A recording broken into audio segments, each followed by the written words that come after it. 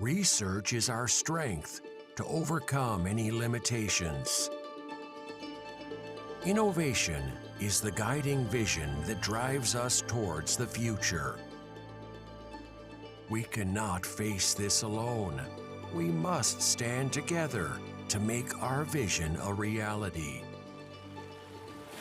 Growing strong upon the land of Nusantara, a magical place filled with miracle and wonder.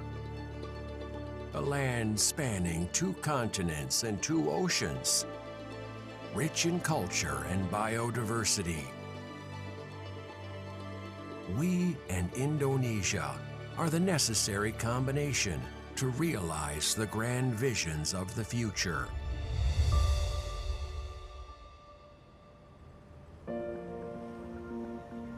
Like an orchestra, BRIN harmonizes research, development, assessment, application, and also synergies, invention, and innovation in Indonesia.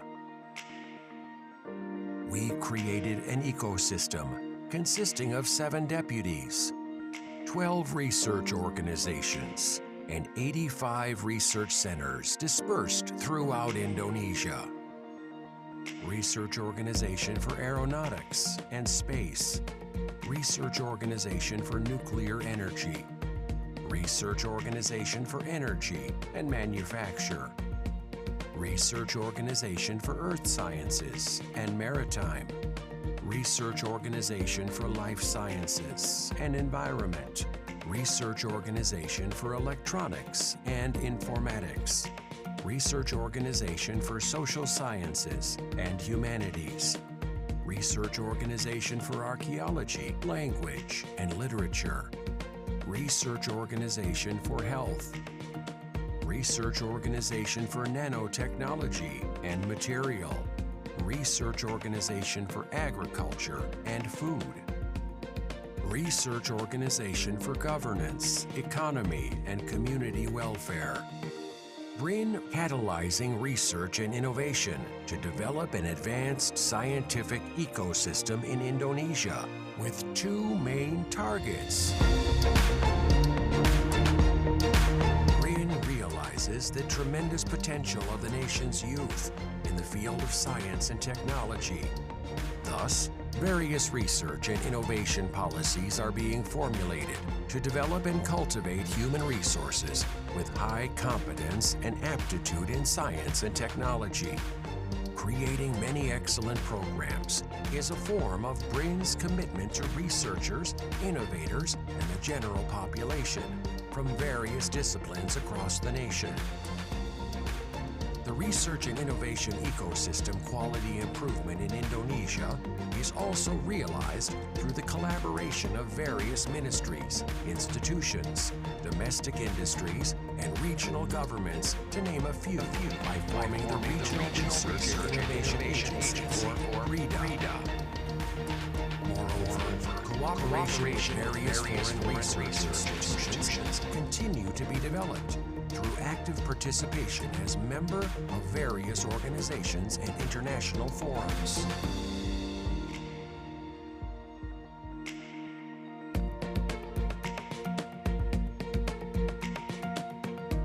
BRIN organizes research into a more effective and efficient process by integrating human resources. Gentlemen, please rise for the entrance of our guest of honor. Research and development institutions.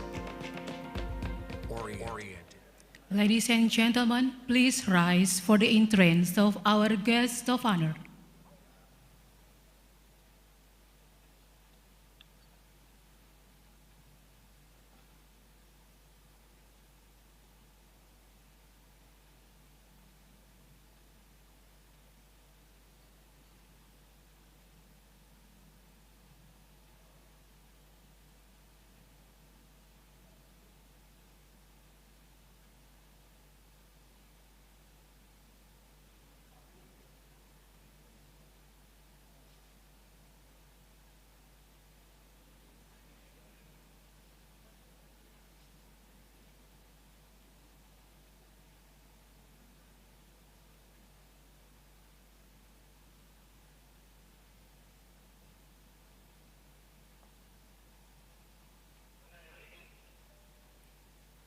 Singing the Indonesian national anthem, Indonesia Raya.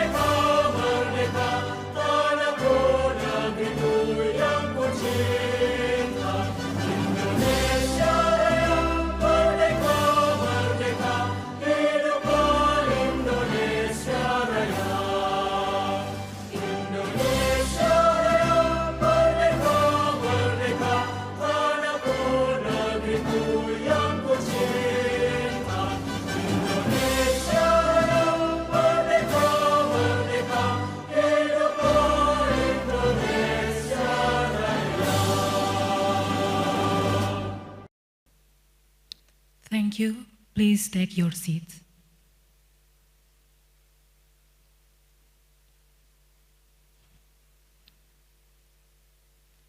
I would like to invite the Vice Rector of Academic Affairs of UIN Syarif Hidayatullah, Jakarta, to recite a prayer. Ladies and gentlemen, please welcome Profesor Dr. Ahmad Tolabi.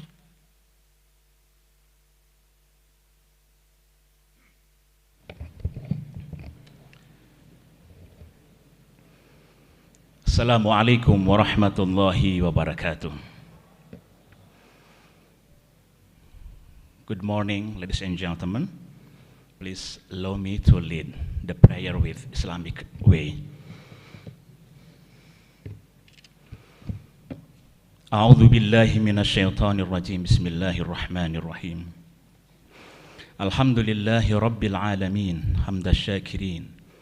حمدا الناعمين حمدا يوافي نعمه ويكافئ مزيده يا ربنا لك الحمد ولك الشكر كما ينبغي لجلال وجهك الكريم ولعظيم سلطانك اللهم صل على سيدنا محمد صلاة تنجينا بها من جميع الأهوال والآفات وتقضي لنا بها جميع الحاجات وتطهرنا بها من جميع السيئات وترفعنا بها عندك أعلى الدرجات وتبلغنا بأقصى الغايات من جميع الخيرات في الحياة وبعد الممات إنك على كل شيء قدير اللهم اجعل جمعنا في مقامنا هذا جمعا مرحوما وتفرقنا من بعده تفرقا معصوما اللهم لا تدع لنا ذنبا إلا غفرته ولا هما إلا فرجته ولا مريضا إلا شفيته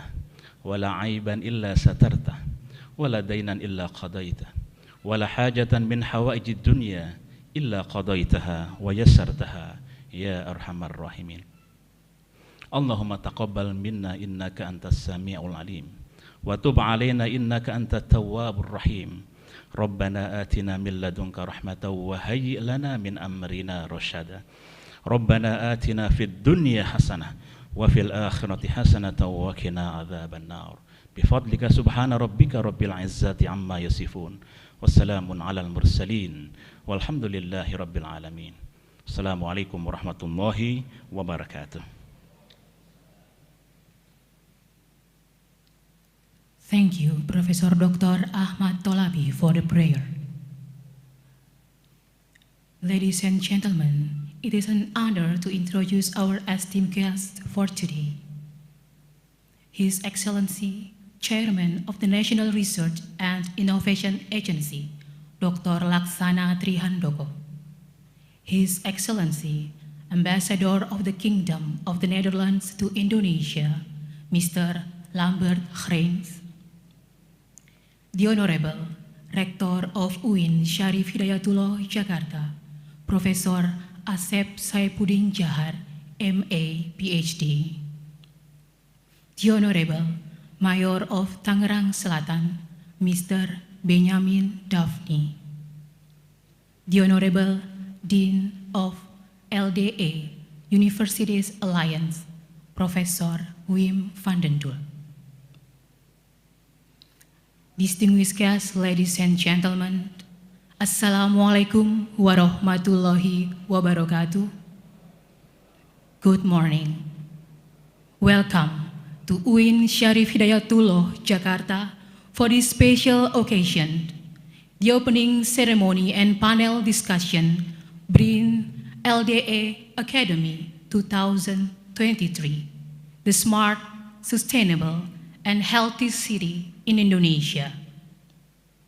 This event is proudly hosted by UIN Syarif Hidayatullah, Jakarta, in collaboration with the National Research and Innovation Agency, or BRIN, and Leiden, Delft, Erasmus Universities Alliance. Ladies and gentlemen, without any delay, let us proceed to the main program. Now, I would like to invite the chair of the organizing committee to deliver the committee report. Please welcome Dr. Ahmad Nuril Huda.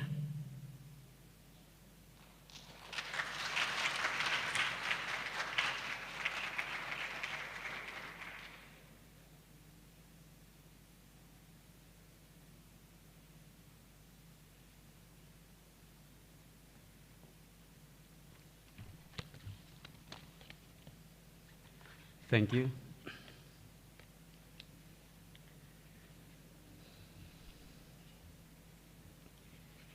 His Excellency, Chairman of the National Research and Innovation Agency, or BRIN, Dr.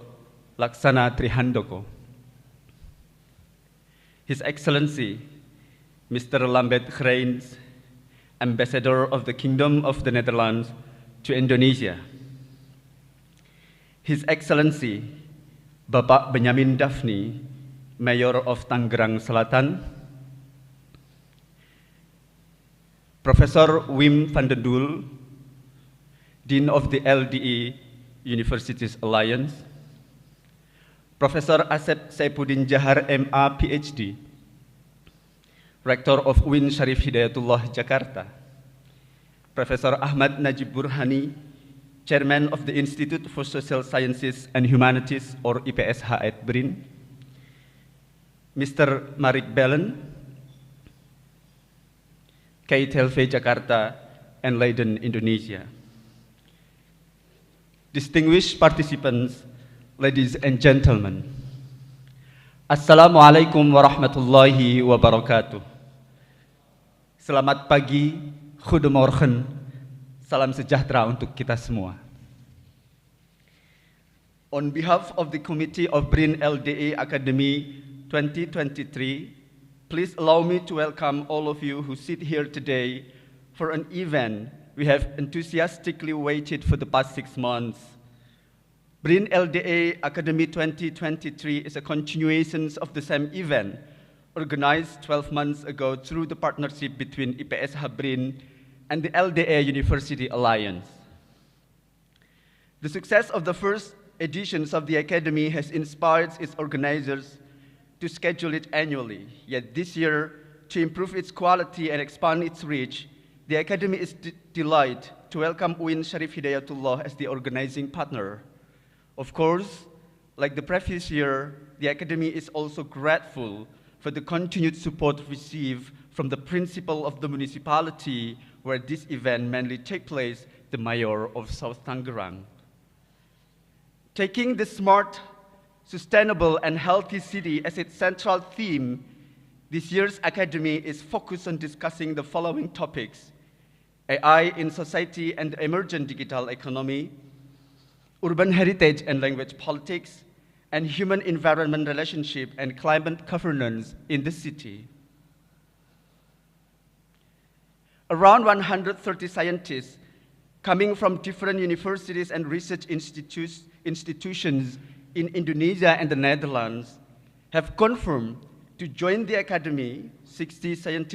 Around 60 scientists from Indonesia, about 20 from the LDE Universities Alliance, and the rest are committee members, facilitators, and supervisors from IPS BRIN, Leiden Indonesia, and UIN Syarif Hidayatullah, Jakarta. For 5 days, from October 23 to October 27, they will engage in various knowledge sharing and networking sessions, including but not limited to public lectures, field trips, and workshops in academic writing. We have tried our best to design the Academy as a fun and vibrant occasions for the upcoming generations of Indonesian scientists in related fields of the Academy to work and exchange knowledge with experienced mentors and facilitators, wishing that they can develop their submitted draft papers into both research proposals, networkings, and academic writing publishable in a globally reputable platform.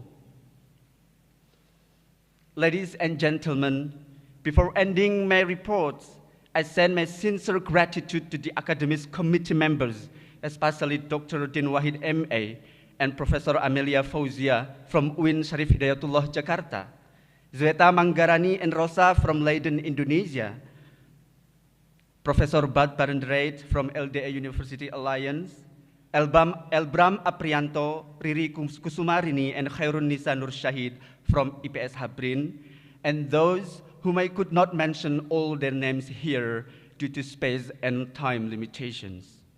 Your hard work, commitment, and enduring support for the realizations of the Academy is invaluable. Last but not least, to all participants of the BRIN-LDE Academy 2023, I'm thankful for your enthusiasms to join the event, and I wish you great success and lots of fun during the Academy. Thank you very much. Assalamualaikum warahmatullahi wabarakatuh. Thank you, Dr. Ahmad Nuril Huda, for the report. Ladies and gentlemen, I would like to invite the Rector of UIN Syarif Hidayatullah, Jakarta, to deliver his welcoming remarks. Please welcome Professor Asep Saipuddin Jahar, MA, PhD.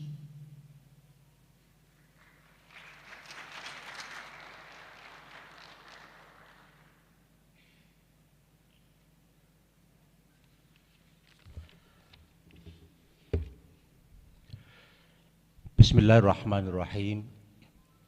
Assalamualaikum warahmatullahi wabarakatuh. Good morning, His Excellency, Chairman of National Agency of Research and Innovation, Bapak Dr. Laksana Trihandoko, His Excellency Ambassador of Kingdom of the Netherlands to the Republic of Indonesia, Mr. Lambert Grain, Honorable Mayor of South Tangerang City, Bapak Benjamin Daphne, Honorable Dean, LDE University Alliance, Prof. Wim van den Doel, Honorable Chairman of the Institute of Social Sciences and Humanities of BRIN, Professor Ahmad Najib Burhani, PhD, Honorable Rectors and Vice Rectors, distinguished speakers and guests, ladies and gentlemen. First of all, I would like to welcome Your Excellencies and distinguished guests to Syarif Hidayatullah State Islamic University, Jakarta in Ciputat. We are honored to host the opening of the second BRIN-LDE Academy 2023, organized collaboratively between three leading universities at the Netherlands, Leiden, Delft, Erasmus Universities, BRIN National Agency of Research and Innovation, Tangerang City, and UIN Syarif Hidayatullah Jakarta. We are proud to be a part of this cooperation. I do hope this collaboration can continue in the next years. UIN Syarif Hidayatullah Jakarta has evolved from State Institute for Islamic Studies, or IAIN Jakarta, to a full-fledged university. Previously, the institute taught Islamic studies that only cover faculties of Islamic theology, da'wah, Islamic law, letters, and Islamic education. Currently, our university has opened up new faculties, including Faculty of Medicine, Science and Technology, Health Sciences, Psychology, Social and Political Sciences, Economic and Business. The faculties are designed partly to accommodate graduates from Islamic boarding school or pesantrens to pursue their education in general sciences. The establishment of new faculties encourages our staff and students to broaden their understanding of religion, social, and political condition, as well as technology. Currently, UIN Jakarta has become the biggest state Islamic university in Indonesia, consisting of 42,000 students. They come from all over Indonesia with different backgrounds. The alumni have served in various fields such as teachers, religious leaders, politicians, journalists, and business persons. They are engaged actively in mass Muslim organizations such as Muhammadiyah, Nahdlatul Ulama, Persatuan Islam, and others. Given this general picture of UIN, I do not exaggerate to say that UIN Jakarta is one of the most leading educational institutions to Muslim society in Indonesia.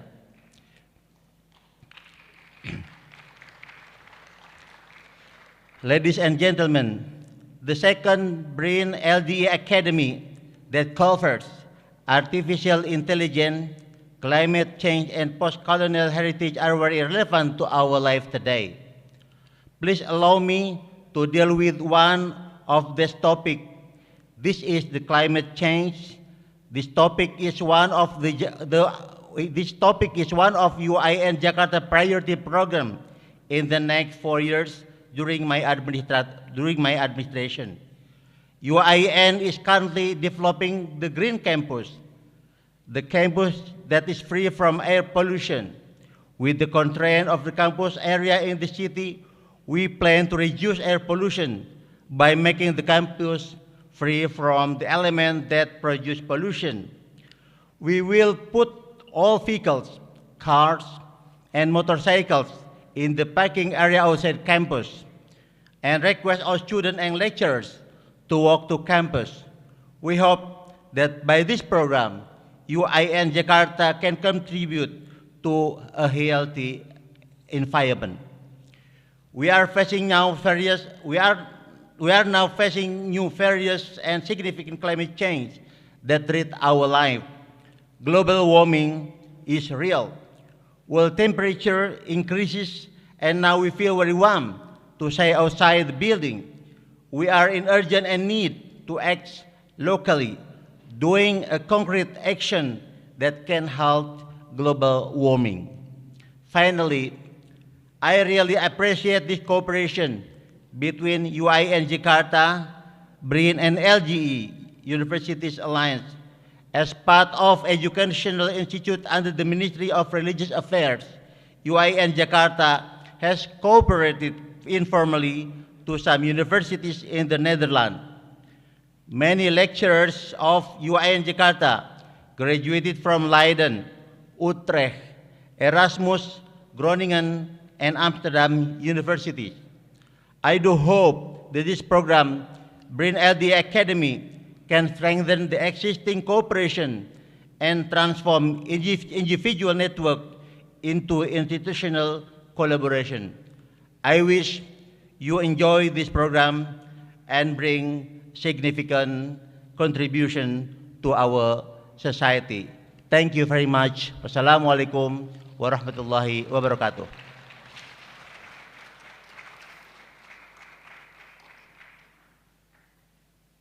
Thank you, Professor Asep Saifuddin Jahar, for the welcoming remarks. Ladies and gentlemen, let us invite the Mayor of Tangerang Selatan to deliver his remarks. Please welcome Mr. Benjamin Daphne.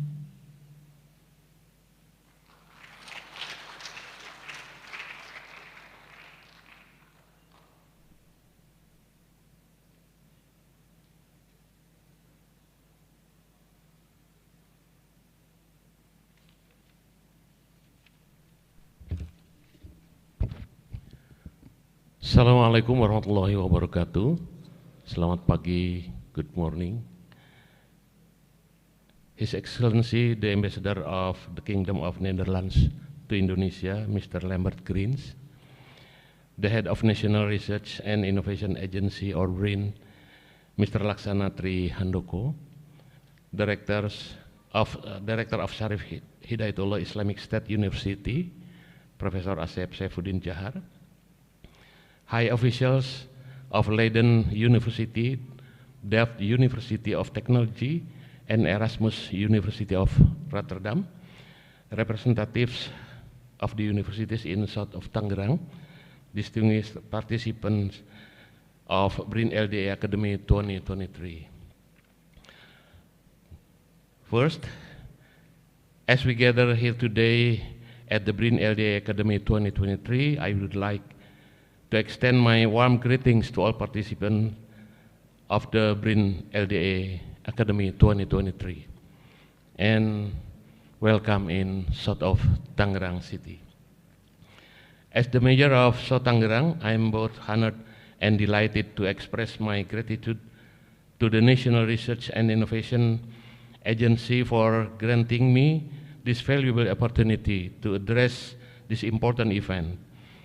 It is a privilege to welcome Leiden University, Delft University of Technology, and Erasmus University Rotterdam, which are part of the LDE Alliance. These universities have an excellent reputation of the fields of science and technology and are globally recognized for the innovative and forward-thinking approaches. The BRIN-LDE Academy 2023, taking place this week in south of Tangerang, is really essential as it explores of the topic of global urbanization, particularly in Indonesia. The theme of this event, the smart, sustainable, and healthy city in Indonesia, is highly relevant to us. Urbanization has become a global issue that affects cities. In recent years, population growth and socio-economic shift have changed our cities. This undeniably requires to us to seek innovative and sustainable solutions to the ensuing challenges. Ladies and gentlemen, in the context of Setelah Tangerang, the BRIN-LDE Academy 2023's precisely addresses and the current focus and priorities of the city. For example, the first sub-theme on artificial intelligence, or IA, in society and digital economy reflects on the ongoing challenge on how to maximize the advantage of information and communication technologies, or ICT, for improving the quality of public services. And the third sub-theme on human environment relation and climate governance can provide us with knowledge and understanding how to respond to the challenges of declining environmental quality. For your information, if you Google keywords Tangerang Selatan and air quality right now, you will find news headline about the current issues of air population in our city.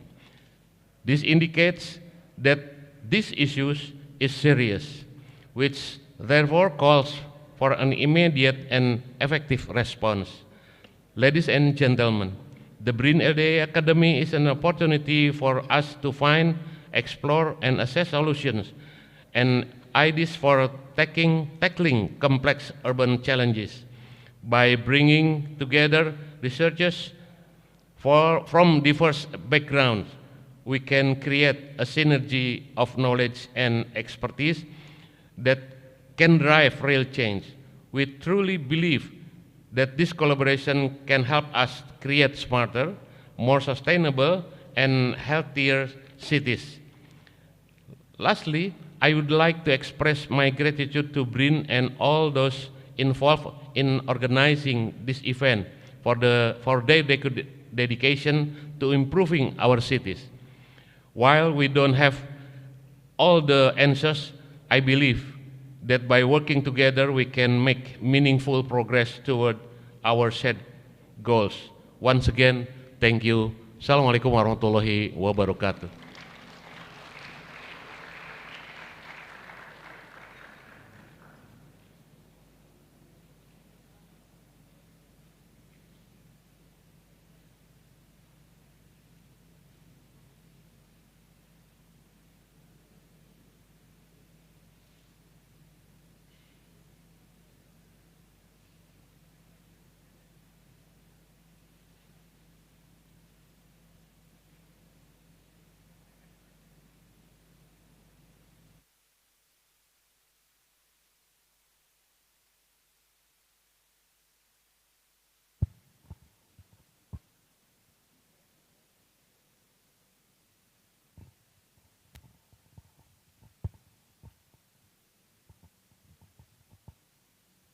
I'm sorry for the inconvenience. Thank you, Mr. Benjamin Daphne, for the remarks. Ladies and gentlemen, next we are honored to have remarks from His Excellency, Ambassador of the Kingdom of the Netherlands to Indonesia, Your Excellency, Mr. Lambert Greens. The floor is yours.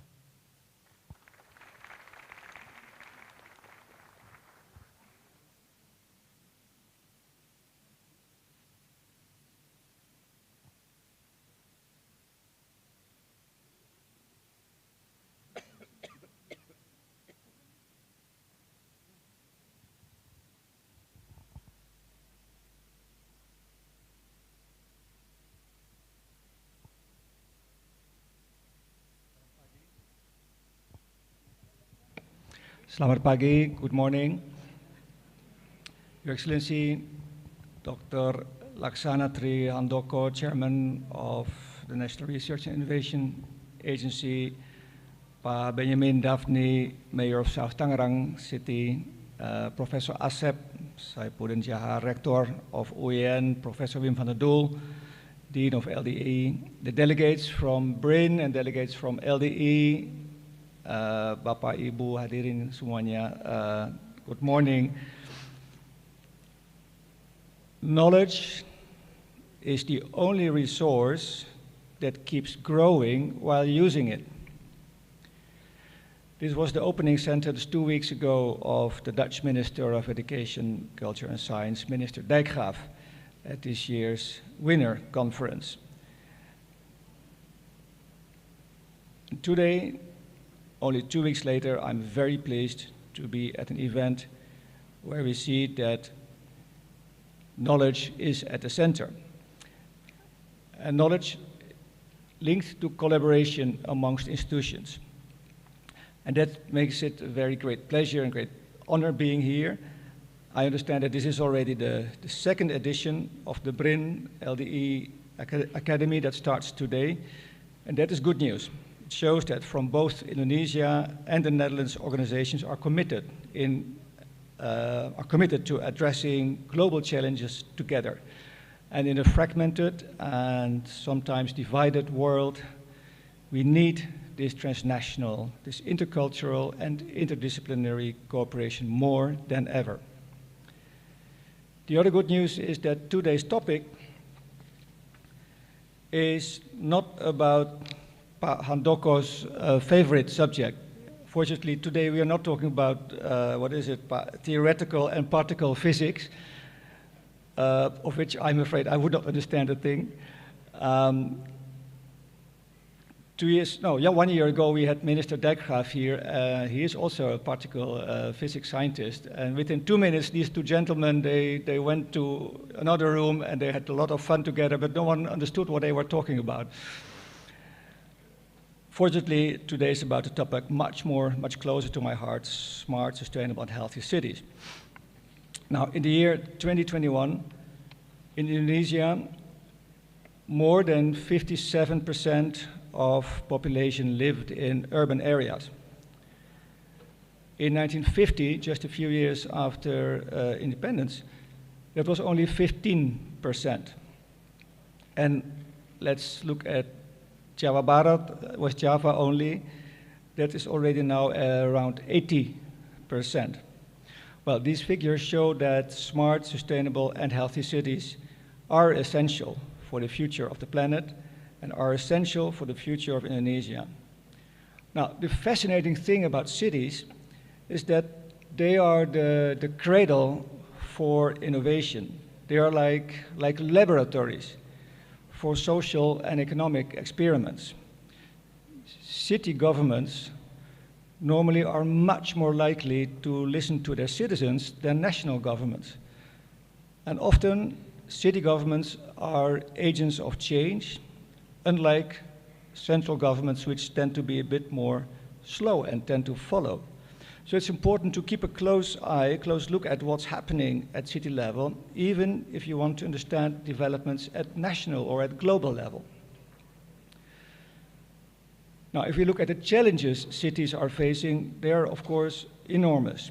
Think of the need for energy transition, the transformation of traffic and public transport to a more sustainable system, the consequences of the energy transition for inequality amongst citizens. In the Netherlands, we have now a debate about solar panels. Only the happy few can have solar panels, so what about the others?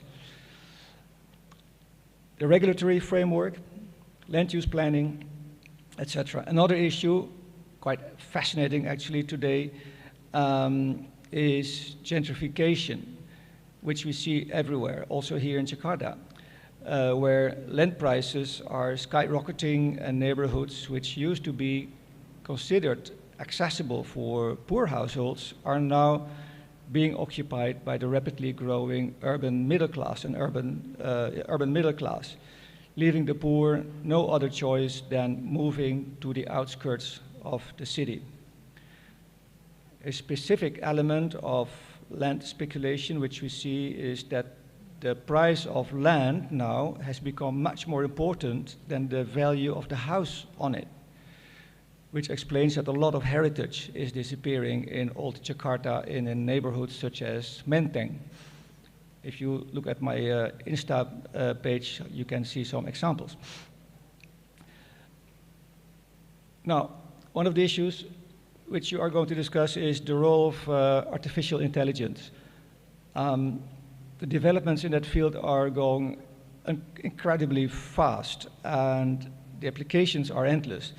Now, in both our countries, I think we see a huge interest for that, both from the side of the government as well as from the academic world. And I know that many of you are involved in research, projects, activities, with a focus on the citizen and the government perspective. For instance, investigating whether it is possible to adopt a responsible, human-centric approach to artificial intelligence. And AI systems are developed in an ethically responsible and socially meaningful way. Now, on a very different note, I'm curious whether throughout the next few days, the main topic of the agenda will also be applied to the new capital of Indonesia, IKN, which is supposed to become a world-class smart city. Unique project, but many challenges need to be addressed at the same time. And I can imagine that topics such as artificial intelligence and human-environment relations will be highly relevant for that project.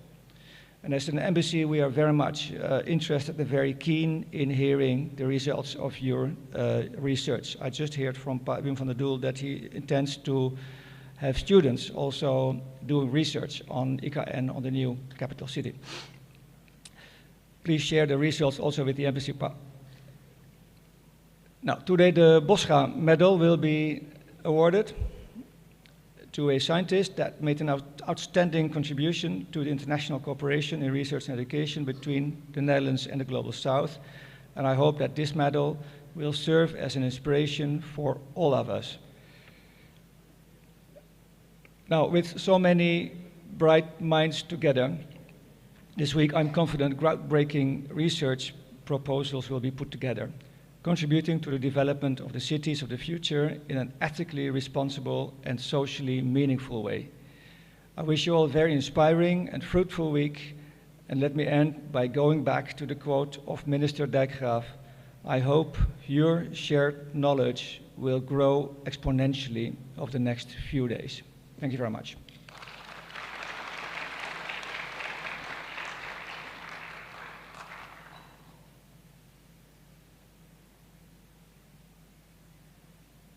Thank you, Your Excellency, for the remarks.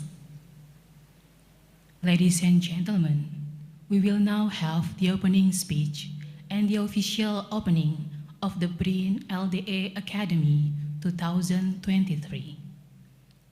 I would like to invite His Excellency, Chairman of the National Research and Innovation Agency, Dr. Laksana Trihandoko, please come to the stage.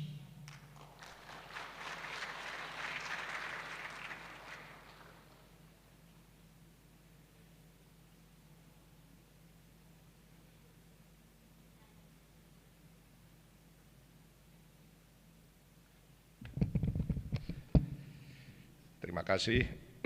Thank you very much. His Excellency Ambassador Lambert, the Ambassador of the Kingdom of Netherlands for Indonesia, and the Honorable the Mayor of Tangsel, Bapak Daphne, Bapak Wali Kota, Prof. Asep, the Rector of UIN, Syarif Hidayatullah, and Prof. Win, our long-time colleague from the LDE University Alliance, and also my team led by Prof. Najib Burhani from BRIN, distinguished participants, ladies and gentlemen, Assalamualaikum warahmatullahi wabarakatuh, salam sehat, salam sejahtera bagi kita semua, Salam, Om Swastiastu, Namo Buddhaya Kebajikan. Selamat pagi and very good morning for all of you. So it is a great pleasure for me to join you all in this great occasion, and actually this is my first visit to UIN, as I remember, to UIN Syarif Hidayatullah. So thank you very much for inviting me. And on behalf of the National Research and Innovation Agency, BRIN, I would like to again welcome you all to this BRIN-LDE Academy 2023 with a theme on the smart, sustainable, and healthy city in Indonesia. So it's quite, fit the problem faced by our Tangerang Selatan city, I think. So, and this year BRIN-LDE Academy is the second one of our collaboration between BRIN and Prof. Win and colleague from the LDE Alliance. And in particular this year, I'm very happy that we finally are able to involve another partners, institutions, that is the UIN Syarif Hidayatullah, to jointly host and also opening, jointly host the opening and first day, I think first day only, yeah, first day panels of this academy. And secondly, I would like to express my gratitude to Professor Bart from Leiden University and also Pak Din Wahid, yeah, our colleague, yeah, and from WIN, yeah, we met last year, yeah, in the last day of your duty as the attaché of, in our embassy in Den Haag, yeah. And also all colleagues from the LDE Universities Alliance of the Netherlands and also KIT LV Jakarta for the collaboration and all of the organizing members. Yeah, so this today's event can happen. And of course, yeah, as already written here, yeah. So all of us, I think all of you, yeah, you should thank to our Major Pak Daphne, yeah, for his support, yeah, for the field trip, yeah, the second day. This is the most important, I think, yeah, session. Yeah, before entering the main event, yeah, of the academic writing and so on and so forth, yeah. So thank you very much. Terima kasih Pak Wali Kota Daphne, yeah, to bring and to provide and to support all of the participants and a unique experience, yeah, to know better the city of Tangerang Selatan and all of the problems you are facing right now. Yeah. So, ladies and gentlemen, taking this opportunity, I would like to convey, yeah, so I'm not talking about particle physics and theoretical physics, Mr. Ambassador. Yeah. Don't worry about that, yeah. Yeah, so taking this opportunity, I would like to convey a few points, yeah, in regard to our current collaboration and cooperation with the partners from Netherlands in general. Yeah, I think this is very important, in particular for Prof. Win and all colleagues, yeah, from LDE Academy. Yeah. All of us know very well that Netherlands is one of the most important partners, yeah, for us in Indonesia, in particular in regard to the research and education activities, yeah, since many decades ago, yeah. But I think we should bring it, yeah, at the higher level. Yeah. And BRIN is very ready to support that kind of effort. Yeah. As I have always requested to Prof. Win and also Pak Marik, yeah, since the first BRIN-LDE, yeah, and also the event of winner, yeah, maybe some of the local participants don't know yet about the winner. Winner is the week of Indonesia, Netherlands, education and research, yeah, and we have winner every year since 2018, as I remember, yeah. Correct me if I am wrong, yeah. But we should not just be complacent, yeah, with organizing the events, yeah. That is what I always told Prof. Win, Mr. Ambassador, Pak Ambassador Lambert, yeah. Because more importantly, we have to think about how to develop the follow-up program, yeah, after the event, yeah. And we should also, at all times, to evaluate the previous events, previous program, to see how effective they were and how to make and how to improve the programs if necessary. Yeah, so under our circumstances right now, yeah, after the establishment of BRIN, BRIN is becoming real, I would say a real funding agency for this country, yeah, in Indonesia, something which we did not have previously. Yeah. Indonesia never have what we call, the so-called funding agency previously. Yeah? Just after BRIN establishment, we have BRIN as the funding agency, because we manage not only the state budget, but also we manage the research budget coming from the endowment fund, and also coming from any third parties, yeah, either from local and also global partners.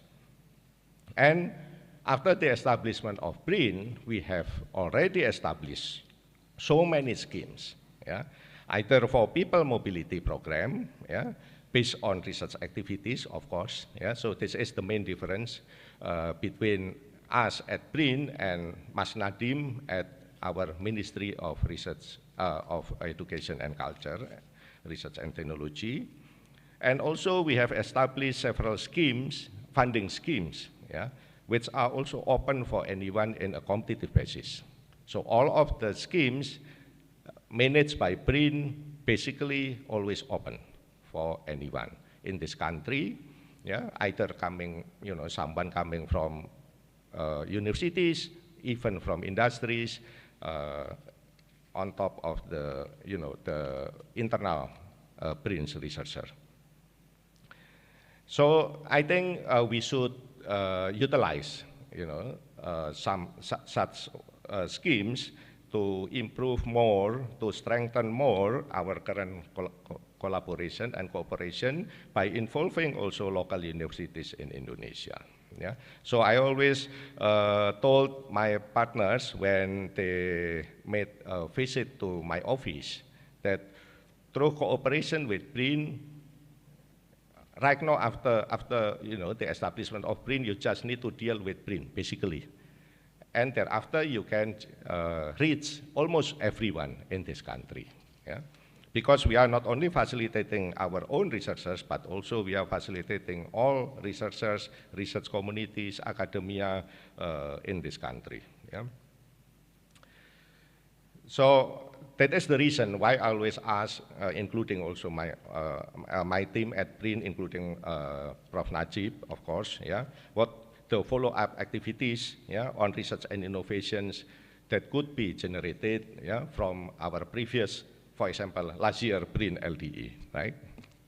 Yeah, and as long as he could not answer it, yeah, I'm not going to support it anymore. You can ask him. It's quite hard, yeah, for you, but yeah, I think that is very important, yeah. Yeah, because yeah, since we have Excellency, yeah, Ambassador Lambert in this room, I would like to inform several problems also in regard to our effort to strengthen the current cooperation with Netherlands. Yeah, I already told you just right now, yeah, about the university. Yeah, but for example, in the case of research and innovation, yeah. We have just realized that most of Netherlands universities are not compatible with our degree by research scheme, yeah, which actually will allow the participating PhD student to be enrolled at the partnering university, for example, at the Leiden University, but they conduct their PhD research, the research work itself, in Indonesia under joint supervision from our senior researchers and from professors from the partnering university in Netherlands. So far, we have only succeeded partnering with 20 universities.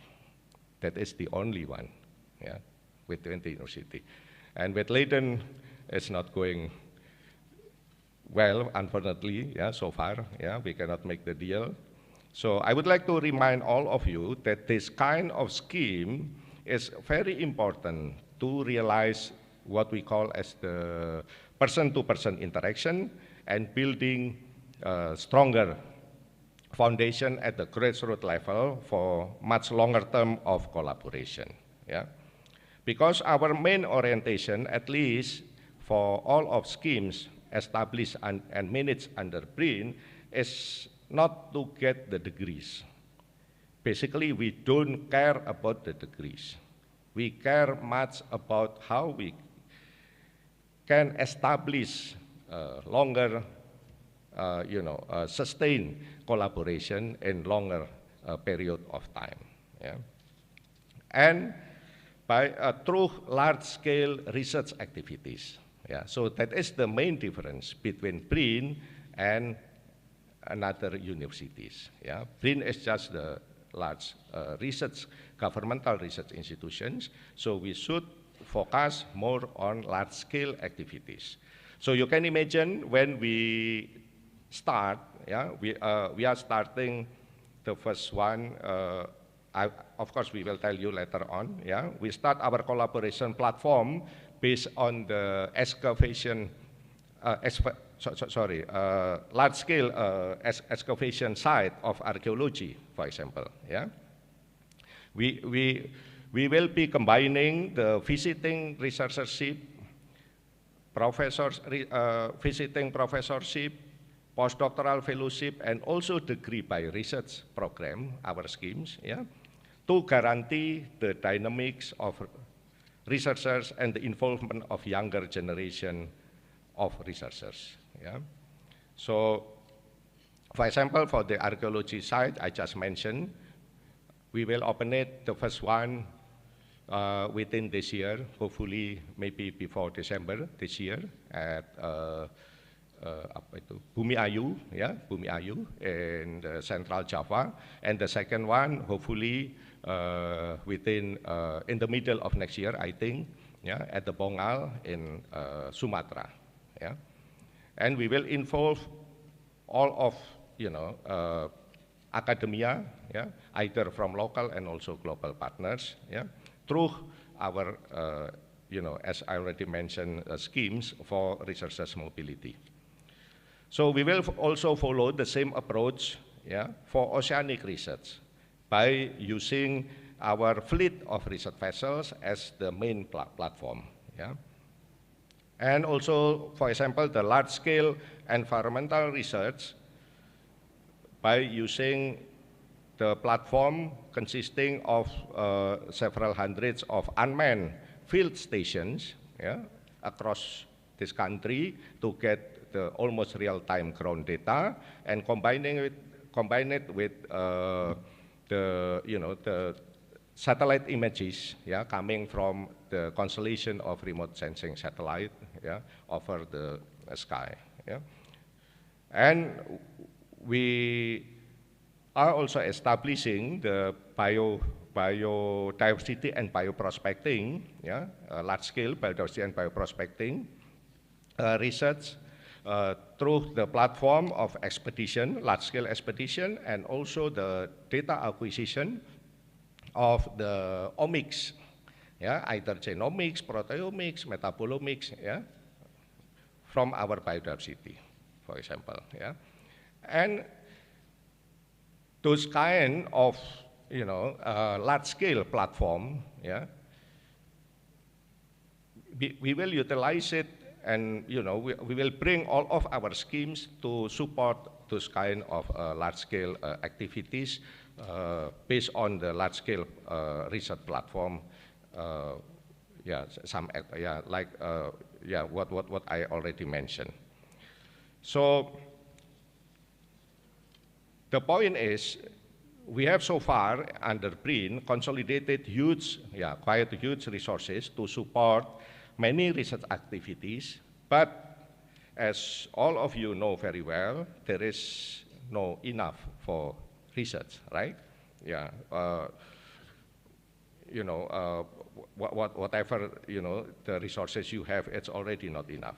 So we do still, yeah, in that sense, we do still have limited resources to support too many partners, yeah, in the same field, yeah, at the same time.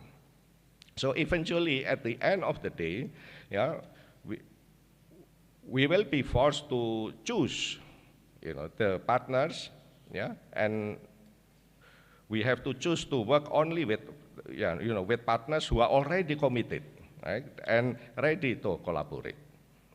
I mean, ready to, work together using our, for example, degree by research scheme, so we can involve younger generation of PhD students.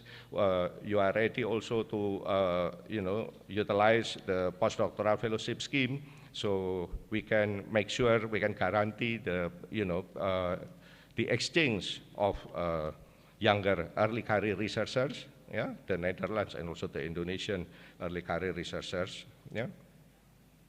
So this is, I think, very important because, for example, if I'm talking about the archaeology side, yeah, I just mentioned, once we have particular partners from Germany, for example, then it is quite hard for us to share, our resources to bring another more partners from another country, for example, yeah. So that is also the reason why last year, as I remember, I asked also your NOA, yeah, how we can establish, joint funding schemes to make sure that we can establish a joint call of proposal in the particular field of research activities, yeah, which are, which we have common interest, of course, yeah. So otherwise, it is quite hard for us since, if we make it too late, yeah, because we have very limited resources and we cannot spare anymore, if we have already dispersed all of our resources to another partners, yeah. So I think that's very important, and I would like to remind and I would like to ask the support from the Ambassador Lambert and of course Prof. Win, yeah, from the LDE Alliance, how we can resolve this problem as soon as possible, so we can make the best deal, yeah, we can make as soon as possible. So ladies and gentlemen, so concluding my opening remarks, I hope you all find the next 5 days an enjoyable and fruitful discussion, and I wish in particular for the foreign participants, nice stay in, not in Jakarta, yeah, in Tangerang Selatan. And as requested, please allow me now to officially declare that this BRIN-LDE Academy 2023 opens. Thank you very much. Wabillahi taufiq wal hidayah. Wassalamualaikum warahmatullahi wabarakatuh. Om Santi Santi Santi Om.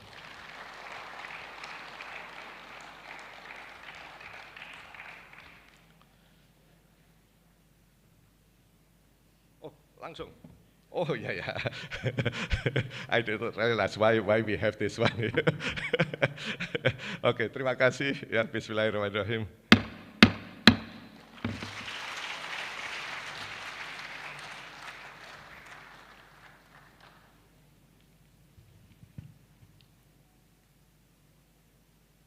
Thank you, His Excellency Dr. Laksana Trihandoko, for the opening speech and officially opening the event.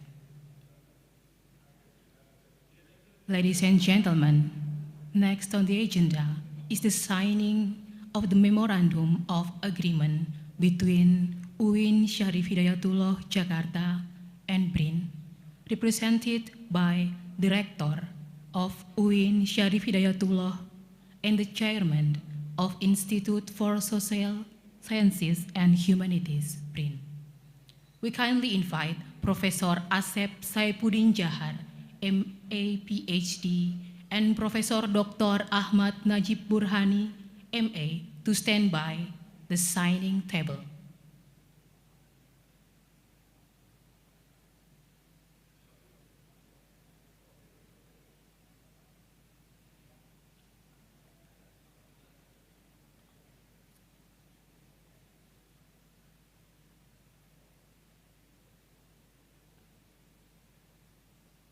And please coming also to the stage, Dr. Laksana Trihandoko, to become the witness of this Memorandum of Agreement signing.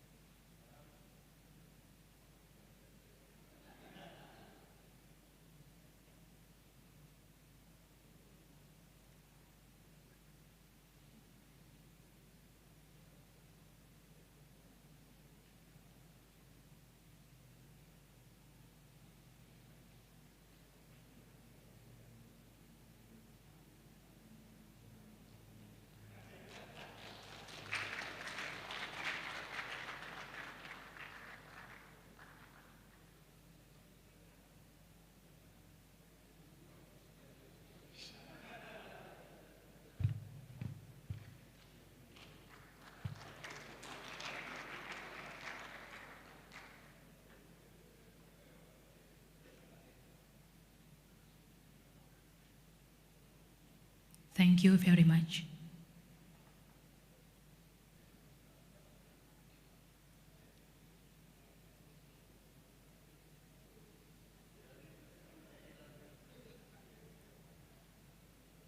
Ladies and gentlemen, now I would like to invite the Dean of Leiden, Delft, Erasmus Universities Alliance for the introductory speech.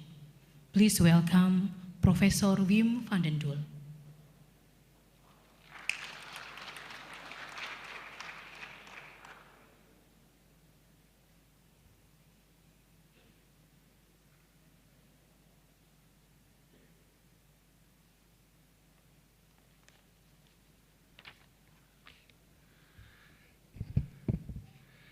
Mr. Chairman of the National Research and Innovation Agency, Dr. Handoko, Your Excellency, Ambassador of the Kingdom of the Netherlands to Indonesia, Mr. Lambert Grijns, dear Mayor of South Tangerang, Benjamin, and dear Rector, Professor Asep, ladies and gentlemen, it's a pleasure for me to be here.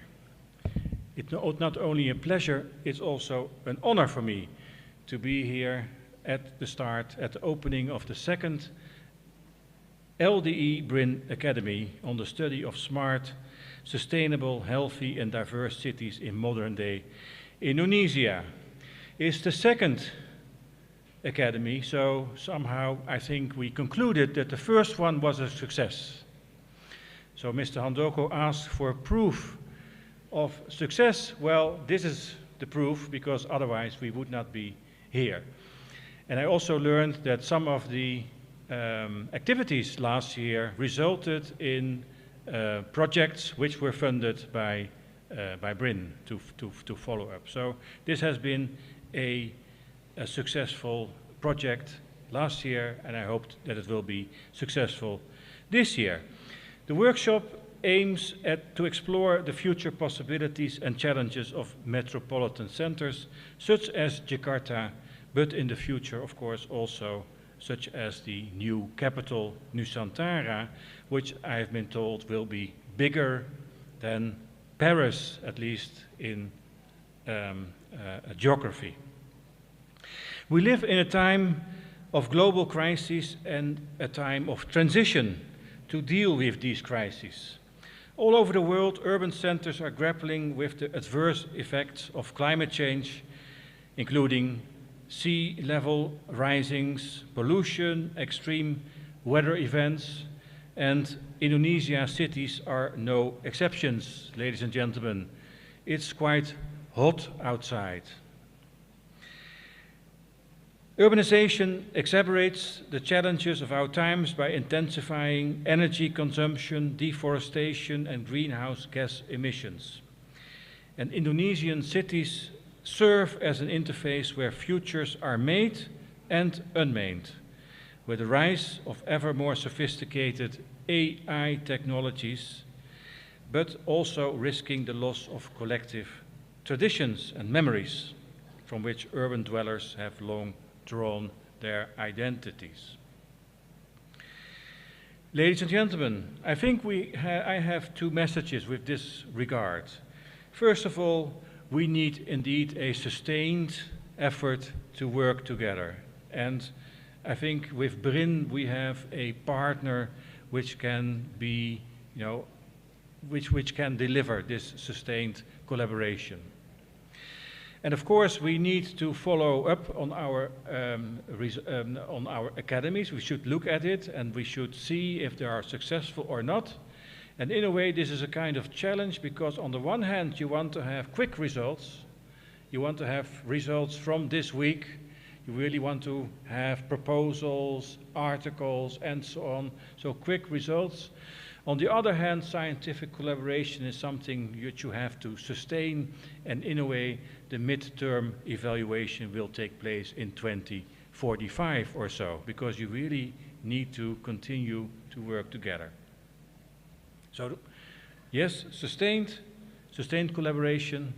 One hand, we want to have quick results, but on the other hand, you have to realize these collaborations take a lot of time. to be really successful.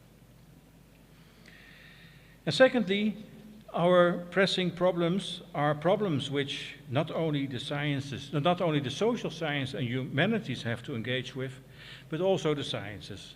So perhaps in the next BRIN Academy we should even be more interdisciplinary than we already are now. Innovative research is needed which can inform policymakers and politicians in their work addressing the challenges of our time. Research institutions and universities should be a partner of society in their work, as one of the LDE universities has in its strategy. Impact should be at the core. And I wish all participants of the second LDE BRIN Academy a lot of success this week. Ladies and gentlemen, research also needs to be celebrated, and therefore we have introduced the Boscha Medal for awarding this Boscha Medal to persons who have done exceptional work in research, education, and research collaboration. This is to celebrate research. The medal, to be short, but to have a short history lesson here, the medal has been named after Karel Boscha. He was an entrepreneur and philanthropist on Java, born in a family of scientists, engineer from the Delft University of Technology. He became famous for having the Malabar tea plantation blossomed at the south of Bandung, not only economically, but also socially. And today on its premises stands a primary school named after Boscha. Many of the initiatives of Boscha had an impact on West Java and even beyond. Most important were his contributions to what are now the Institute Technology in Bandung, ITB, and Bandung's Cancer Center. And Karel Boscha was the main funder of the Lembang Observatory, so now is called the Boscha Observatory, to better understand the wider environment where we are all living. He was a future-oriented entrepreneur and philanthropist who devoted his energy, money, and time to the development of the society he lived in. And in this spirit, that are the medals bearing his name, will be presented. Ladies and gentlemen, today the Boscha Medal is awarded to Professor Yatna Supriyatna of the Universitas Indonesia because of his dedication to science, research, education, international collaboration to move nature conservation and environmental protection forward. He serves as a very important example on how to combine scientific excellence and teaching to critical societal impacts. Partly thanks to his dedication, nature conservation and the impacts of climate and land use change thereon has been on the political agenda of Indonesia for the past decades, and important conservation impacts have been achieved. He published 9 books, mostly on Indonesia's biodiversity and environment, and more than 100 articles in international journals. In 2009, together with Dr. Sharon Grutsky, he authored and edited the book Indonesia Primates. Through these activities, he has raised attention to the important topics of conservation in both the academic world and society as a whole. He has been also an important and active supporter to maintaining and boosting the relationship between Leiden University and Universitas Indonesia. He has done so by supporting joint research between the two universities, amongst others through joint supervision of PhD students, as well as through education. In the later context, ladies and gentlemen, he has actively contributed to the joint summer and winter schools program of Leiden University and Universitas Indonesia, in which students from both universities work together on topics in nature conservation and sustainability. By peer-to-peer teaching, composing an interdisciplinary group of students and scholars, and exchanges with local stakeholders, a learning environment has been created in which students gain skills and understanding that allow them to become change agents for sustainability and conservation. So here you have a great example of science, education, and impact in society. Ladies and gentlemen, it's my honor to ask you your attention for a short movie introducing Professor Yatna Supriyatna. And I hope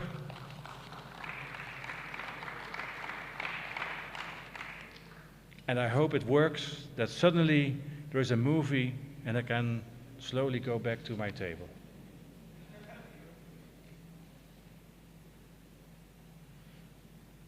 You need some patience. Indonesia has the richest biodiversity ever in the world. We need to have young generation to focus on the values of biodiversity, the value of the plant. Peter and I many other professors at the Department of Biology and also the professor in Leiden, we're trying to cook how that training for students in Indonesia.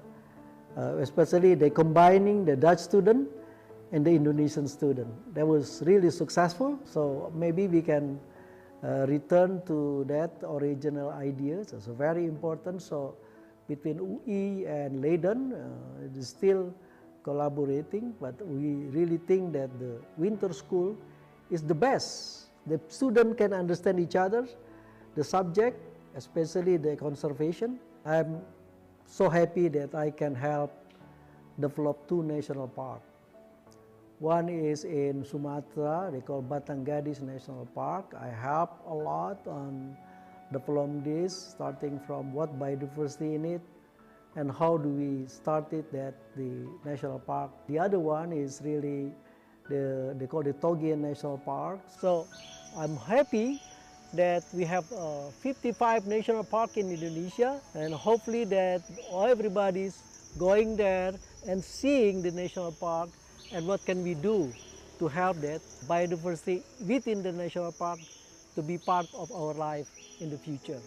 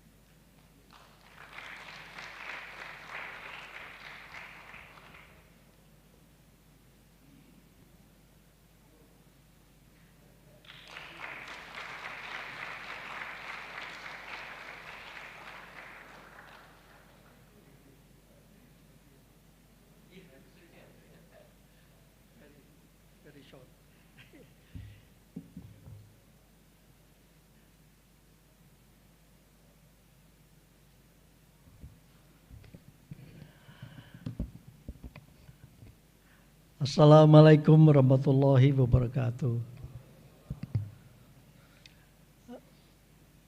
Your Excellency Pak Handoko, Dr. Handoko, Tri Handoko, Your Excellency Ambassador, Your Excellency Bapak Wali Kota, Your Excellency Bapak Rektor UIN,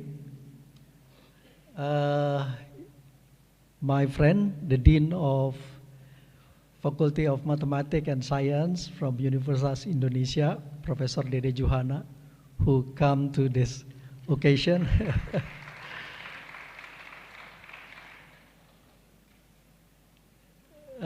Thank you very much. I'm not expecting too much on this. I think I really grateful to everyone who can come, and also give, especially Professor Wim, for giving me this award, especially Leiden, Delft, and Erasmus Alliance. Bapak Ibu, I really like to say very small word, because this is only a 3 minutes they're asking me. So, but let me say that this is really my journey, from my family to my friends, from my colleague at the Universitas Indonesia to my colleagues at the Leiden University. We have been working together with Professor Peter Bodegom, as mentioned by Professor Wim, why we really need to have collaboration, especially the level of students. So this was like 3-4 years ago, before the COVID. We were really trying to get that student exchange and understanding what the natures. Because nature, of course, is a little bit different between Europe and Indonesia. So we really want to have that understanding nature is the first basics. Understanding not only from cultural, but also what the biodiversity, what the environment, and so on. So that was really the important when we were working with Leiden, and including, I sent my graduate student to Leiden. So then last year they just finished, and we supervised together with Leiden's professor there. So, ladies and gentlemen, my first journey basically is I'm the field biologist. I'm working in the field, and so much my span all the time in the jungles. But recently, because of that COVID, I have been in the house for 3 years. That's really weird for me. Because used to be I really be in the jungle, understanding what happens as a deforestation, as a forest fire. As now, it's very important that the government realize that our environment not only full of the carbon stock, full of very opportunities, and that's really important for our economy in the future, not just only relies on the natural resources, but also others. Bapak Ibu sekalian, Bapak Handoko, thank you very much for support, and I believe that this collaboration, LDA and BRIN, can really make these changes, and I'm really believe that this can be really achieved, especially the understanding way behind those about culture, nurture, but also nature. So thank you very much, ladies and gentlemen. Assalamualaikum warahmatullahi wabarakatuh.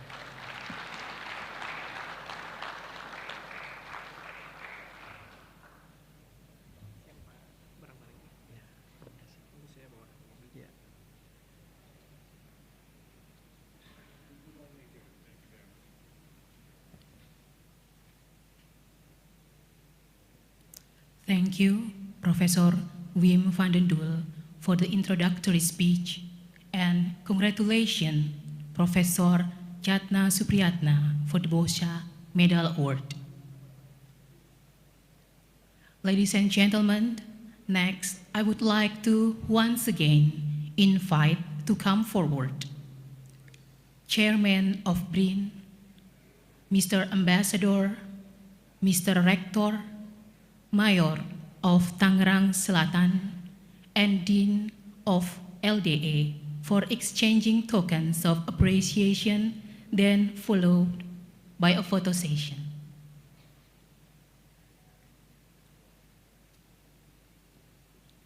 His Excellency Mr. Handoko will confer the first tokens of appreciation to Mr. Rector, Mr. Ambassador, Mayor of Tangerang Selatan, and Dean of LDE.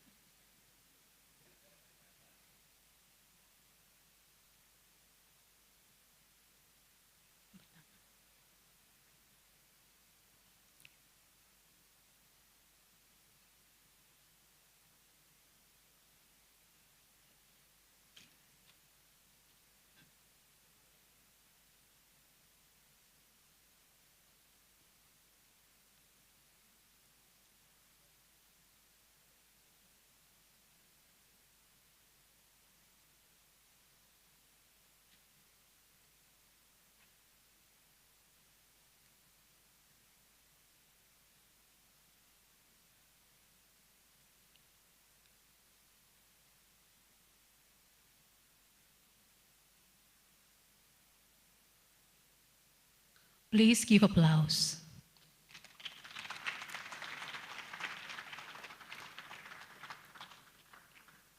Next is the second round of tokens of appreciation from Rector of UIN Syarif Hidayatullah, Jakarta, to Mr. Handoko, Mr. Ambassador, Mayor of Tangerang Selatan, and Dean of LDE.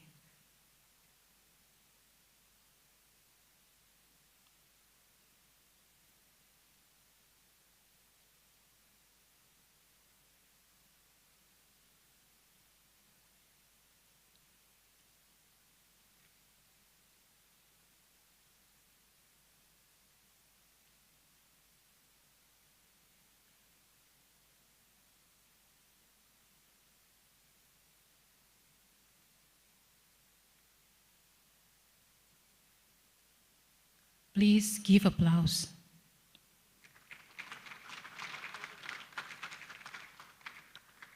The last round of tokens of appreciation is from the Dean of LDE to the Chairman of BRIN, Rector of UIN, Ambassador of the Kingdom of the Netherlands to Indonesia, and Mayor of Tangerang Selatan.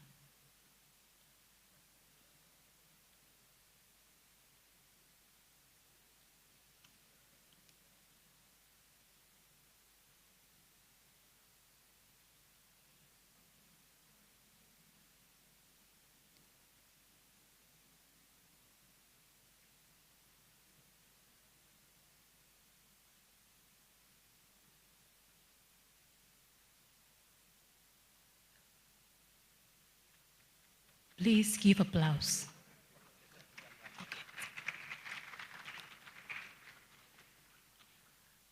The honorables, please remain on stage for the photo session, and we kindly also invite Professor Ahmad Najib Burhani, Professor Bart Barenrecht, Dr. Din Wahid, Professor Marian Klemmer, Dr. Diana Suhardiman, Miss Yvonne Clarks, and Mr. Marik Bellen. The photographers, please be ready. Okay.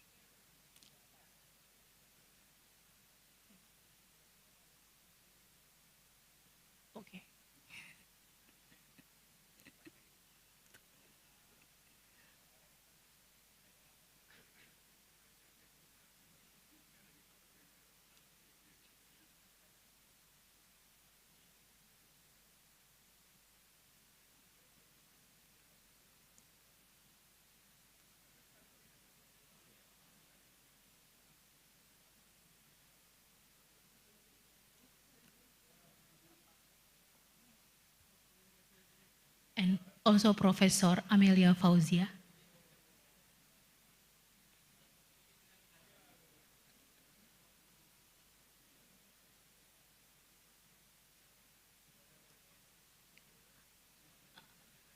I think I will count. 3, 2, 1.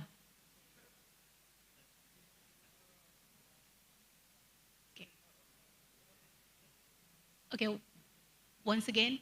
3, 2, 1.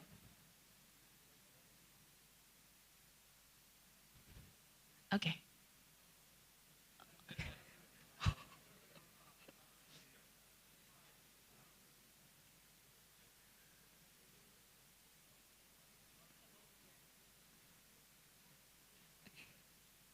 Okay, thank you. Please return to your seats.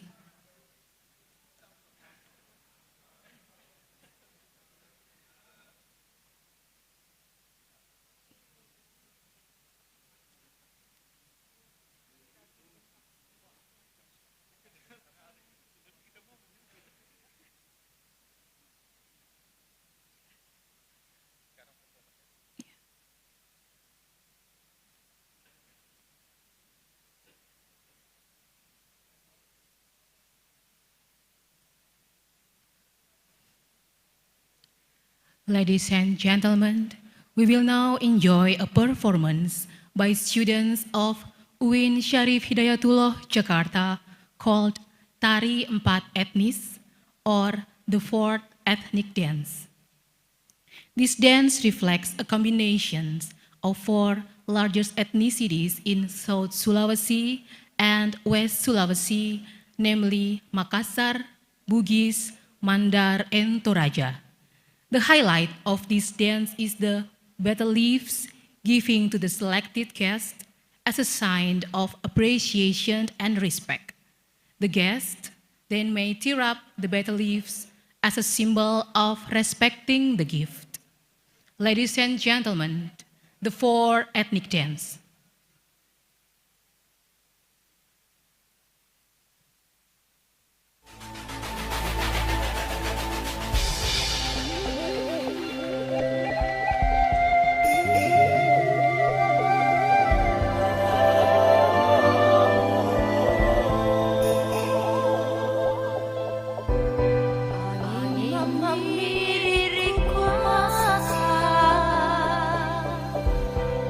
Itu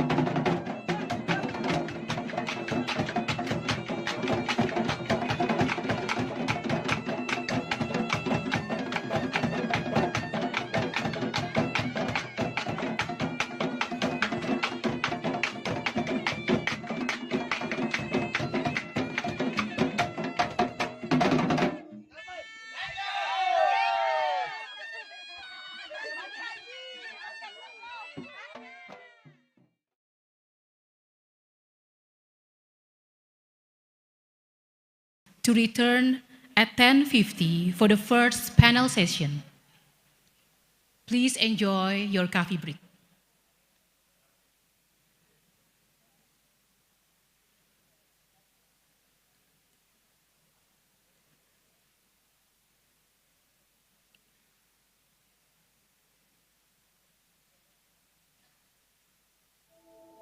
UIN Syarif Hidayatullah Jakarta invite you to collaborate and enhance learning, teaching, and research in this university in order we can share our knowledge and experience. Our faculty and students are dynamic and very inclusive and welcome all students to come here to share knowledge and science. UIN Syarif Hidayatullah Jakarta is one of the largest and prestigious Islamic institution in Indonesia. This university has produced a number of notable Muslim scholars such as Harun Nasution, Nur Khalis Majid, and Azumadi Azra. It's a lovely university and they give chance to international students a lot. When there are some international students, we got international exposure, right? And we want to be a world-class university. The Institute of Research and Community Empowerment, we have Center for Research and Publication, Center of Community Service, Center for International Cooperation, Legal Aid Center, Center for the Study of Gender and Children, Center of Journal Management, Center for Communication and Public Relations, and Center for Religious Moderation and Science Integration. My hopes for the future actually is to take back what I've learned here in my country, because Indonesia is a much more developed country than the Gambia, and there are some things that I've learned here that I would like to implement in my country in the future. IPM is Institute for Research and Community Empowerment. At UIN Jakarta, we have a number of prestigious research centers, such as Center for the Study of Islam and Society. We also have a Social Trust Fund UIN Jakarta. Our university provides three main areas in the study, that Islam, science and technology, and also humanities. I welcome you all to the research and study here, and we work together to solve out the world in order to be better in the future. Thank you very much.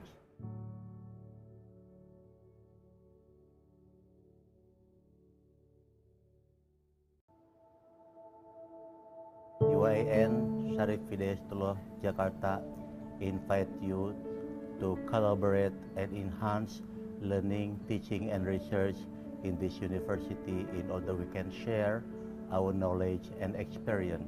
Our faculty and students are dynamic and very inclusive and welcome all students to come here to share knowledge and science. UIN Syarif Hidayatullah Jakarta is one of the largest and prestigious Islamic institution in Indonesia. This university has produced a number of notable Muslim scholars such as Harun Nasution, Nur Khalis Majid, and Azumadi Azra. It's a lovely university and they give chance to international students a lot. When there are some international students, we got international exposure, right? And we want to be a world-class university. The Institute of Research and Community Empowerment, we have Center for Research and Publication, Center of Community Service, Center for International Cooperation, Legal Aid Center, Center for the Study of Gender and Children, Center of Journal Management, Center for Communication and Public Relations, and Center for Religious Moderation and Science Integration. My hopes for the future actually is to take back what I've learned here in my country, because Indonesia is a much more developed country than the Gambia, and there are some things that I've learned here that I would like to implement in my country in the future.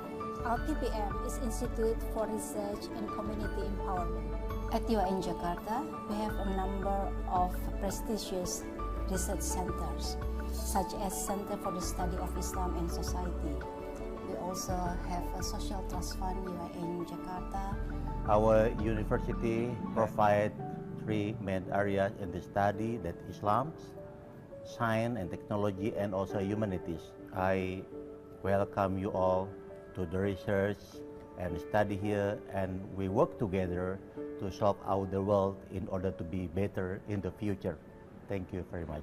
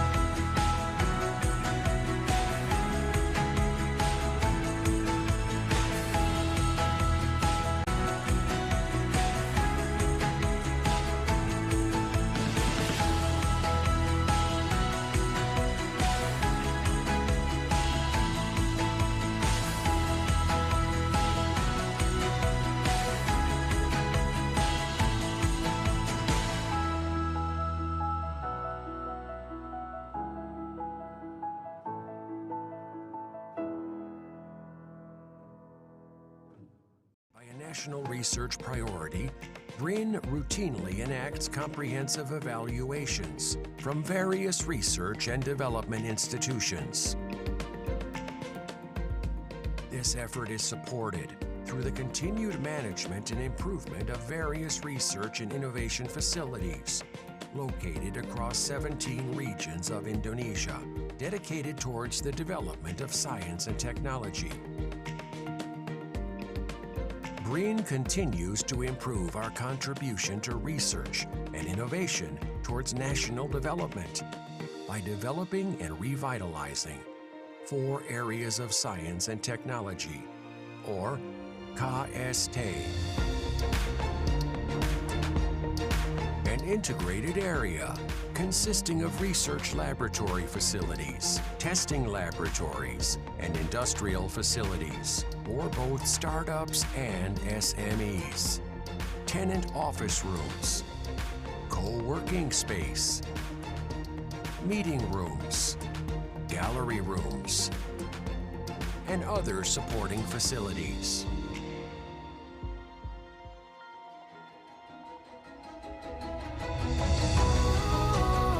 BRIN is here to manifest the future of a golden Indonesia 2045 by consolidating science and technology resources and creating a resource ecosystem and research-based economical foundation. Transforming Indonesia as a global reference in the development and application of science and technology, practices, and the good of humankind. Nature is the source of inspiration. Knowledge is the foundation, and to be put in praxis for the sake of the nation.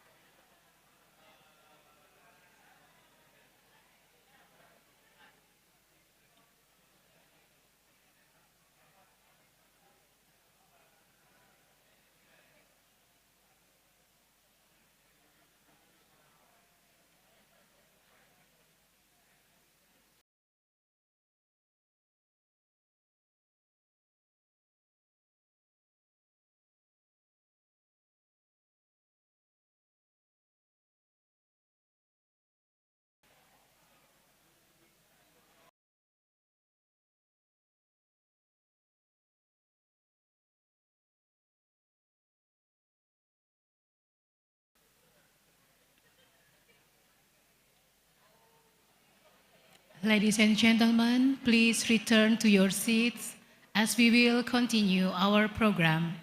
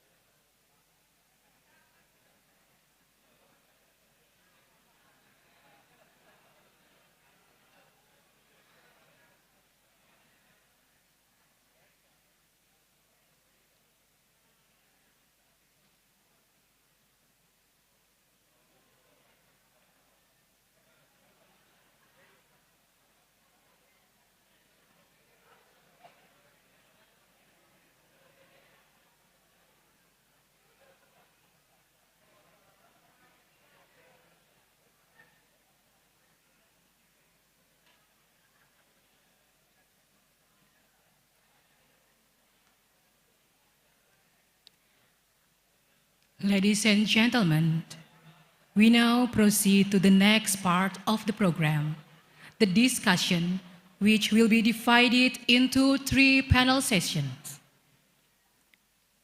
The first panel is AI in Society and the Emergent Digital Economy. This session will be moderated by Gita Santi Jais from Erasmus University Rotterdam. Moderator, the stage is yours.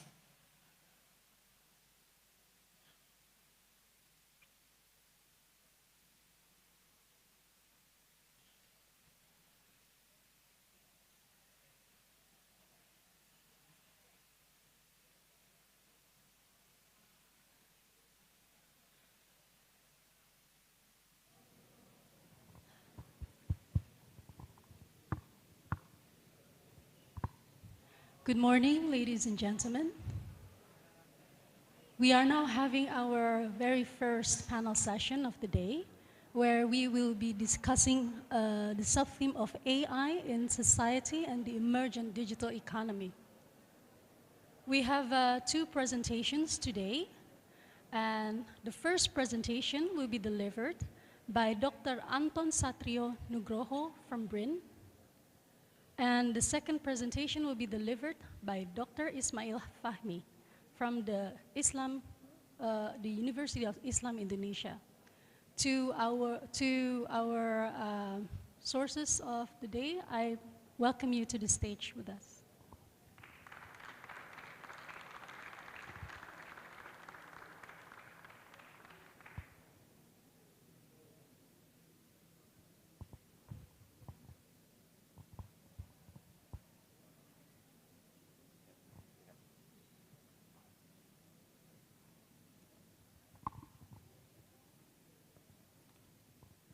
Before we start the panel session, allow me to introduce our sources of the day. So, Dr. Anton Satrio Nugroho has a background of PhD in electrical and computer engineering from Nagoya Institute of Technology. His current position is the head of Research Center in Artificial Intelligence and Cybersecurity of BRIN. And Dr. Ismail Fahmi, on our left chair, he has a doctoral degree in information science from the University of Groningen in Netherlands. And he is also a lecturer at University of Islam Indonesia and the founder of PT Media Camels Indonesia that develops a big data system that analyzes online and social media using natural language processing techniques. Before we start our panel session, allow me to share a little bit of our theme of the day. As we are aware of, the urban future is here, and the AI technologies are at the forefront that shapes our Indonesian city's life. The advancements of AI offer immense potential in revolutionizing sectors in transportations, governance, and also services, and also boost the new digital economy. So while on one hand it offers creativity and also innovative solutions to our everyday life, but it also can lead to some ethical dilemmas. So in this topic today, we are going to discuss how exactly can AI influence our way of living, the humans' relationships, social values, and also the urban landscapes. And how can exactly we develop a sustainable AI? To start with our panel session today, Dr. Anton Satrio Nugroho, I welcome you. The floor and the time is yours.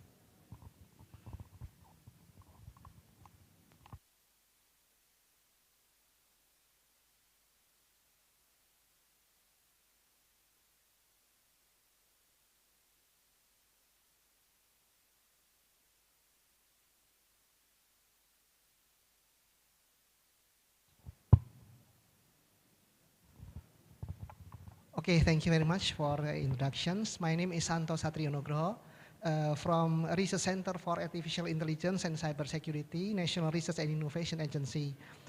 today my talk entitled Artificial Intelligence and Personal Identification Using Biometrics.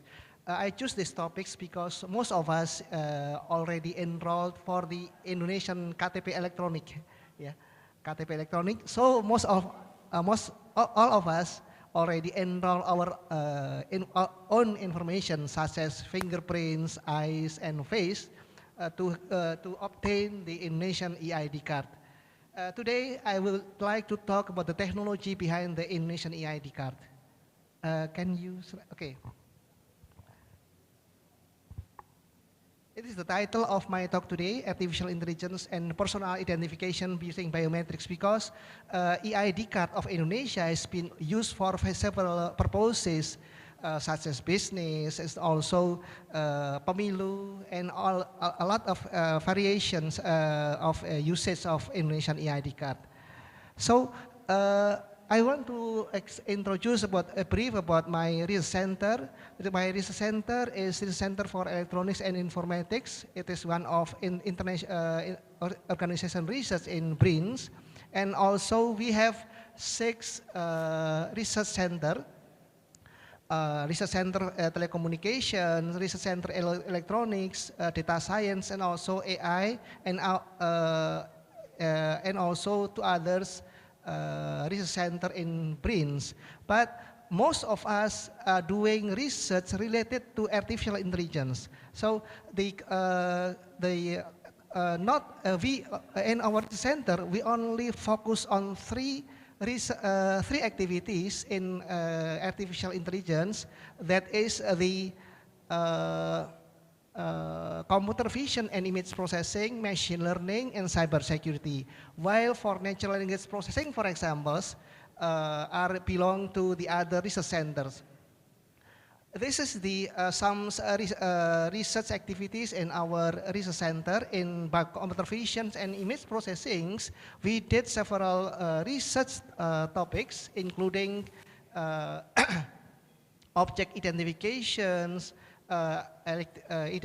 personal identification using biometrics such as fingerprints, iris, and also a face, and a lot of topics. And in machine learning, there are several topics related to the applications, theoretical and applications sides of the machine learning. And also in cybersecurity, we did research which is sometimes related to artificial intelligence, such as intrusion detections. So we have also collaboration with several institutions. For example, we have a collaboration with Taiwan's related to the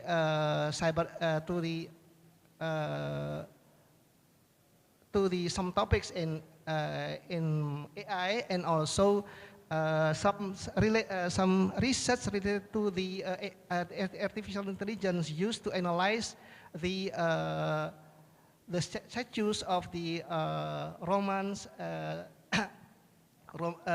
and in collaboration with some university in Netherlands.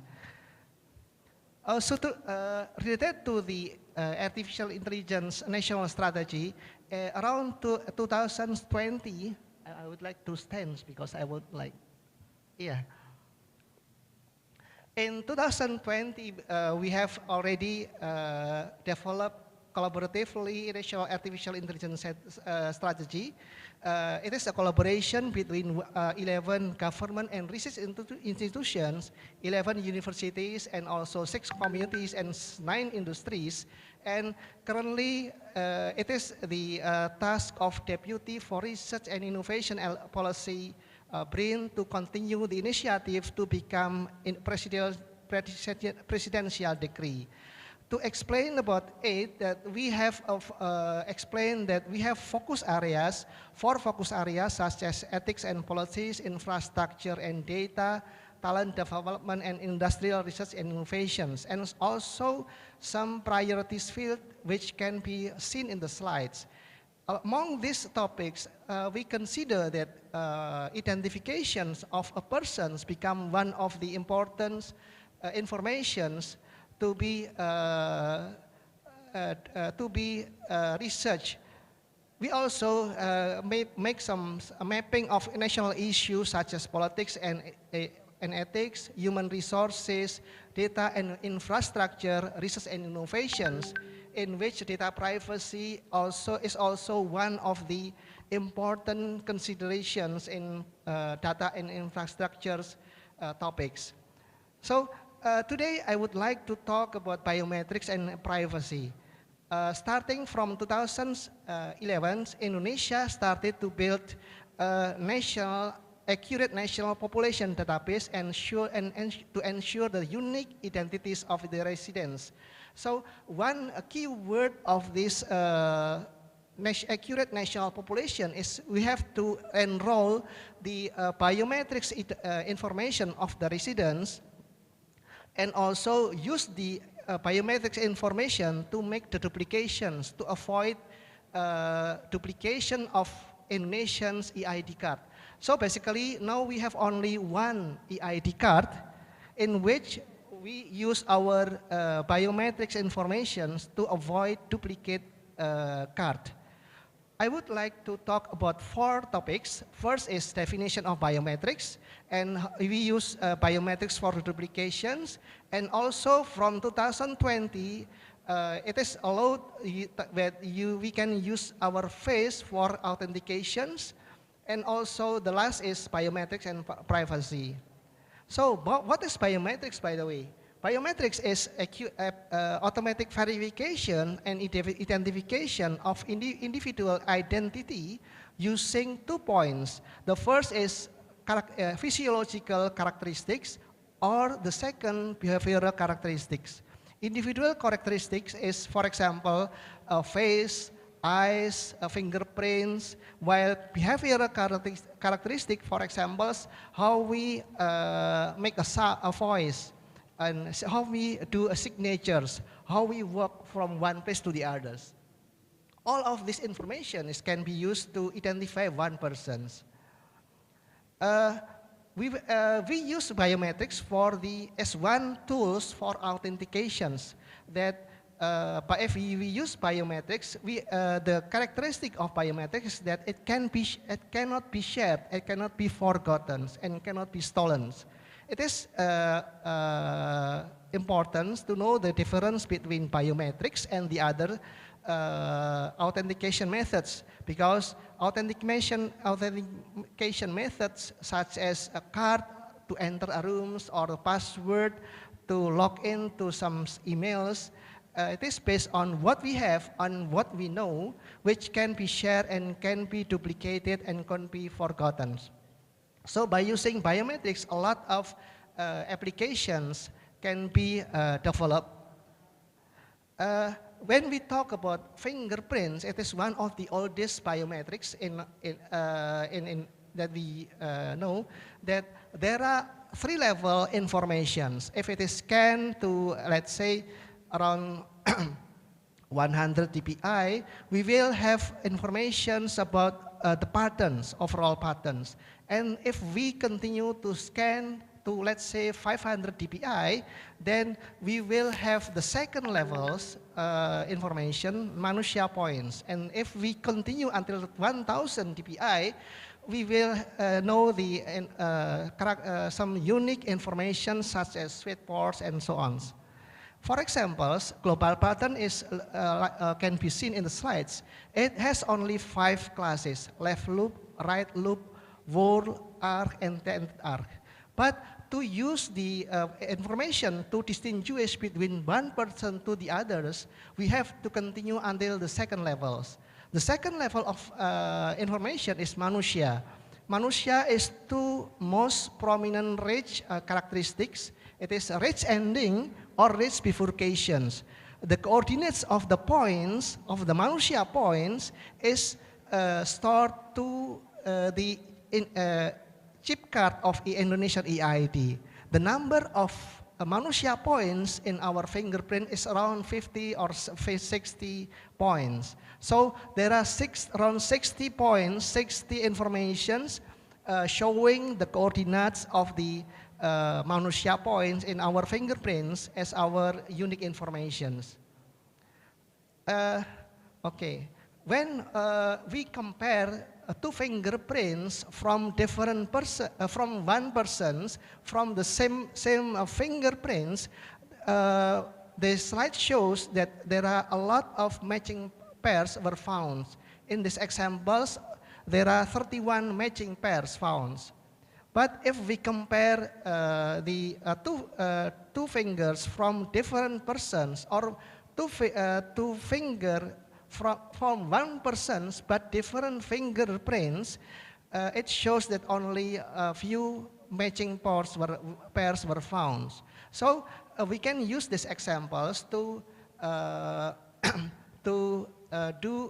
use the fingerprint informations for identification of persons. It is a picture when I made my Indonesian EID card in 2012. I went to the kecamatats and I enroll my fingerprints, and the fingerprint is sent to the message queue and middleware and biometric identification service and database in data centers. So there are several biometrics informations are recorded.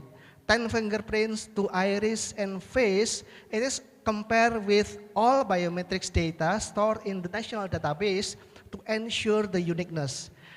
If it is unique, then we are given the Indonesian EID card. But if it is not unique, only the first information is issued. Only one card is issued for one person. This is the Indonesian EID card. Okay, and this is the illustration about how we use Indonesian EID card for some service. Currently, around more than 50,000 units are developed by Indonesian industries for several purposes and used by several institutions such as police and also banks. And there are two informations that can be answered if we use our fingerprint in EID card reader. First, if whether the card is valid, and second, if it is valid, not kartu bodong, yeah. If it is valid, then we go the biometrics verifications to assure that we are the persons which is shown in the EID card. Can you run the video, Pak Astor, Pak Asrot? No, the previous slides. Yeah.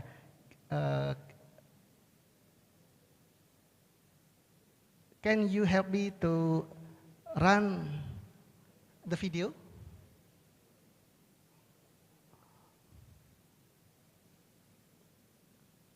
Click on the video. Yeah. So if we put our EID card, first we will go to the verifications to authentication whether the card is valid or not valid. If it is valid, then we go to the second steps, biometric verification between the chips and the fingers. For example, if we place our different finger or different person finger, then it will not be the information of the person is not displayed. But if we put the right finger, then the correct information is displayed. So it is not it does not use internet, so we can use the EID reader in some places which just not have internet connections or electricity. Starting from the 2020, Ministry of Home Affairs opened the possibility to use face recognitions to verify the identity of persons. So currently we started to collect the data to make a test of this, and we have started to study face recognition in 2020, and we use a deep learning method, residual neural network, ResNet34, and we use some database which we have after collaboration with Dukcapil Kemendagri. The file size is around 72 kilobytes, and we use 3,000 persons. Each person has 2 images, so total 6,000 images. Wait, okay. There are several challenges if we develop face recognition modules that can be seen in the slides.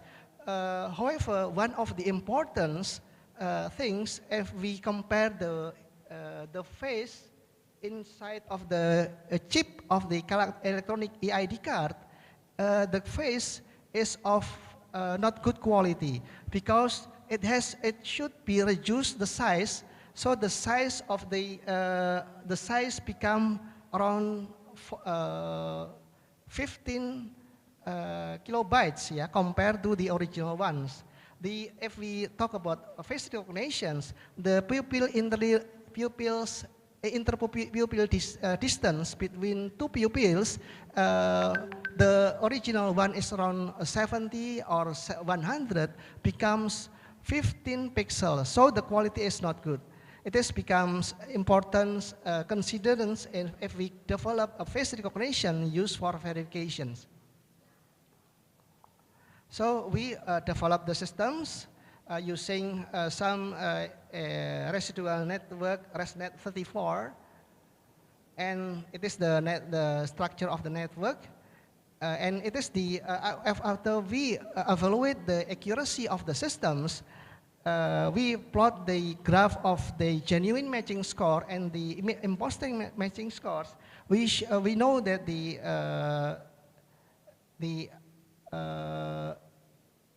mean and standard deviations of the graph is calculated, and we can calculate the false acceptance rate and false rejection rate.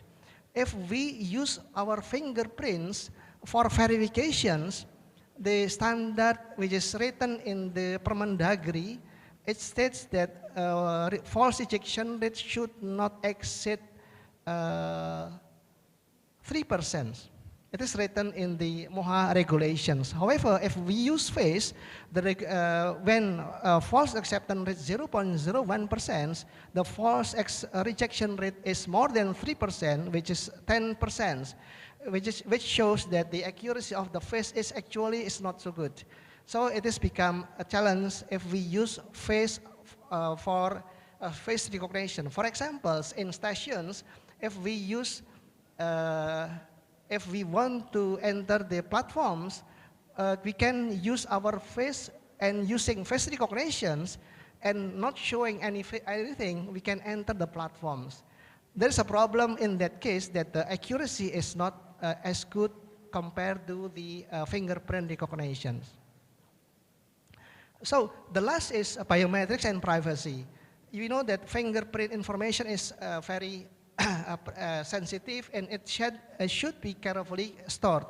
However, in some card, for example, SIM, in the last, we know that our fingerprint is printed and in the card, on the card.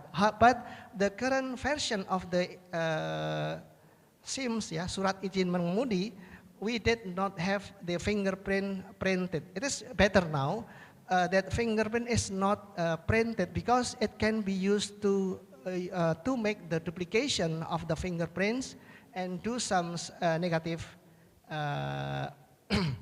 effort. Also, some countries. Okay. And some countries, when I was in Japan, we did not enroll fingerprint information of the residents.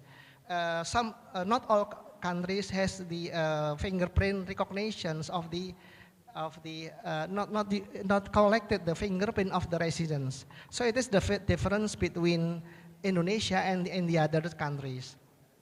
Also, when I was in Japan, when we asked our students to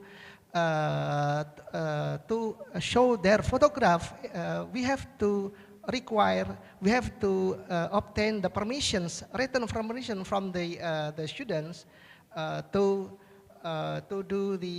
show the photograph.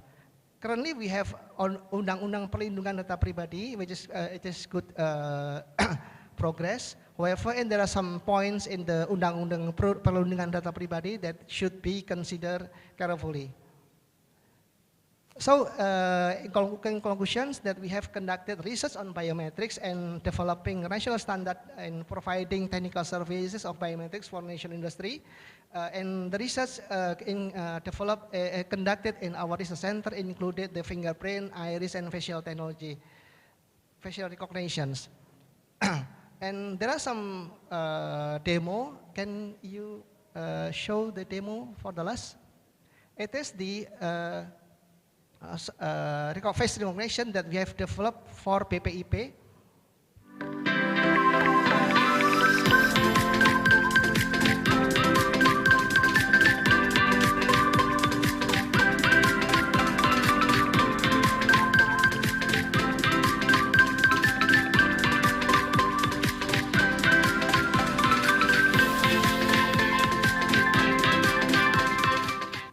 Okay, so these examples of our work to help the BPIP during the pandemic. So we can use the face recognitions for the attendance of the staff during the pandemic.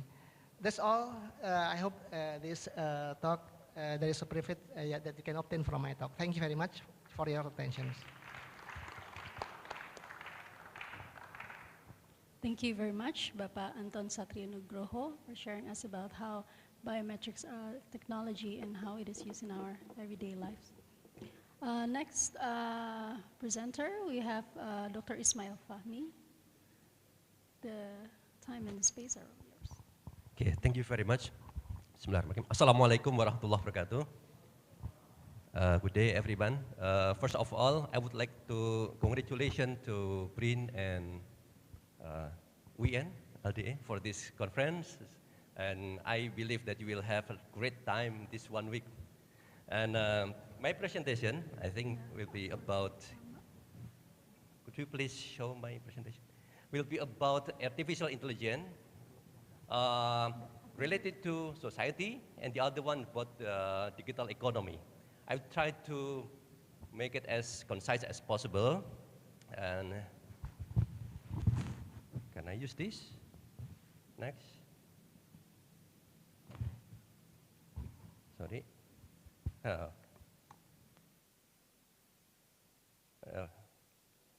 Okay, I just pressed the wrong button. Okay, thank you. My name is Ismail Fahmi. I'm from the University of Islam Indonesia in Yogyakarta. But mostly I work as a professional in company. I develop media kernels. And actually, I developed this since I was in the Netherlands. So I finished my PhD. So my Netherlands colleagues, I'm very happy to meet you. And maybe we can have some collaboration as well in the future. Because what I did is I implement my knowledge that I got from my PhD in Groningen about machine learning, artificial intelligence, and natural language processing, and especially in collecting big data from online and social media. So what I did since 2016 was displaying the analytic about what happened in Indonesia. And now we'll be very busy, I think, because Indonesia, we will have a presidential election. Yeah. And just a few seconds ago, I got a report that I will send to public, maybe today, because the son of the president will become the Cawapres. Okay. It will be very interesting because we can get the data from the public. Okay, but now I will talk about artificial intelligence in digital economy, especially in Indonesia, and I will use case TikTok. Okay, because several weeks ago it was very active in Indonesia. A lot of people complain about TikTok shop. And the second one is about how AI defined our society. And the last one, how we solve that. In my opinion, maybe my proposal is not good enough, but I think we can start to discuss. Okay, what is AI actually? There are two types of AI. Narrow AI, artificial intelligence, only for specific purposes. For example, for chatbot, spam filtering. This is the one that I did in my company. I use my AI to analyze the sentiment of the public.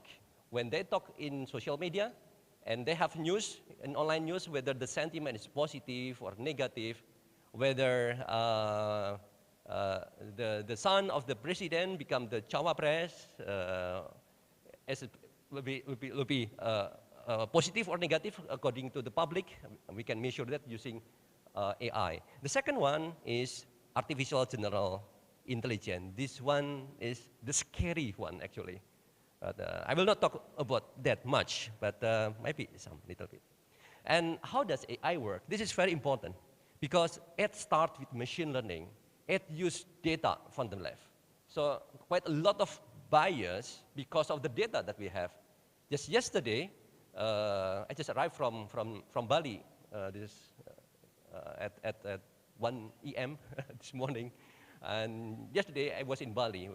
We have Ubud Writer and Reader Festival. I talked there with Professor Topi and other writers about how AI will influence the creativity of human, influence and some issues related to bias, privacy, copyright things. And you know, from the left here this is AI. It really depends on the data. So if we don't have the data, then we don't have AI at hand. One discussion is about, now if I want to make my face, you know, I can generate image, I can generate text, right? I can make a video, I can make voice as well using AI. But if I want to make, let's say, draw Ismail from a village in East Java, for example, the face that appears, not Indonesian face, but might be Thai face, you know, might be Japanese, because no, our face is not much indexed by AI. So, you know, there is some bias in culture, in the race, depend on the data there are indexed. So in the long run, if there is no data from Indonesia, there is no knowledge, no poem, no books, no wisdom from Indonesia. Next time, if you ask AI, give me wisdom, and the wisdom will come from Socrates, Aristoteles. But actually, you know, here we have Professor Najib, for example, because his wisdom is not in the AI, so we will never hear about that. So in the future, this can be an issue, because young people will really depend on AI in the future. So if we don't have the data, we don't have ourselves in the AI, not in the future. Okay, so we use natural language processing. We use neural network and robotics. This is the rest. Once we have the data, we have training, then we have the rest. I will continue with the digital economy because the topic is about this. As, what is digital economy? So it is actually economic activity resulting from billions of online connection between people, business, data, devices, and processes. So anything that we have, for example, if I sell my fruits from WhatsApp, you know, WhatsApp connection, we call this digital economy because I use like a social media thing. I sell something through Twitter or whatever. We call that digital economy. So people think it's changed everything. We are in the world of hyperconnectivity, and this hyperconnectivity give more benefit than threats. That's what people think. And in Indonesia, especially, the digital economy can come from in the phase of financial technology or fintech. It can be in the form of e-commerce, services, Internet of Things. So quite a lot of opportunity here. We can see that. And according to data from Ministry of Cooperation, okay, and the biggest impact of digital economy is in China, about 41.5%, and then United States only 10%. In Indonesia only 8%. So it means in the future, digital economy of Indonesia still huge. You know, we have almost 200 million people. So huge market in Indonesia. So you can sell, please come to us, sell your stuff. You can make your platform. This is what maybe some people think. If we are Indonesia, not ready with it. And this is what happened. This really happened because, you know, the trend, look at the trend. Indonesia is on the top. Below Indonesia, we have Thailand, Malaysia, Vietnam, and Singapore. Singapore even is very small. Indonesia is much, much bigger. So the market for the digital economy is so huge in Indonesia. And, but this comes with problem. If you look at the data, again, this data is from the ministry. For the e-commerce, the domestics only 44%. So it's meant that it can be less and less if the trend in the future is from the foreign investments, not from Indonesia. The goods imported. You know, in digital economy, there is no barrier at all in the future. You can buy things as seems like from your neighboring place, but actually the good is from other country. Yeah. And I will take a use case from the TikTok shop to show you the impact of artificial intelligence, big data, and the social media in the markets. If we're able to make social media become markets, okay? TikTok, they have 100 million users in Indonesia. This is the biggest, number one. Number two, United States 122. We are number two. And the role of AI in TikToks can be many things. And if you look at this, quite a lot of benefit. Product recommendation. You don't have to spend so much time, just go to TikTok, search what you need, and TikTok already know because you already show the video of people maybe dancing or cycling, so you like cycling, and then the product that you search related to the cycles, bicycle, for example. And because they know about you, so they can provide recommendation exactly what you need. If you ask people on TikTok, they will say that, yes, I got a lot of benefit from TikTok because it's easy to find what I need. Fraud detection. Fraud detection is already quite long in the research in AI, and then they just implement this in TikTok algorithm. Content moderation, you know, if you sell something, you need to filter the content, the commenters, the speech, and the content moderation can be done automatically using AI. It's nice, right? So you can have your shop on TikTok. Customer service personalization, this one, and can you imagine? But it's not always good actually. And if you look at this, for example, this is the data. There was a survey in Indonesia, I think, and the question is that whether they will reduce the frequency of buying things outside TikTok once they have TikTok. 85% yes. So, you know, for example, people like me, I don't have TikTok because, you know, I learned about how dangerous TikTok is. I just, several days ago, I installed it because my son, he is studying in Australia, and then we discuss about, you know, what's happening in Palestine, and he know about that, searching information not from Google, but from TikTok.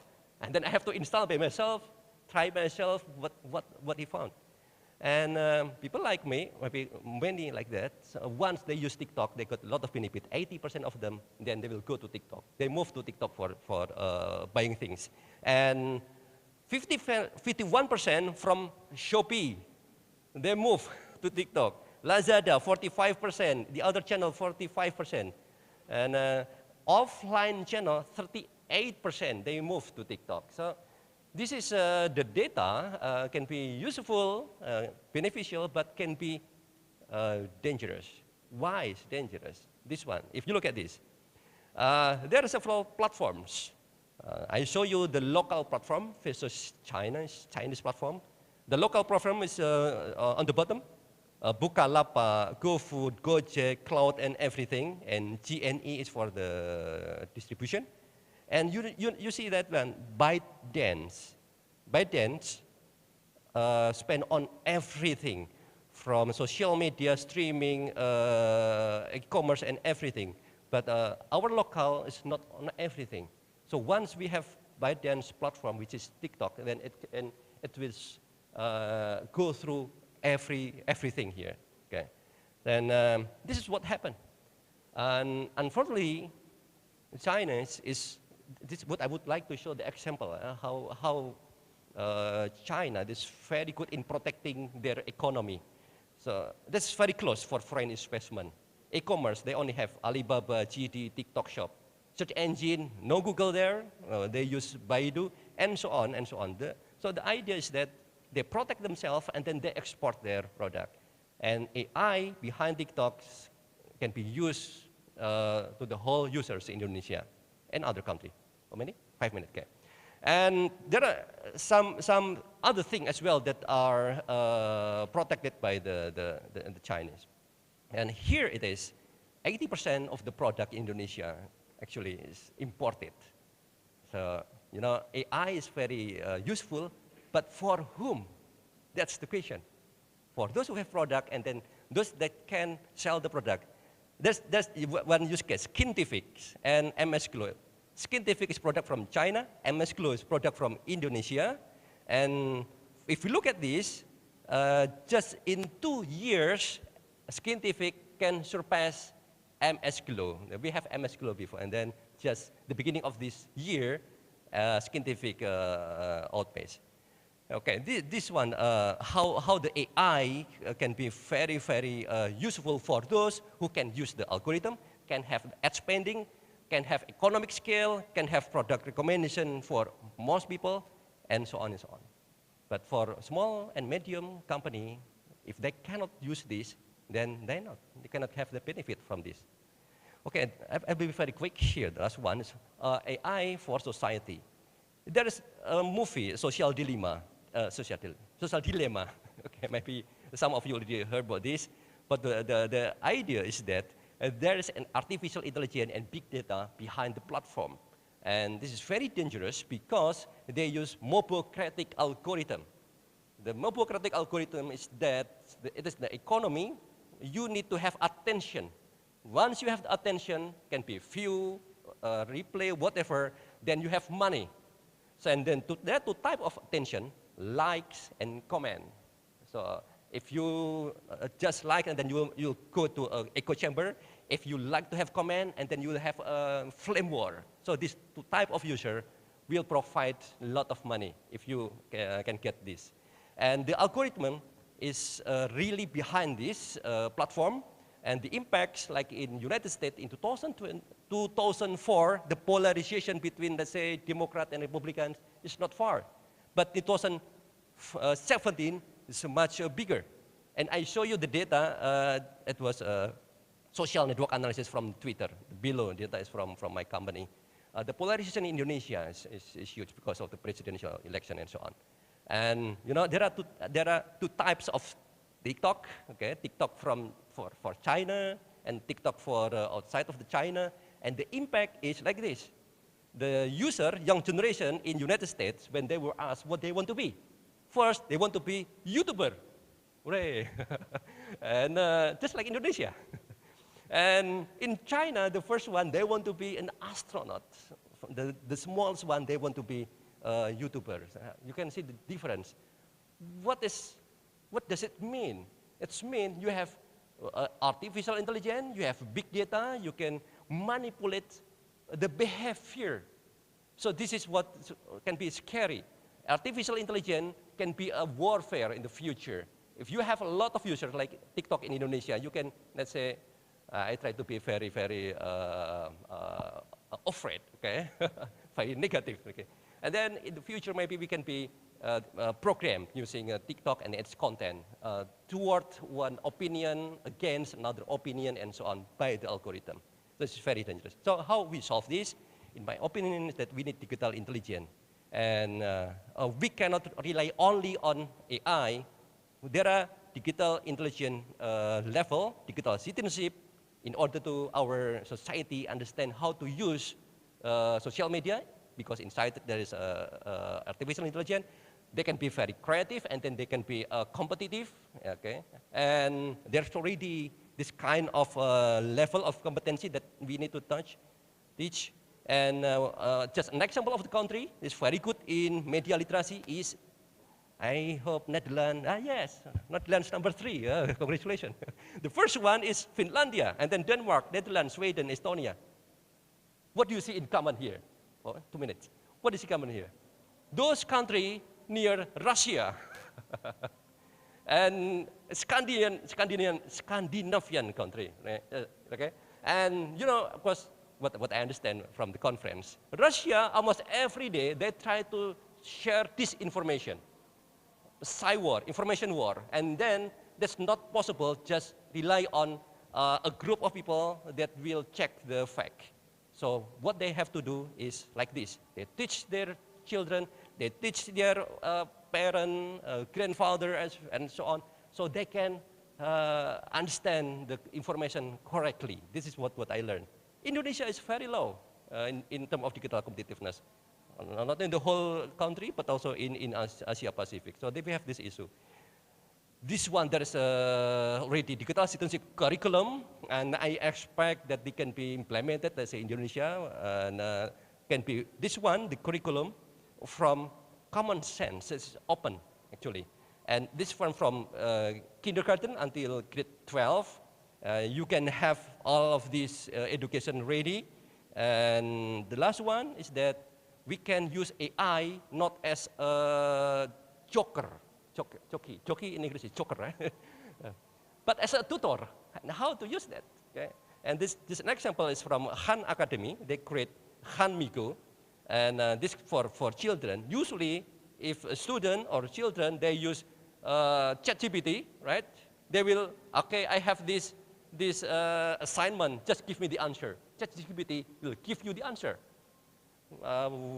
whatever you ask. But Hanmigo, no, you have to do by yourself, start step by step. So AI can be programmed in order to become a tutor, not as a jockey.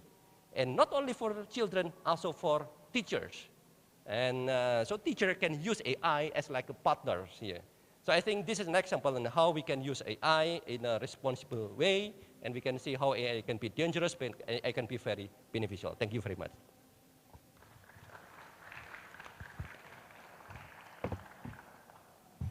Thank you, Dr. Ismail Fahmi, for enlightening us of what AI is and the digital economy and how it's being implemented in TikTok and also ChatGPT. For the next session, I would like to invite two people from the audience who have questions to Dr. Anton and Dr. Ismail. Anyone from the left wing or the right wing?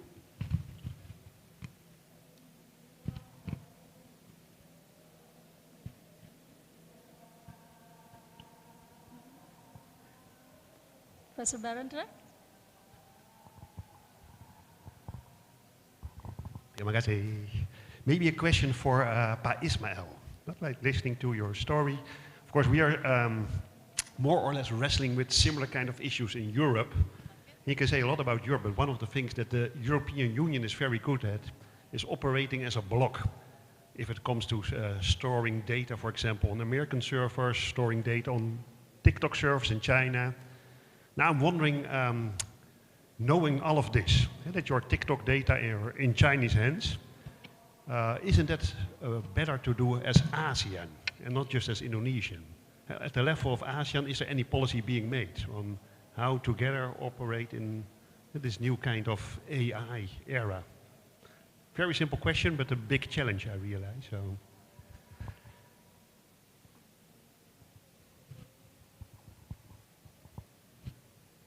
Thank you.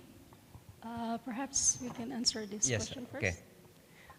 Yes, thank you very much for your question. And about this is indeed government policy, and for the personal data protection regulation in Indonesia, it just passed, I think, just several months ago. So it's still new in Indonesia, and I think I'm not really confident that the Indonesian government can force, let's say TikTok, you have to put your data in Indonesia. Not even TikTok, Google. Yes, you know, if you don't put your data in Indonesia and then we'll shut down you and something. No, we cannot do that. And we learn from Europe, yes, you have GDPR, that's very good.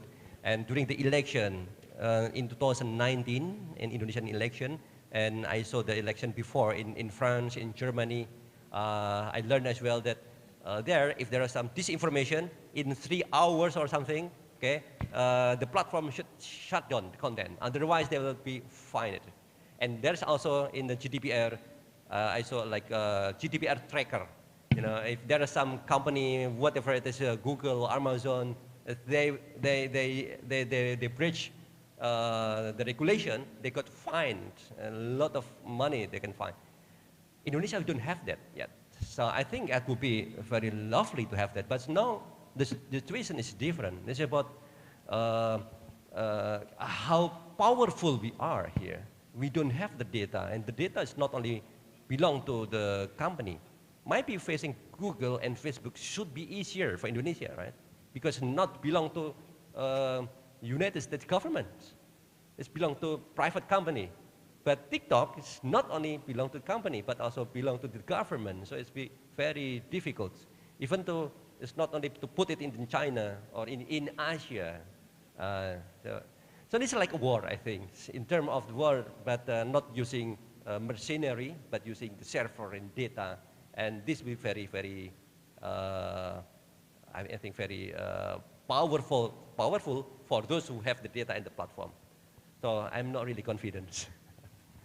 Thank you. Thank you, Dr. Ismail Fahmi. Any questions for Dr. Anton Nugroho? Perhaps. Thank you. Well, I'm Din Wahid. I just want to ask the first speakers about the face recognition. 2 days ago, I checked into the train station, and then it was surprisingly that I have to do face recognition when I want to get into train station. So I think in the next future, I mean, in the future, there are so many institutions or so many industries and offices that will utilize face recognition technology. My question is it safe for our healthy? My question is about only about the healthy, about our health. Does it influence our health as human being if we always do face recognition too many? For instance, if we go to many places. Thank you.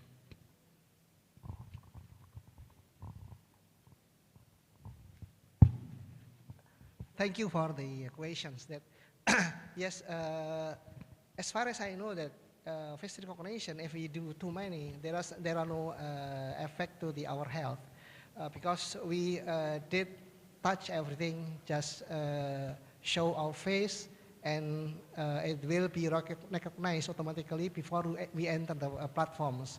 There is one point that I'm a bit worried, a bit afraid about face recognition is about the agings, penuaan. Because if we already registered KTP electronics at some age, after it will be recognized after, let's say, 1 year, 2 years, 5 years, 10 years. But what about 10 years, next 10 years, next 20 years?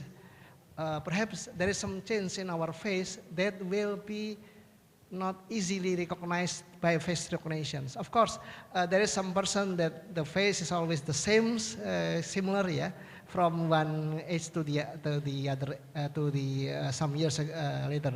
However, I think aging factor should be considered in the development of face recognitions. There are a lot of research in face agings to anticipate the agings in face recognitions. I think it is interesting to be explored. Thank you.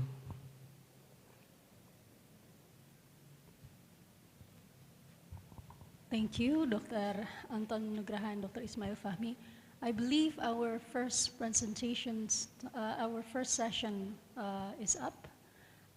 So thank you very much for both presentations. I think it really enlightened us how AI is used to influence our everyday life, our behavior, and also the market to the global economy itself. this is something that we encourage for other researchers can think about for our future research. I think we are now moving on to our next session for lunch break. Thank you very much.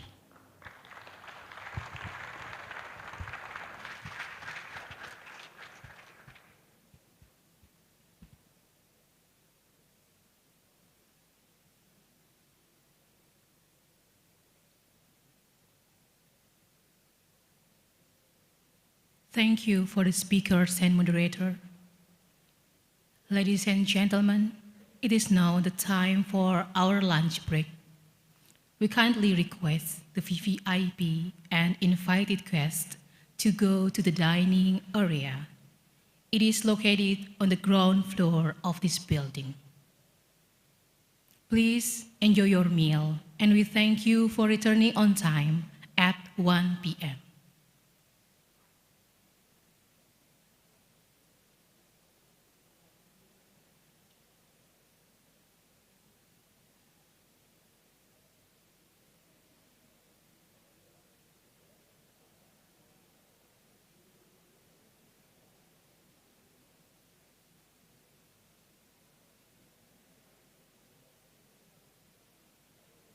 Now it's time for lunch. So for the VVIP guests, the place for the lunch is in the ground floor. So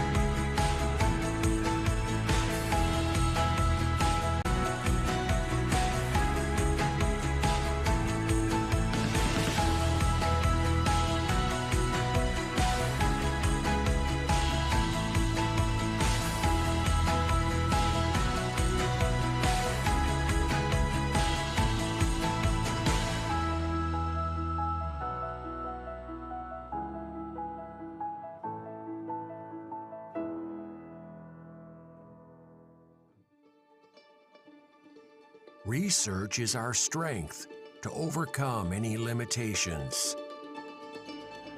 Innovation is the guiding vision that drives us towards the future.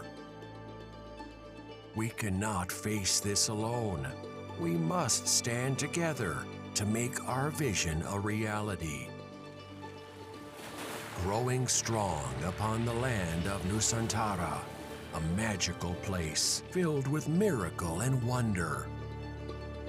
A land spanning 2 continents and 2 oceans, rich in culture and biodiversity.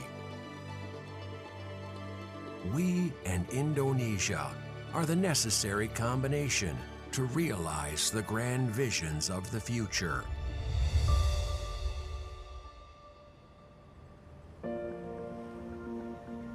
Like an orchestra, BRIN harmonizes research, development, assessment, application, and also synergies, invention, and innovation in Indonesia.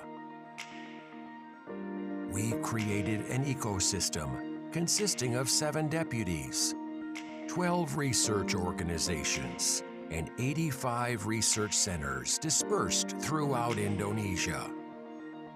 Research Organization for Aeronautics and Space, Research Organization for Nuclear Energy, Research Organization for Energy and Manufacture, Research Organization for Earth Sciences and Maritime, Research Organization for Life Sciences and Environment, Research Organization for Electronics and Informatics, Research Organization for Social Sciences and Humanities, Research Organization for Archaeology, Language, and Literature, Research Organization for Health, Research Organization for Nanotechnology and Material, Research Organization for Agriculture and Food, Research Organization for Governance, Economy, and Community Welfare.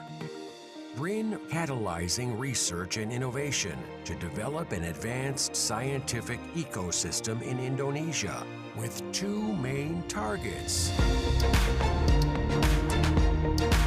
BRIN realizes the tremendous potential of the nation's youth in the field of science and technology.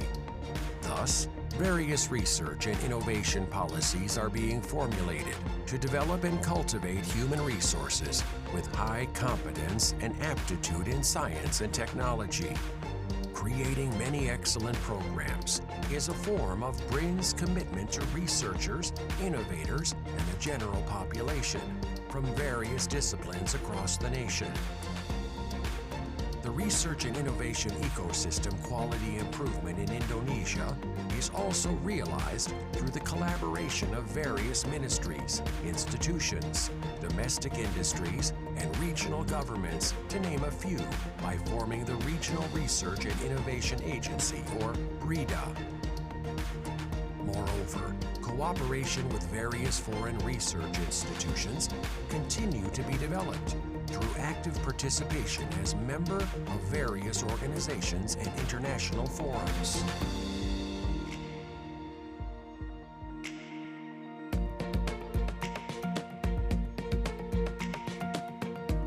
BRIN organizes research into a more effective and efficient process by integrating human resources, infrastructure, and budget from various research and development institutions. Oriented by a national research priority, BRIN routinely enacts comprehensive evaluations from various research and development institutions. This effort is supported through the continued management and improvement of various research and innovation facilities located across 17 regions of Indonesia, dedicated towards the development of science and technology. BRIN continues to improve our contribution to research and innovation towards national development by developing and revitalizing 4 areas of science and technology, or KST. An integrated area consisting of research laboratory facilities, testing laboratories, and industrial facilities for both startups and SMEs, tenant office rooms, co-working space, meeting rooms, gallery rooms, and other supporting facilities.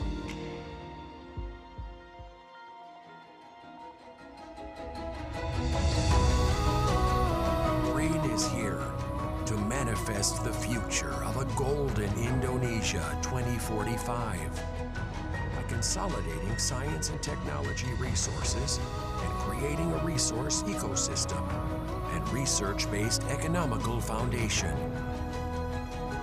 Transforming Indonesia as a global reference in the development and application of science and technology, practices, and the good of humankind. Nature is the source of inspiration. Knowledge is the foundation, and to be put in praxis for the sake of the nation.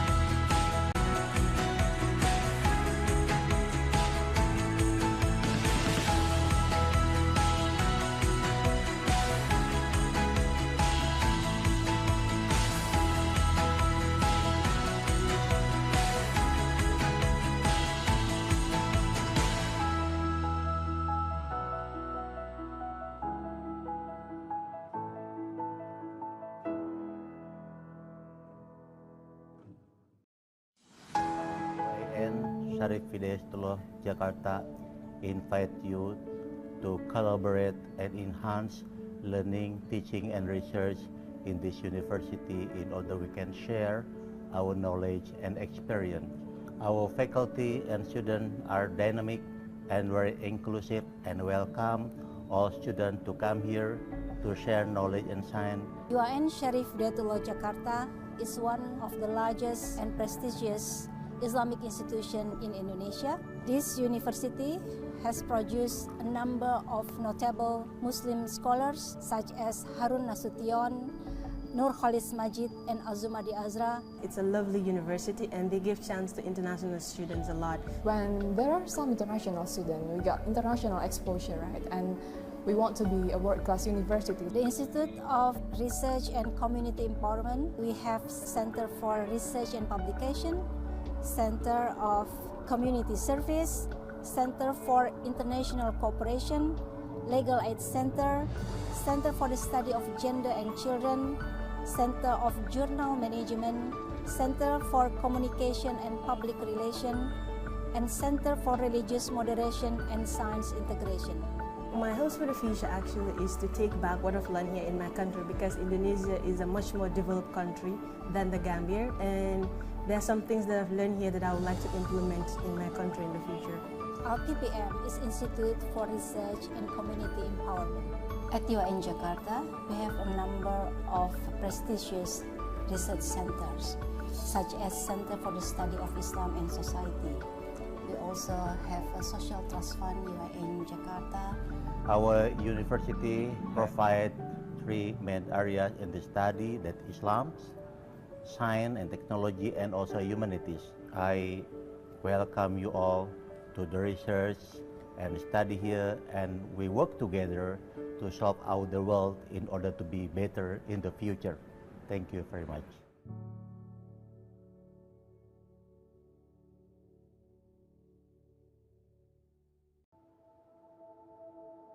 UAN Syarif Hidayatullah Jakarta invite you to collaborate and enhance learning, teaching, and research in this university in order we can share our knowledge and experience. Our faculty and students are dynamic and very inclusive and welcome all students to come here to share knowledge and science. UAN Syarif Hidayatullah Jakarta is one of the largest and prestigious Islamic institution in Indonesia. This university has produced a number of notable Muslim scholars such as Harun Nasution, Nur Khalis Majid, and Azumadi Azra. It's a lovely university and they give chance to international students a lot. When there are some international students, we got international exposure, right? And we want to be a world-class university. The Institute of Research and Community Empowerment, we have Center for Research and Publication, Center of Community Service, Center for International Cooperation, Legal Aid Center, Center for the Study of Gender and Children, Center of Journal Management, Center for Communication and Public Relations, and Center for Religious Moderation and Science Integration. My hopes for the future actually is to take back what I've learned here in my country, because Indonesia is a much more developed country than the Gambia, and there are some things that I've learned here that I would like to implement in my country in the future. Our PPM is Institute for Research and Community Empowerment. At UAN Jakarta, we have a number of prestigious research centers, such as Center for the Study of Islam and Society. We also have a Social Trust Fund, UAN Jakarta. Our university provides three main areas in the study, that Islam, science and technology, and also humanities. I welcome you all to the research and study here, and we work together to solve out the world in order to be better in the future. Thank you very much.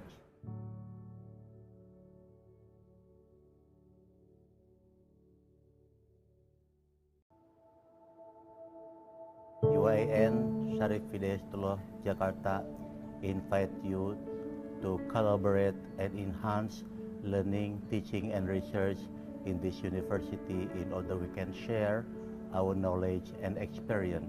Our faculty and students are dynamic and very inclusive and welcome all students to come here to share knowledge and science. UAN Syarif Hidayatullah Jakarta is one of the largest and prestigious Islamic institution in Indonesia. This university has produced a number of notable Muslim scholars such as Harun Nasution, Nur Khalis Majid, and Azumadi Azra. It's a lovely university and they give chance to international students a lot. When there are some international students, we got international exposure, right? And we want to be a world-class university. The Institute of Research and Community Empowerment, we have Center for Research and Publication, Center of Community Service, Center for International Cooperation, Legal Aid Center, Center for the Study of Gender and Children, Center of Journal Management, Center for Communication and Public Relations, and Center for Religious Moderation and Science Integration. My hopes for the future actually is to take back what I've learned here in my country, because Indonesia is a much more developed country than the Gambia, and there are some things that I've learned here that I would like to implement in my country in the future. Our PPM is Institute for Research and Community Empowerment. At UAN Jakarta, we have a number of prestigious research centers, such as Center for the Study of Islam and Society. We also have a Social Trust Fund, UAN Jakarta. Our university provides three main areas in the study, that Islam, science and technology, and also humanities. I welcome you all to the research and study here, and we work together to solve out the world in order to be better in the future. Thank you very much.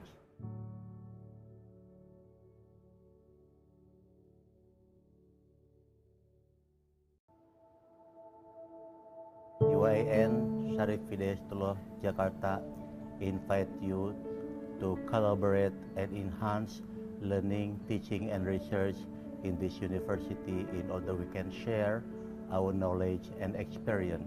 Our faculty and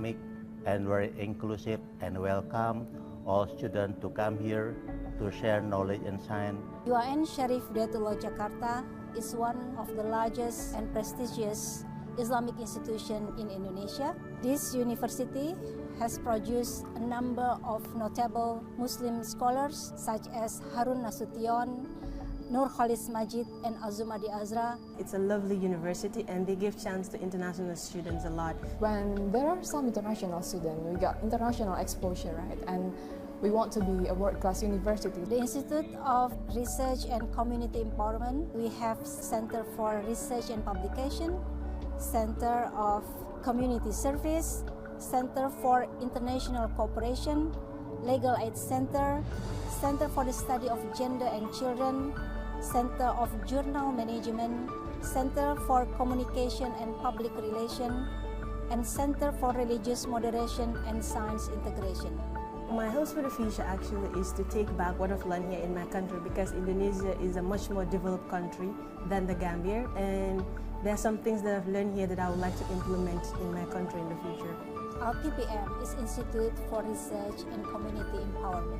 At UAN Jakarta, we have a number of prestigious research centers, such as Center for the Study of Islam and Society. We also have a Social Trust Fund, UAN Jakarta.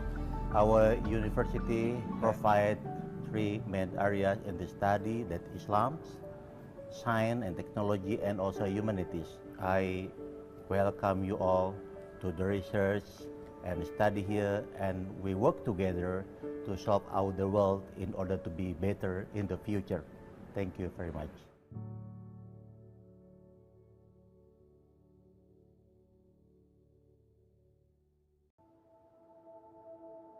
UAN Syarif Hidayatullah Jakarta invite you to collaborate and enhance learning, teaching, and research in this university in order we can share our knowledge and experience. Our faculty and students are dynamic and very inclusive, and welcome all students to come here to share knowledge and science. UAN Syarif Hidayatullah Jakarta is one of the largest and prestigious Islamic institution in Indonesia. This university has produced a number of notable Muslim scholars such as Harun Nasution, Nur Khalis Majid, and Azumadi Azra. It's a lovely university and they give chance to international students a lot. When there are some international students, we got international exposure, right? And we want to be a world-class university. The Institute of Research and Community Empowerment, we have Center for Research and Publication, Center of Community Service, Center for International Cooperation, Legal Aid Center, Center for the Study of Gender and Children, Center of Journal Management, Center for Communication and Public Relations, and Center for Religious Moderation and Science Integration. My hopes for the future actually is to take back what I've learned here in my country, because Indonesia is a much more developed country than the Gambia, and there are some things that I've learned here that I would like to implement in my country in the future. Our IPM is Institute for Research and Community Empowerment. At UAN Jakarta, we have a number of prestigious research centers, such as Center for the Study of Islam and Society. We also have a Social Trust Fund, UAN Jakarta. Our university provides three main areas in the study, that Islam, science and technology, and also humanities. I welcome you all to the research and study here, and we work together to solve out the world in order to be better in the future. Thank you very much.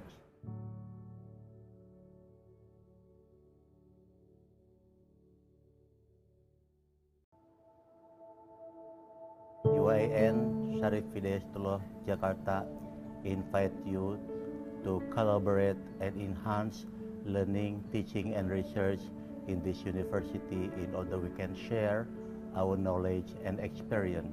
Our faculty and students are dynamic and very inclusive, and welcome all students to come here to share knowledge and science. UAN Syarif Hidayatullah Jakarta is one of the largest and prestigious Islamic institution in Indonesia. This university has produced a number of notable Muslim scholars such as Harun Nasution, Nur Khalis Majid, and Azumadi Azra. It's a lovely university and they give chance to international students a lot. When there are some international students, we got international exposure, right? And we want to be a world-class university. The Institute of Research and Community Empowerment, we have Center for Research and Publication, Center of Community Service, Center for International Cooperation, Legal Aid Center, Center for the Study of Gender and Children, Center of Journal Management, Center for Communication and Public Relations,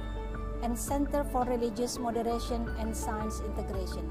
My hopes for the future actually is to take back what I've learned here in my country, because Indonesia is a much more developed country than the Gambia, and there are some things that I've learned here that I would like to implement in my country in the future. Our PPM is Institute for Research and Community Empowerment. At UIN Jakarta, we have a number of prestigious research centers, such as Center for the Study of Islam and Society. We also have a Social Trust Fund, UIN Jakarta.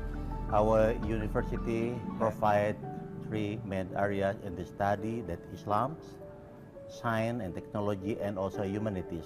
I welcome you all to the research and study here, and we work together to solve out the world in order to be better in the future. Thank you very much.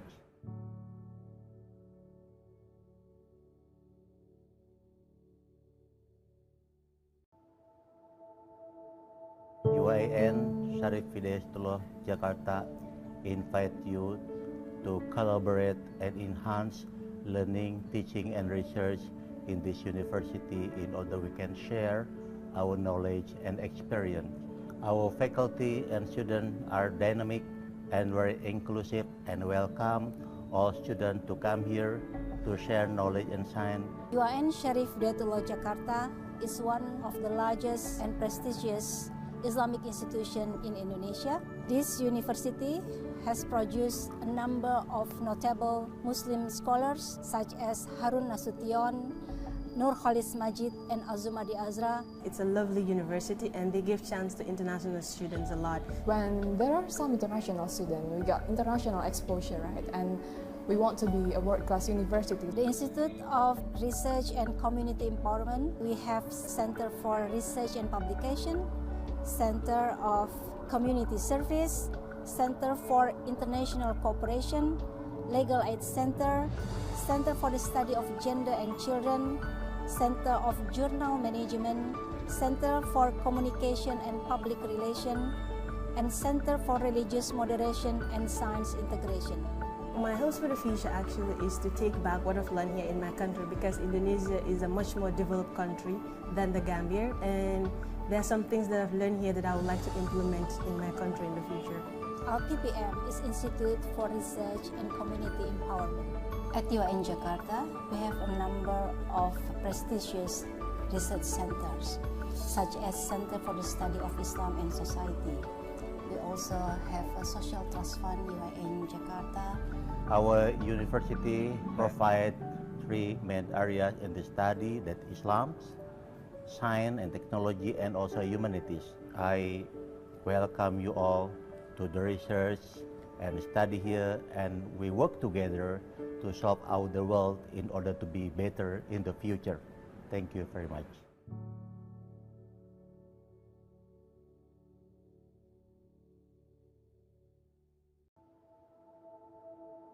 UIN Syarif Hidayatullah Jakarta invite you to collaborate and enhance learning, teaching, and research in this university in order we can share our knowledge and experience. Our faculty and students are dynamic and very inclusive, and welcome all students to come here to share knowledge and science. UIN Syarif Hidayatullah Jakarta is one of the largest and prestigious Islamic institution in Indonesia. This university has produced a number of notable Muslim scholars such as Harun Nasution, Nur Khalis Majid, and Azumadi Azra. It's a lovely university and they give chance to international students a lot. When there are some international students, we got international exposure, right? And we want to be a world-class university. The Institute of Research and Community Empowerment, we have Center for Research and Publication, Center of Community Service, Center for International Cooperation, Legal Aid Center, Center for the Study of Gender and Children, Center of Journal Management, Center for Communication and Public Relations, and Center for Religious Moderation and Science Integration. My hopes for the future actually is to take back what I've learned here in my country, because Indonesia is a much more developed country than the Gambia, and there are some things that I've learned here that I would like to implement in my country in the future. Our IPM is Institute for Research and Community Empowerment. At UIN Jakarta, we have a number of prestigious research centers, such as Center for the Study of Islam and Society. We also have a Social Trust Fund UIN Jakarta. Our university provides three main areas in the study, that is Islam.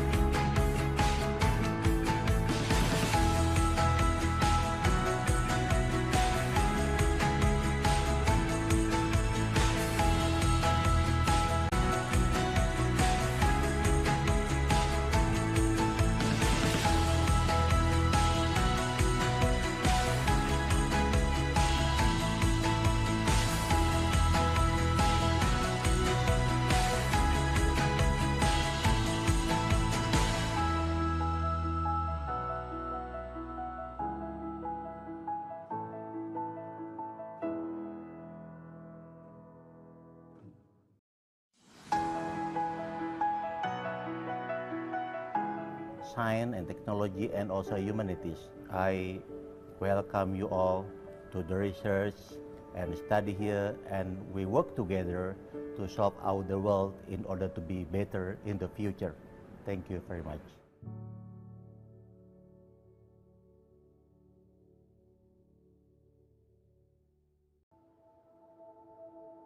UIN Syarif Hidayatullah Jakarta invite you to collaborate and enhance learning, teaching, and research in this university in order we can share our knowledge and experience.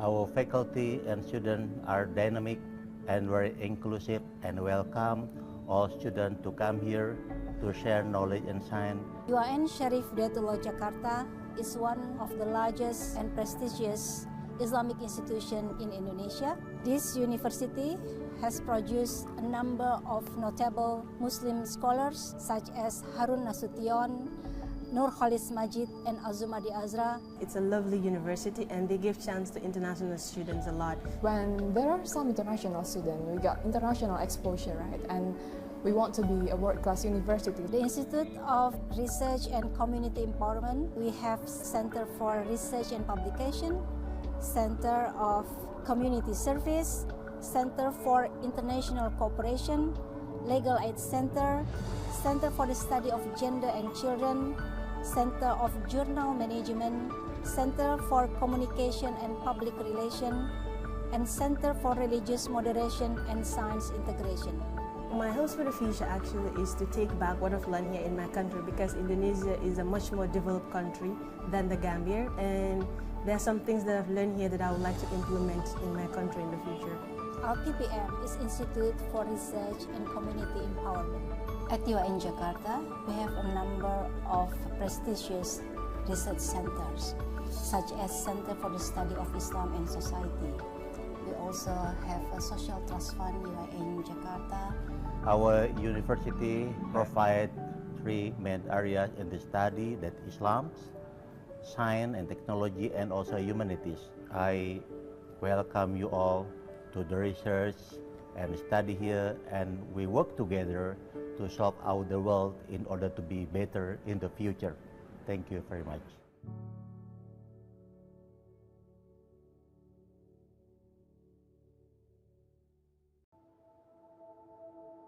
UIN Syarif Hidayatullah Jakarta invite you to collaborate and enhance learning, teaching, and research in this university in order we can share our knowledge and experience.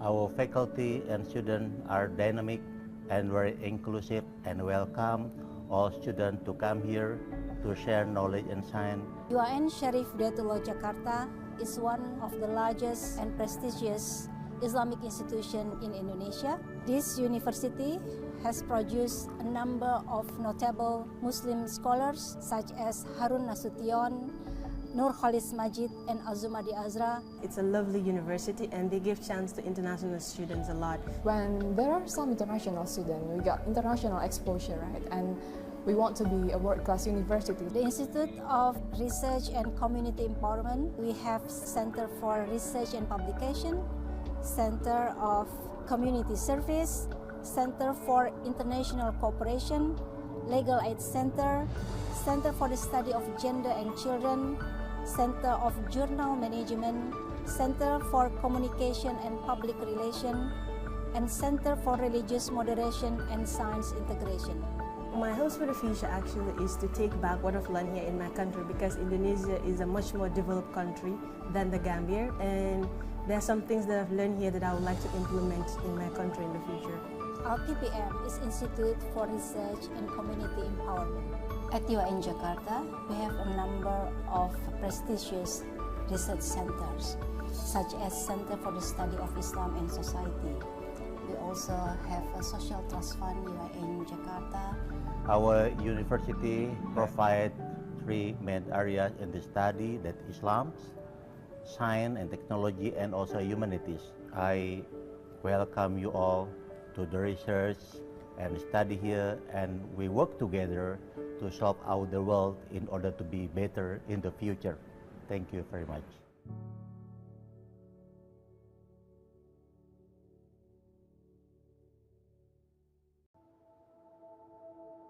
UIN Syarif Hidayatullah Jakarta invite you to collaborate and enhance learning, teaching, and research in this university in order we can share our knowledge and experience. Our faculty and students are dynamic and very inclusive, and welcome all students to come here to share knowledge and science. UIN Syarif Hidayatullah Jakarta is one of the largest and prestigious Islamic institution in Indonesia. This university has produced a number of notable Muslim scholars such as Harun Nasution, Nur Khalis Majid, and Azumadi Azra. It's a lovely university and they give chance to international students a lot. When there are some international students, we got international exposure, right? And we want to be a world-class university. The Institute of Research and Community Empowerment, we have Center for Research and Publication, Center of Community Service, Center for International Cooperation, Legal Aid Center, Center for the Study of Gender and Children, Center of Journal Management, Center for Communication and Public Relation, and Center for Religious Moderation and Science Integration. My hopes for the future actually is to take back what I've learned here in my country, because Indonesia is a much more developed country than the Gambia, and there are some things that I've learned here that I would like to implement in my country in the future. Our PPM is Institute for Research and Community Empowerment. At TIWA in Jakarta, we have a number of prestigious research centers, such as Center for the Study of Islam and Society. We also have a Social Trust Fund in Jakarta. Our university provides three main areas in the study, that Islam, science and technology, and also humanities. I welcome you all to the research and study here, and we work together to solve out the world in order to be better in the future. Thank you very much.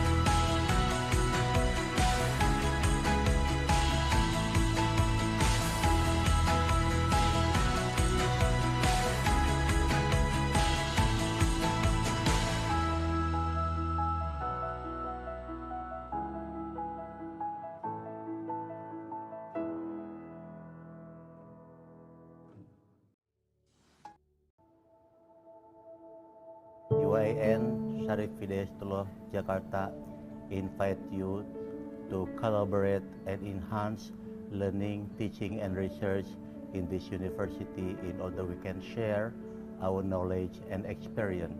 Our faculty and students are dynamic and very inclusive and welcome all students to come here to share knowledge and science.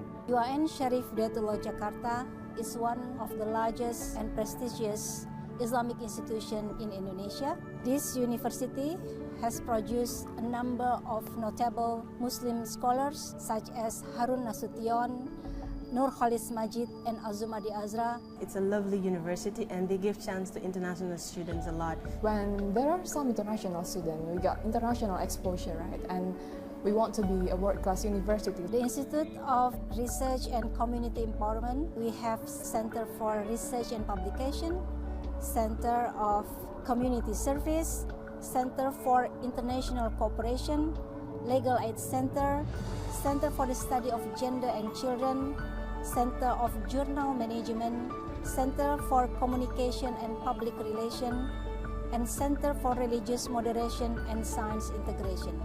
My hopes for the future actually is to take back what I've learned here in my country, because Indonesia is a much more developed country than the Gambia, and there are some things that I've learned here that I would like to implement in my country in the future.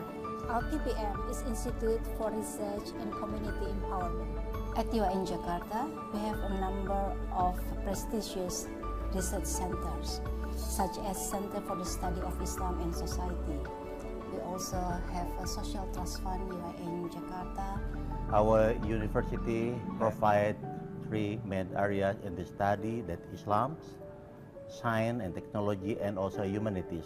I welcome you all to the research and study here, and we work together to solve out the world in order to be better in the future. Thank you very much.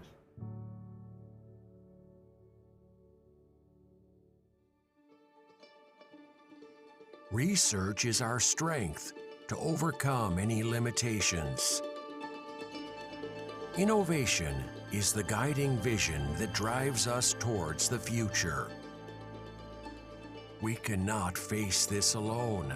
We must stand together to make our vision a reality. Growing strong upon the land of Nusantara, a magical place filled with miracle and wonder. A land spanning 2 continents and 2 oceans, rich in culture and biodiversity. We and Indonesia are the necessary combination to realize the grand visions of the future.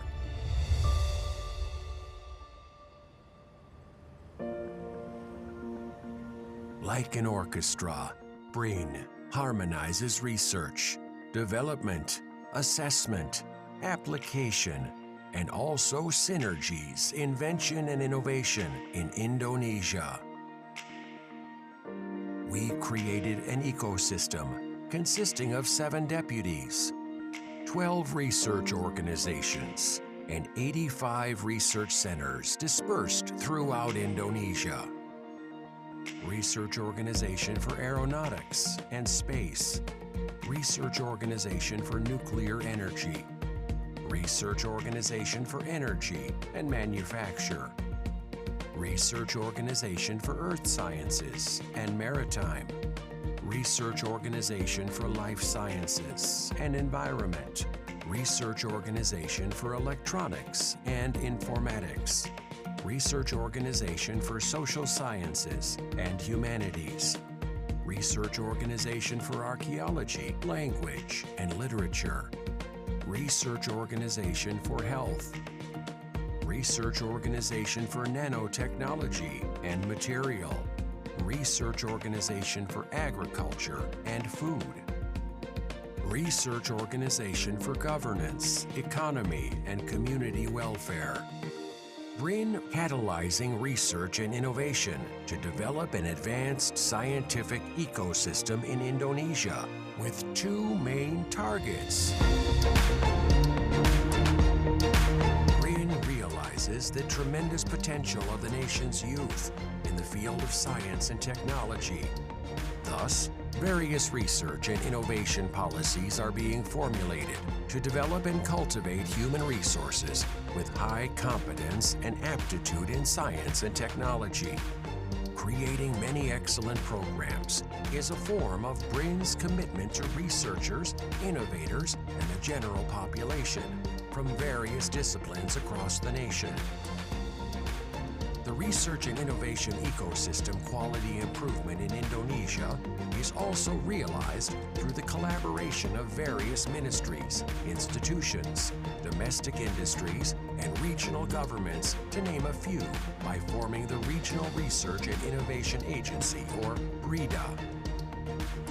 Moreover, cooperation with various foreign research institutions continue to be developed through active participation as member of various organizations and international forums.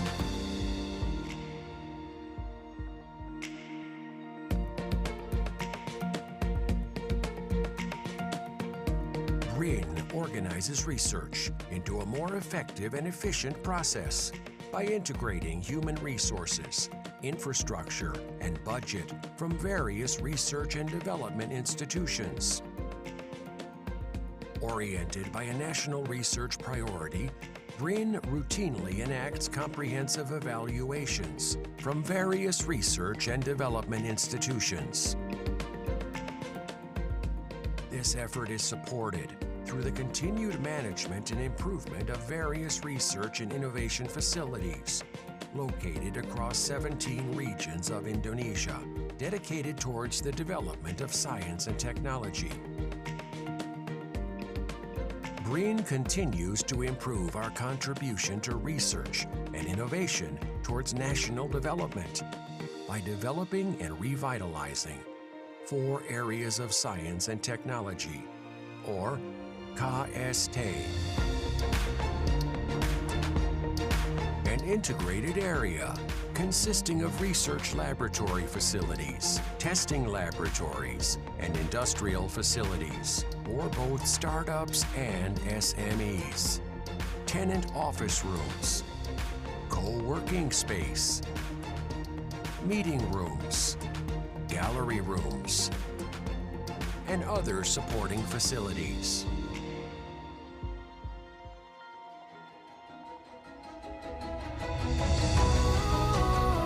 BRIN is here to manifest the future of a golden Indonesia 2045 by consolidating science and technology resources and creating a resource ecosystem and research-based economical foundation. Transforming Indonesia as a global reference in the development and application of science and technology, practices, and the good of humankind.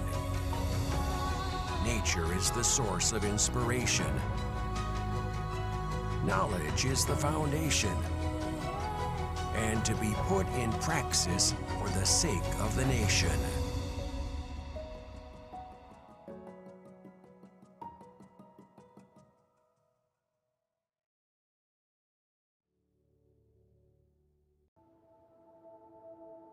UIN Syarif Hidayatullah Jakarta invite you to collaborate and enhance learning, teaching, and research in this university in order we can share our knowledge and experience. Our faculty and students are dynamic and very inclusive and welcome all students to come here to share knowledge and science. UIN Syarif Hidayatullah Jakarta is one of the largest and prestigious Islamic institution in Indonesia. This university has produced a number of notable Muslim scholars such as Harun Nasution, Nur Khalis Majid, and Azumadi Azra. It's a lovely university and they give chance to international students a lot. When there are some international students, we got international exposure, right? And we want to be a world-class university. The Institute of Research and Community Empowerment, we have Center for Research and Publication, Center of Community Service, Center for International Cooperation, Legal Aid Center, Center for the Study of Gender and Children, Center of Journal Management, Center for Communication and Public Relations, and Center for Religious Moderation and Science Integration. My hopes for the future actually is to take back what I've learned here in my country, because Indonesia is a much more developed country than the Gambia, and there are some things that I've learned here that I would like to implement in my country in the future. Our IPM is Institute for Research and Community Empowerment. At UIN Jakarta, we have a number of prestigious research centers, such as Center for the Study of Islam and Society. We also have a Social Trust Fund UIN Jakarta. Our university provides three main areas in the study, that Islam, science and technology, and also humanities. I welcome you all to the research and study here, and we work together to solve out the world in order to be better in the future. Thank you very much.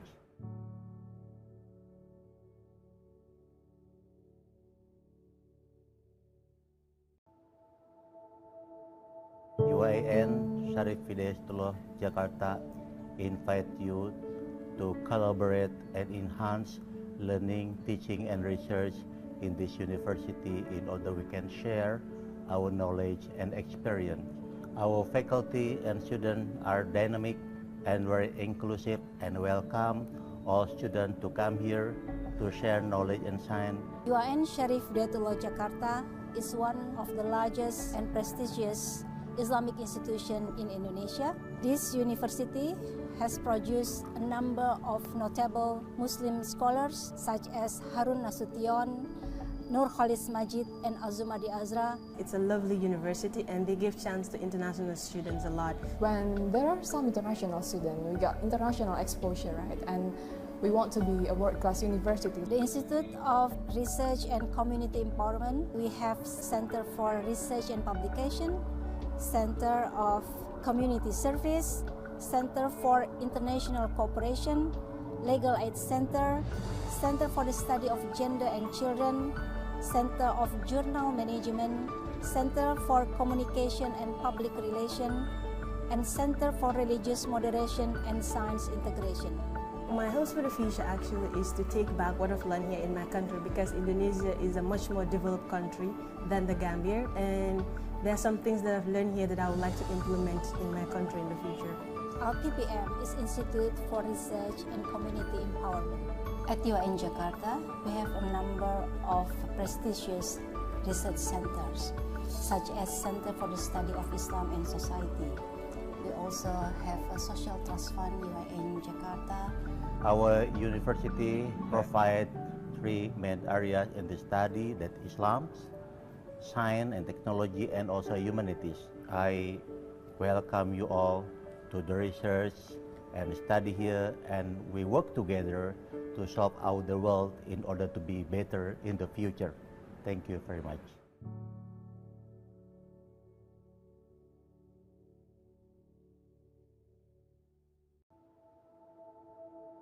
UIN Syarif Hidayatullah Jakarta invite you to collaborate and enhance learning, teaching, and research in this university in order we can share our knowledge and experience. Our faculty and students are dynamic and very inclusive, and welcome all students to come here to share knowledge and science. UIN Syarif Hidayatullah Jakarta is one of the largest and prestigious Islamic institution in Indonesia. This university has produced a number of notable Muslim scholars such as Harun Nasution, Nur Khalis Majid, and Azumadi Azra. It's a lovely university and they give chance to international students a lot. When there are some international students, we got international exposure, right? And we want to be a world-class university. The Institute of Research and Community Empowerment, we have Center for Research and Publication, Center of Community Service, Center for International Cooperation, Legal Aid Center, Center for the Study of Gender and Children, Center of Journal Management, Center for Communication.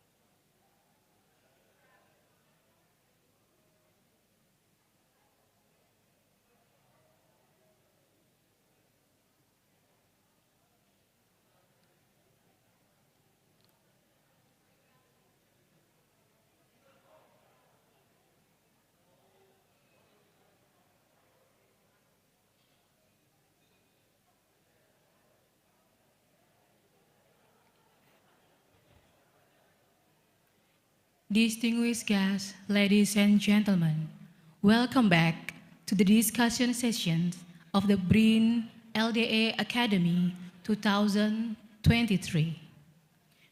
Without further ado, let us proceed to the second panel, Post-Colonial Urban Heritage and Language Politics. This session will be chaired by a moderator, Queenie Lin from Delft University of Technology. Moderator, the stage is yours.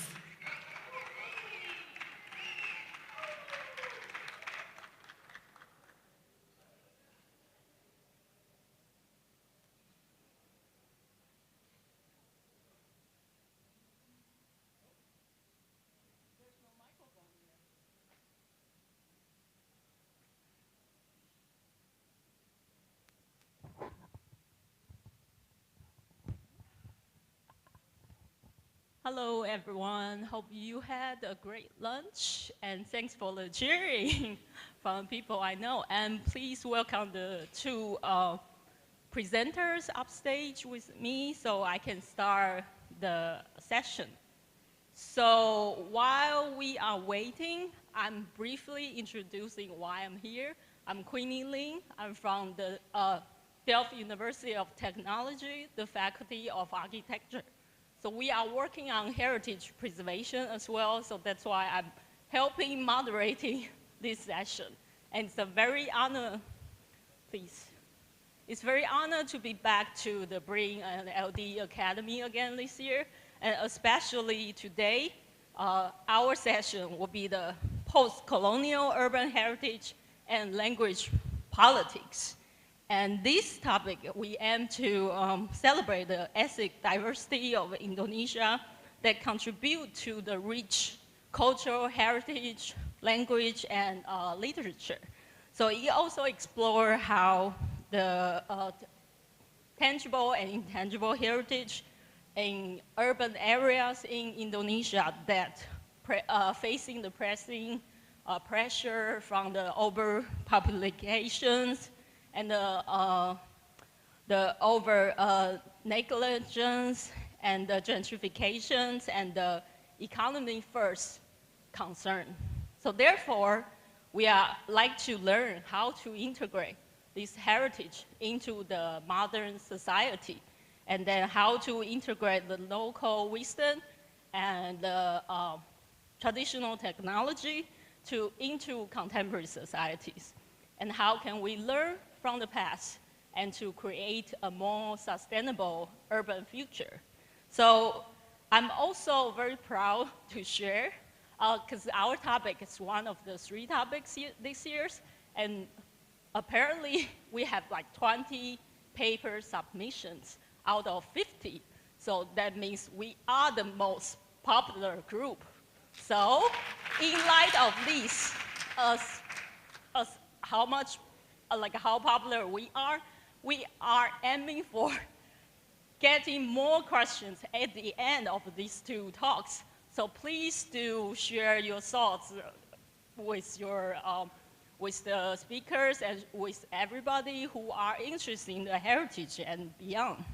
So today we are very honored to have 2 speakers. And first, we are going to have Professor Yaya Burhanuddin, from the Faculty of Humanities from the Universitas Islam Negeri. And then he's going to introduce the problems of urban heritage. And then we'll have Dr. Irfanuddin Wahid Matzuki from BRIN to share how BRIN tackle with the urban archaeology. So hopefully this will be a very inspiring panel, and then it will inspire you with more questions and more thinking in the future. So now we'll give the floor to Professor Yaya. So please. Thank you. Your name is Queen Lee. Queen Lee. Okay, thank you, Queen Lee. I'm very happy to be here because I don't have to say Assalamualaikum because so many foreign people here. So I say just selamat siang. Good afternoon. Yeah. Okay. I think I'm confused because in the morning I discussed about the pre-colonial urban, pre-colonial city in Asia, in South Asia. Now it's post-colonial cities. So that's still confusing about the topic. So anyway, some of the point I present here is based on my experience living near the city, because I live in southern part of Jakarta, not in the city, in the sense like Kota, for instance. So some based on my experience, some is my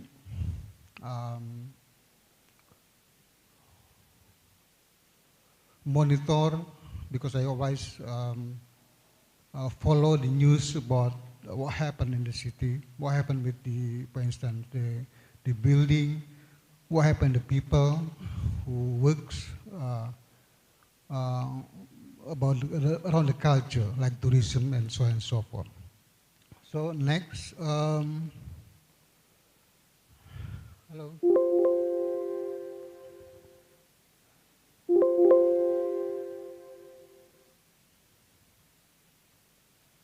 No, people.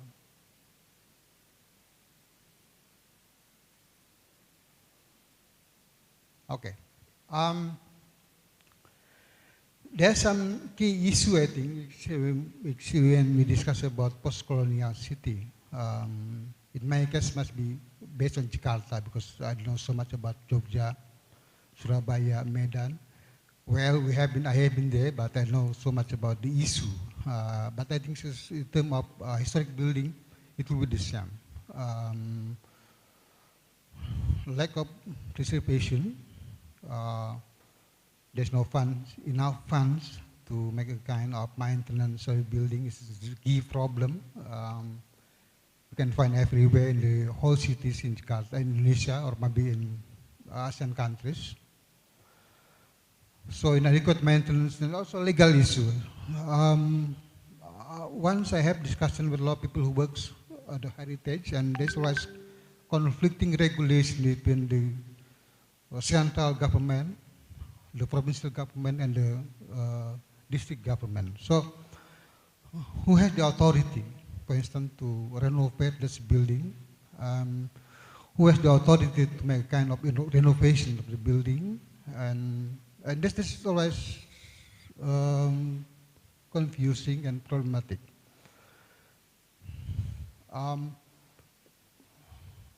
Like for instance, the program from Ministry of Education and Culture, where I'm quite familiar with the Directorate General of Culture, led by Pak Hilman Farid. There are a lot of good programs actually to revitalizations of the historic building, but the problem is that the authority of that building is belong to, for instance, the local government. So there's again conflicting regulation about this, and it's very problematic for people who are working on that heritage. The second is urban development. I think it's very normal, it's very common in a very way that here in Jakarta and all cities in Indonesia, it's very difficult to clear the area of the historic from settlement of people. Compared to Malaysia, for instance, Malaysia is very clear. If this is for the museum, for instance, for the historic building, there's no house of the people, local people, no. But here is sometimes very mixed between house of local people and then the area for historic building. So urban development is something which the issue we have to deal with, I think, in terms of about the historic building. Another one is about social issue. I find like urbanization. There's so dense population in all areas in city in Indonesia, including Jakarta. But at the same time, we have a kind of cultural disconnection between the people of younger generation and the old generation. I think this is very, in terms of language, for instance, not the young people from, I think, Z generation, they don't speak the language of their parents. I myself, I'm from West Java, and my wife from West Sumatra. So I have two kids, and they don't speak any Sundanese or Padang, but they just speak Indonesian. So in that case, there's a kind of lack of understanding, lack of comprehension about what's going on actually in terms of culture, because they come from the young generation with different background, different education, and so on and so forth. Like for instance, I had an experience last few days ago. There was in the TV, I think there's Metro TV, I guess. There was a kind of Rabana, for instance. I just look at it, just here, and there's normal for me Rabana to hear, but my son was very angry, and then he stopped the TV because it's bothering for him. I mean, it's trying for him because it's like not belong to his culture, not belong to his knowledge about the art. So that's kind of like cultural disconnections will happen between young generation and long old generation. And I think that's also, I don't know how to perceive about the historic building between the young generation and old generation. Sometimes there's also lack of inclusivity. It happened also to marginalize the engineers and marginalized community. I will talk next screen about the orang Betawi in Jakarta, which I think need to be treated specially because they represent the indigenous people, but they are marginalized within the cosmopolitan city of Jakarta. Okay, next.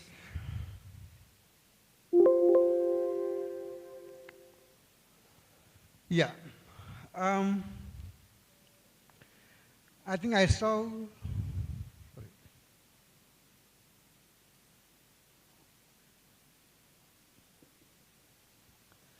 I saw the movie from, I think from, until now I think from 1990s about orang Betawi in Jakarta. And I know that that movie has become a source of dissertation in Leiden University. But now I think the name is lady, I don't know, I forget the name, but I still remember. This is very popular, that Betawi people is the indigenous people of Jakarta. He's very strong attachment to the Islamic religion. So, anak Betawi pada mengaji mean that they always very much, how do you say, has a strong tradition of Islam within their life. They always visit the grave of their parents. Always recite the Quran in every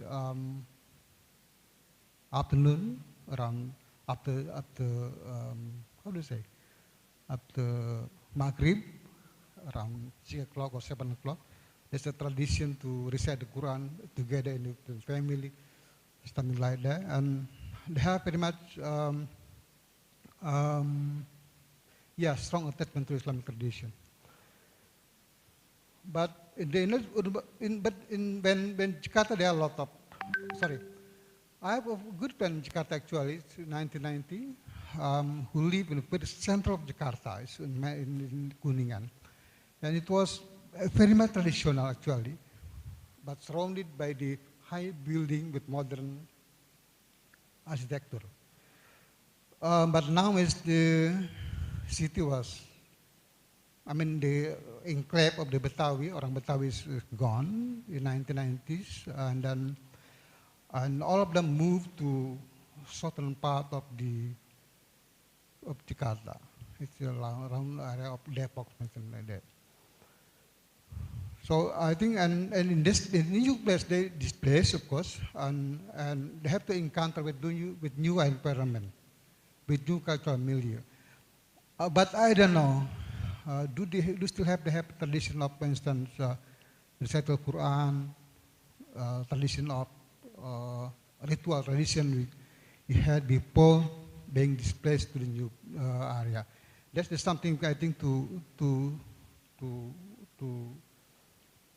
starting to handle when we are talking about the city, including the people who also displaced because of the urbanization in Jakarta.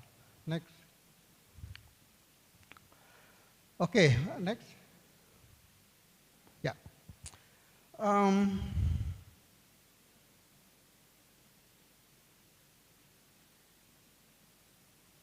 I'm from history department, so when I'm talking about how to handle the issue is from historical perspective.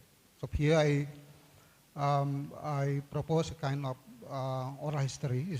Doing oral history is a method to use because we can document the activities of all people. So like history of family. So what actually happened during the 1970s by the people of Jakarta, and what happened during the 80, 90, and now 2021, 20, yeah, 21, 20, 20 and 2010.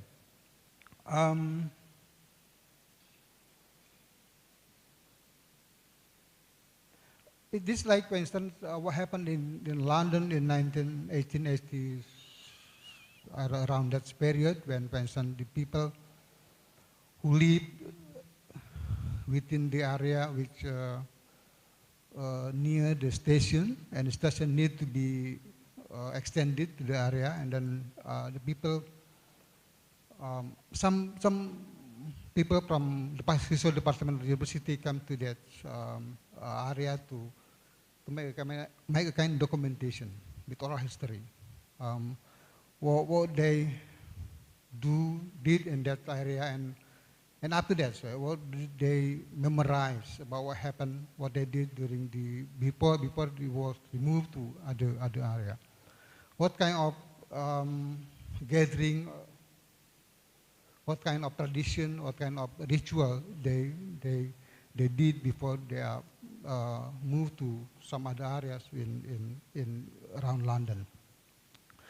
So I think here also, it's important to discover and also recover the word of memory,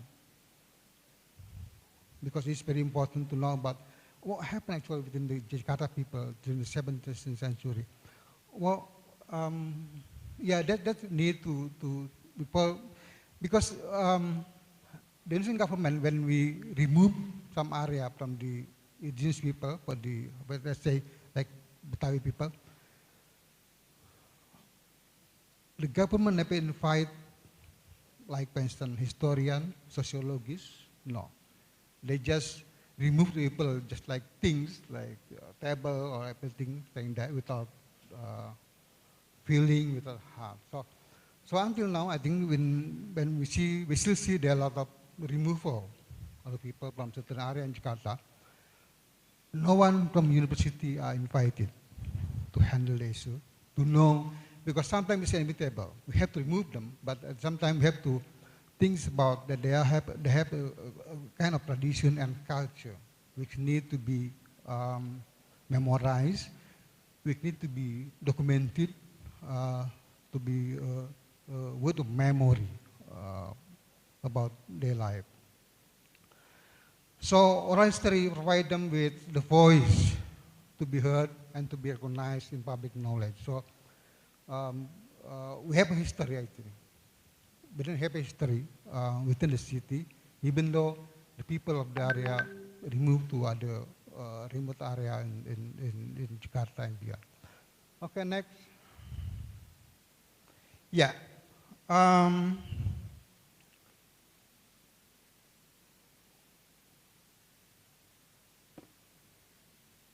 This actually inspired by one of my friends who working on, like, for instance, tourism for the Jakarta people. That museum, museum is very limited to have information for the people. So they make a kind of tourism in the midnight to look at how historic building is, and he gave the very good information for the people who are attracted to that kind of activities. Like, for instance, komunitas jelajah budaya, community of historical journey, Historia, and so many associations which operate in Jakarta to invite people to know very closely about the historic building, the whole Jakarta and also Indonesia. I don't have a problem with history here, because sometimes that way we call public history, in the sense that because for someone who works in the university, it's not really history, it's not historical. They are very relaxed in terms of sources. They are very compromised in terms of narrative. But I think they have opportunity to give education for the people, to educate the common people about the history of historic building, about the street name, for instance, about the nomenclature we can find within the city. And I have interviewed with a lot of people about working on this issue, on the subject, and he said that mostly young generation, but there are also some old generation who want to study, who want to just nostalgia about Jakarta or maybe other city in Indonesia.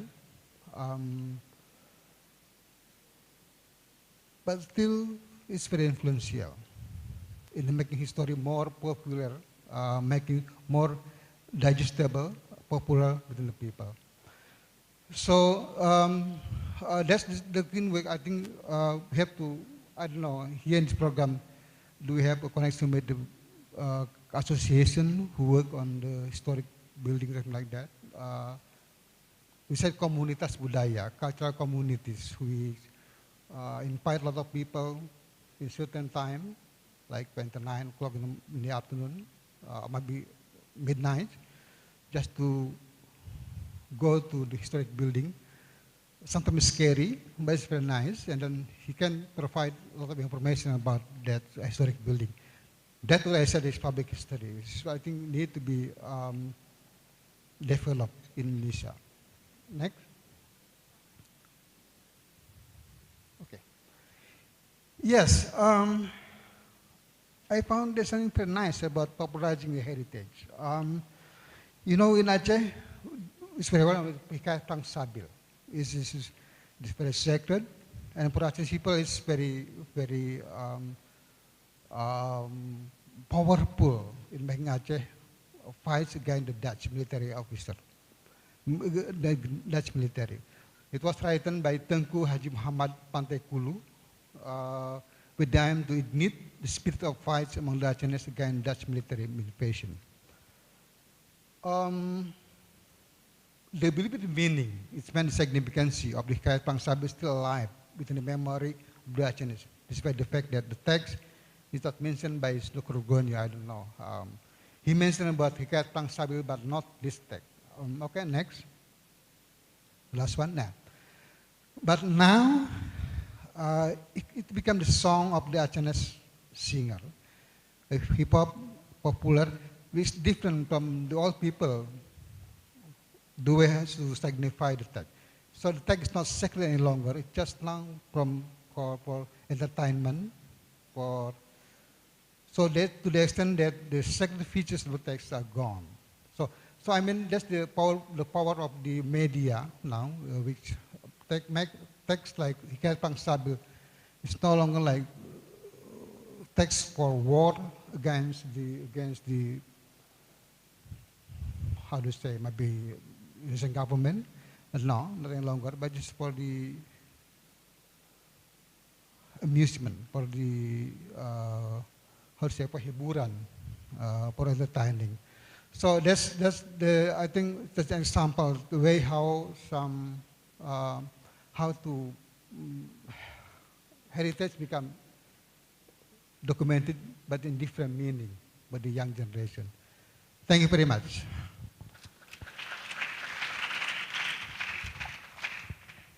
Thank you, Papa Jaja, for sharing the different perspectives on like how can we tackle the urban heritage and which aspects that we are looking for to integrate them during the preservation process.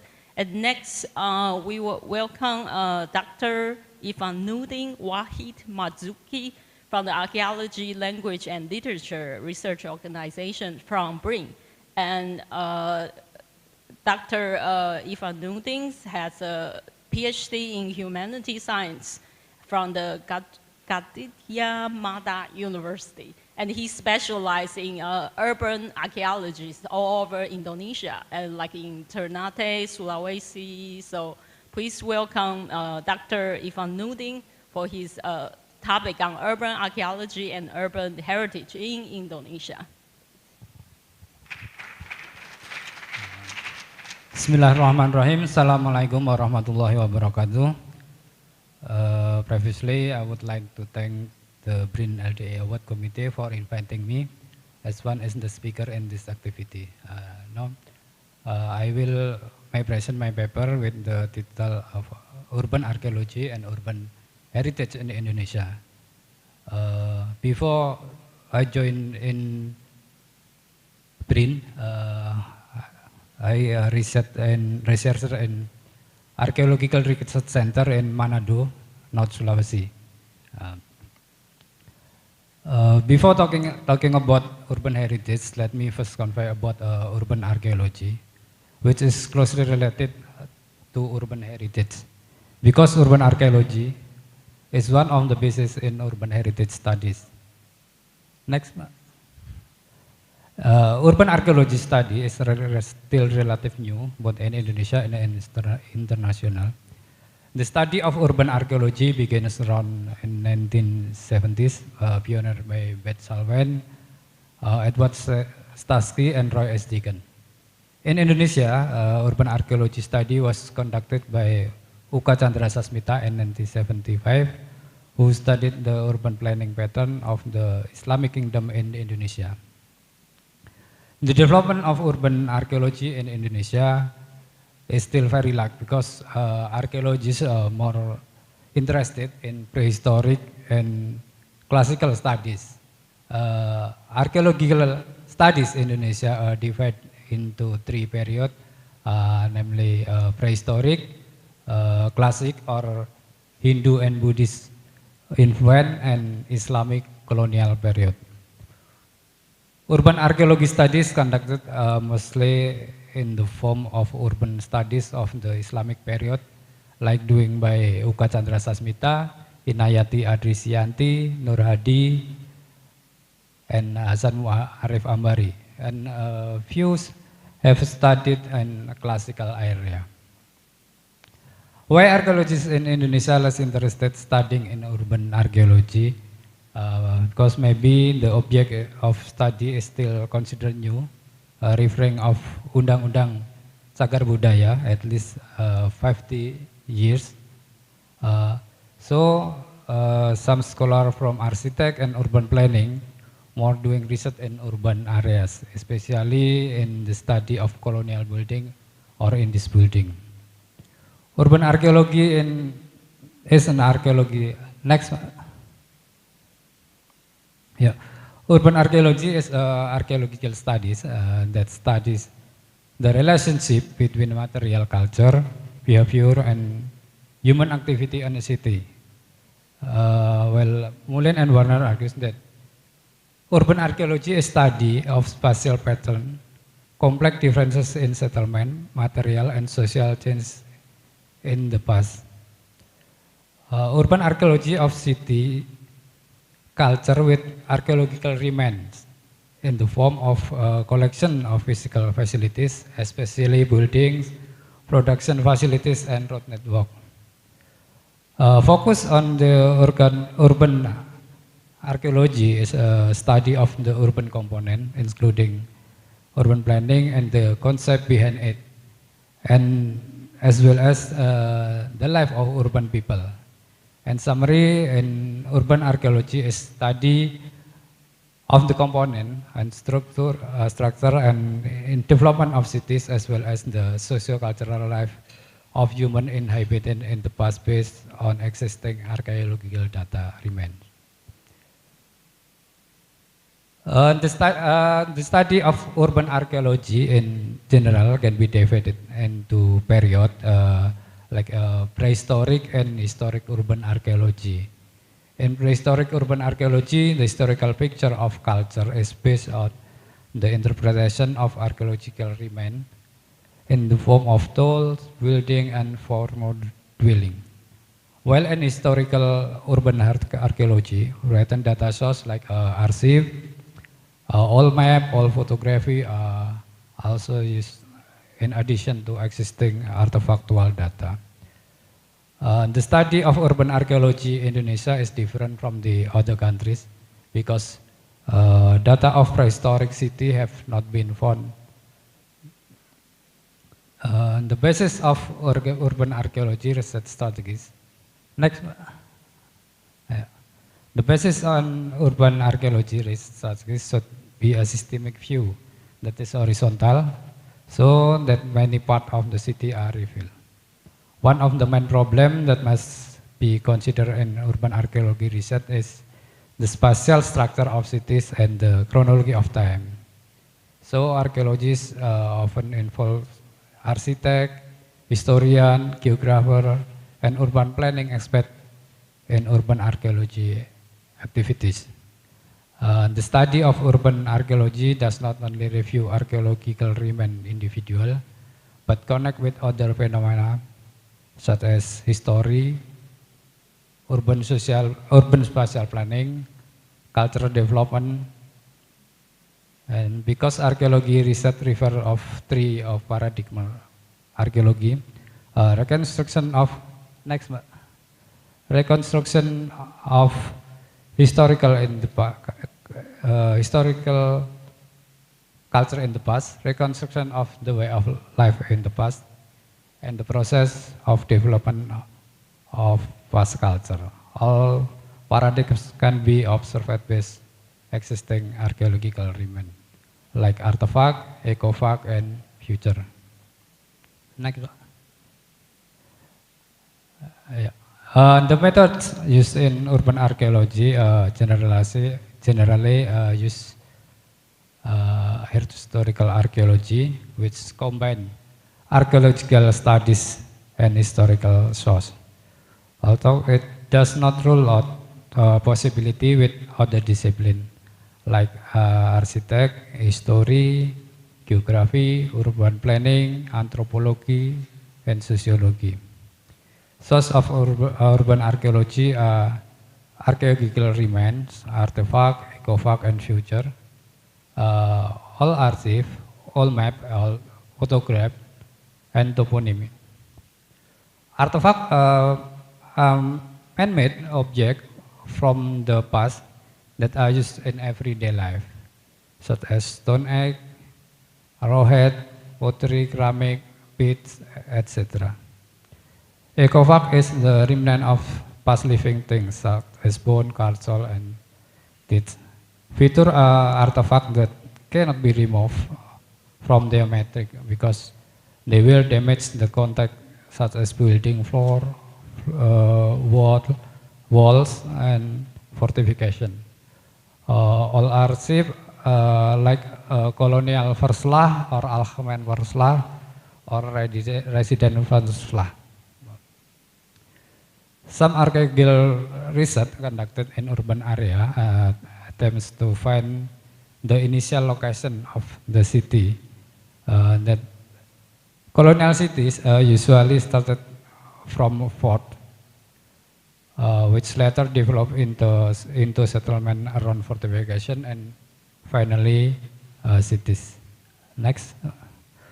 Urban heritage, it was introduced by Gustavo Giovannoni in 1931, according to Hernandez.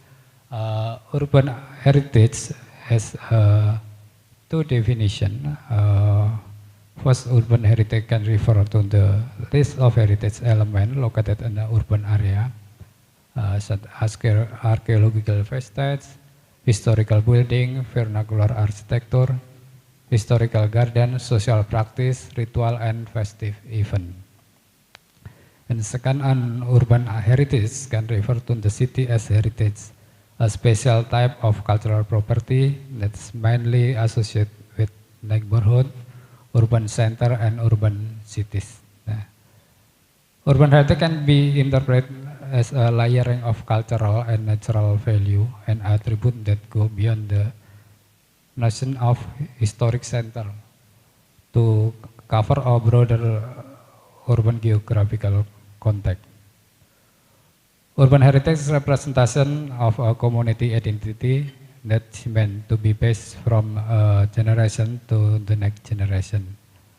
Layer of physical and historical relics that make up urban areas consisting of heirloom with architectural and historical value, or monuments such as church, castle, city wall, palace, and other religious buildings. Besides that, they can also be site, road, and the use of building and land.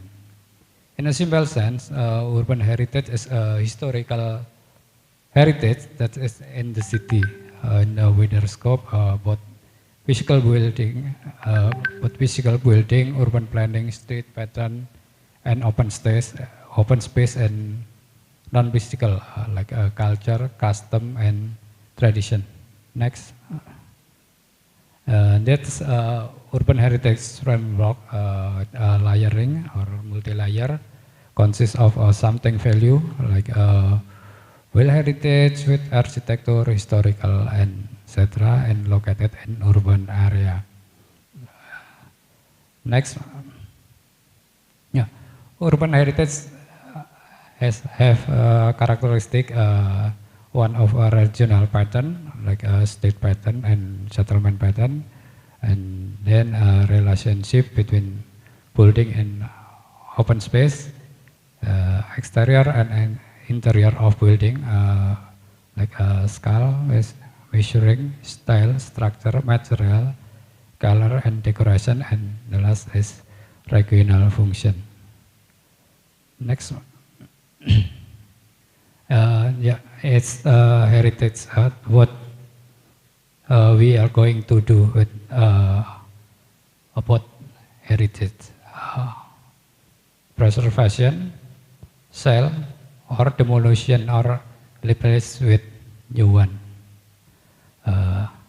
It's a dilemmatic question. On the other hand, we want to preserve the heritage, but in the other hand, for the one reason, like building are heavily damaged, ownership is unclear, maintenance costs are high, and economic needs must be given up for demolition.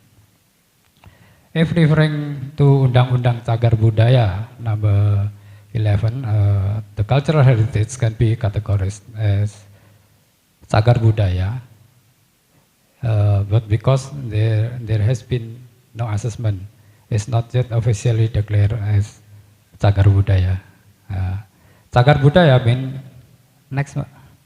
Cagar Budaya mean material cultural heritage in the form of cultural heritage object, cultural heritage building, cultural heritage structure, cultural heritage site, and cultural heritage area on land or in water that need to be preserved because they have important values for history, science, education, religion, and or culture through the determination process. Criteria of cultural heritage Cagar Budaya is age more than 50 years or more, represent a style period at least 50 years old, has special significance for history, science, education, religion, or culture, and have cultural value for strengthening the nation personality. Next one. Yeah, it's value of the cagar budaya, like history, value, science, education, religion, and culture. Next one. Okay. In addition of Undang-Undang Cagar Budaya, also added the importance of cultural heritage area, which in the previous Undang-Undang Cagar Budaya did not exist. The addition is based on the number of cultural heritage remain in one location. Cultural heritage area is a geographical spatial unit that has two or more cultural heritage sites located close together and or showing distinctive spatial characteristic.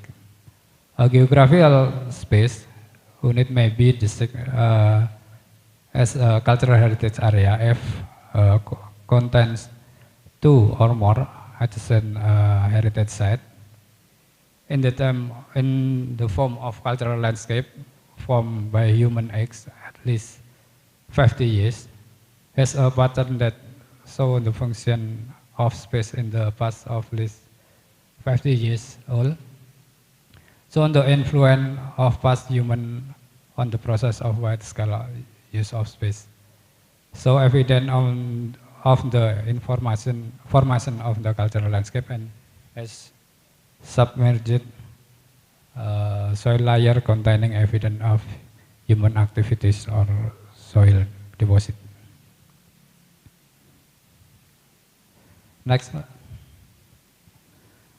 Based on this, the urban heritage needs to be preserved so that it can be passed on the next generation. The current condition of the community, especially the owner of the building, object suspect of cagar budaya or cultural heritage, is afraid to hear the word preservation. Why? Because in the assumption of the preservation, building of cagar budaya should not be utilized and developed. So that is financially detrimental to the building owner. Because generally this building are in the strategic location. For the reason it is necessary to provide understanding to cultural heritage building owner that protecting does not mean that it cannot be developed and utilized. In addition, in the view of local government and communities, the preservation of urban area requires a lot of cost and is less useful in the economic sector. In fact, if managed properly, urban heritage area bring many benefits in terms of non-material and material. Another factor is the assumption that urban heritage area are colonial remains, which do not need to be remembered. Even though urban heritage area can be field laboratories of various disciplines, science like archaeology, architecture, civil engineering, urban planning, anthropology, and history. Next, based on Undang-Undang Cagar Budaya, preservation is dynamic effort to maintain the existence of cultural heritage and its value by protecting, developing, and utilizing it. In preservation effort, no less important is provide understanding to heritage building owner that protecting does not mean that it cannot be developed and utilized. Next one.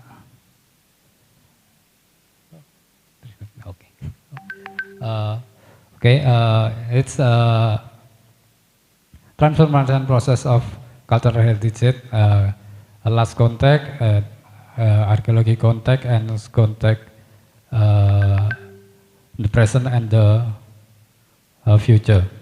Next. Next one. Okay. Okay. Next. Okay. Then the study of cultural heritage management is known as cultural resource management. There are two perspectives. One in perspective theory, and the next. Next, yeah. Cultural resource management in the perspective of field and perspective in the field. Okay. Next, langsung saja. Management objective to ensure the protection of such cultural heritage, balancing different needs, interests of cultural heritage, utilizing the cultural heritage as a development asset and minimize conflict of need. The next. We have manage of urban heritage with some factor, like a government, owner, user, academic, researcher, NGO, and community. Next. Maintaining and caring means understanding management, like continuing research about important value, then delineation and unionization, and then synchronization with RT/RW, designation of heritage site of our area, arrange RTBL, prepare basic direction and roadmap, synergy with the community, participation, who work what, and be present when there is a problem, and company activities. And the last is talk about it, always come up with solution. Next, this some example urban archaeological research. Last time we do it, and in this Gorontalo site, and urban archaeology in this style in Gorontalo, and Kota Lama Gorontalo. There's two forts, and New Nassau and Old Nassau, and then next one. There's find a tram in Kota Tua Jakarta, and next one. It's some excavation doing in Kota Lama Semarang, based on old map. We overlay the old map with a new map, and then next, this excavation site in Kota Lama Semarang. Next, it's excavation in Kota Lama Semarang too, and okay.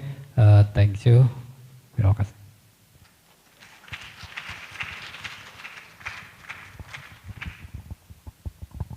Thank you for Dr. Irang Nu Ting, sorry for my pronunciation, for your share with our the provisions and principles for urban heritage preservation and archaeology cases in Indonesia. So now we still have about 5 minutes if we want to finish on time. So I'm going to open the floor to the audience for questions. Okay, there's one over there. Could you pass on the microphone? When you state the question, could you briefly introduce your name and affiliation, please? Thanks. Thank you. My name is Wen Jianqiu. I'm from Leiden University. I'm interested about the case Nudim, sorry for my pronunciation, has proposed here. It's about like I want to know more details about why local residents are afraid of their community being through the heritage conservation. Because I thought like they afraid that their the cultural heritage cannot be utilized or be developed. But also I see professor's suggestion here. You suggest that the heritage can be transformed into the economic benefits. So I think the essential question maybe, in my personal view, that the question is not like the local residents, they don't want they don't want the cultural or the heritage conservation happening, but they are afraid of the heritage conservation cannot be transformed into economic benefits, so that they cannot attend or they cannot participate in the economic development. So maybe it can be the essential question. It's kind of my view. I want to discuss and learn more detail about this with Bab Irfanuddin. Thank you.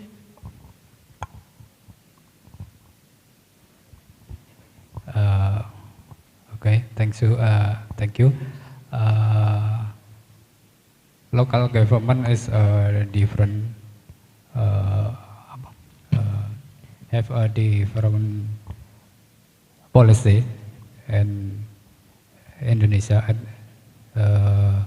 Every local government, maybe local government in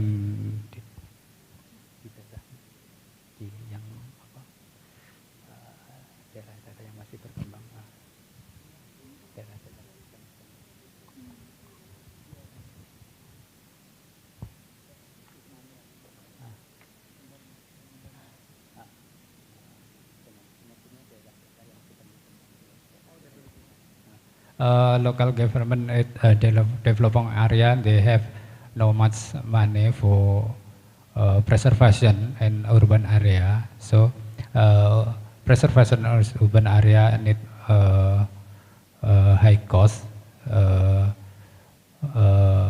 in the beginning, but in some government, local government like in Kota Lama Semarang and Kota Tua Jakarta, they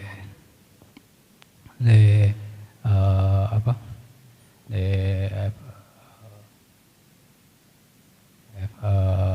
interested to preservation because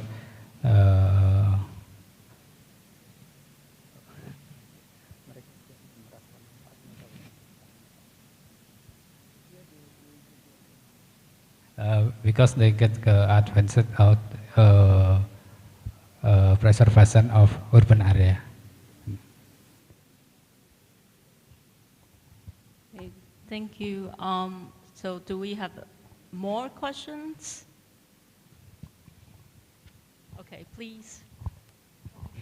And also please share your name. And, okay. Sorry. I'm Elena from Leiden University, so I have a question for both, but also for Bapa Oma. And I was wondering, at what level do you engage in your work, in the projects, with the Batawi? Are they actively engaged in the project at the level of concepts also, not just, labor or other things, but also in terms of the way a city is planned, the way a city is perceived, the spaces, and I mean, all of the history that they have is great knowledge also about the city, so it can definitely make a city more sustainable. But do they engage in any way along those lines? Can they write their own history as well and collaborate in some ways? And we could think the same in Sulawesi, Gorontalo. How much are we engaging and how? And this is also to reflect for me, myself, how much do academics engage with local communities beyond academia in projects? Thank you. Yeah, thank you. In terms of Betawi, I think actually the government of Jakarta has made a kind of center for Betawi culture. It's not in Jakarta, but in Depok, in the southern part of the area, Greater Jakarta. it is designed as a cultural activities. A lot of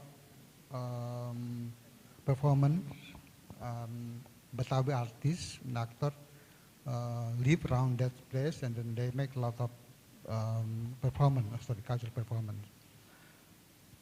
The kind of participation, but very far away from the historic building in the city. So that's from Betawi. That's good actually, I think, so that we can have focus our research on that area. But now, I don't know, the name is kind of Babakan. I'm sorry, I don't remember that. But we want to go to, we want to invite them, I think, to engage in the activities like here you are doing here. You can invite to that center, and then I think they have a kind of people who are active in Betawi culture and Betawi music, and also Betawi, everything with the Betawi is there. So kind of participation, special place for participation. But what I said is the Betawi communities which live in many areas, not in Jakarta anymore, but in Depok, maybe in Bogor, sometime there. What we don't have is the information about what happened actually when they are removed to other area non-Jakarta. Because they are not like, for instance, living together with the people in Jakarta, but not living together with the people of Betawi, but now they live with Sundanese people, with people from non-Betawi. So they will change their mind, I think, about the thinking about religion, about culture, about religion, everything. That's what I mean.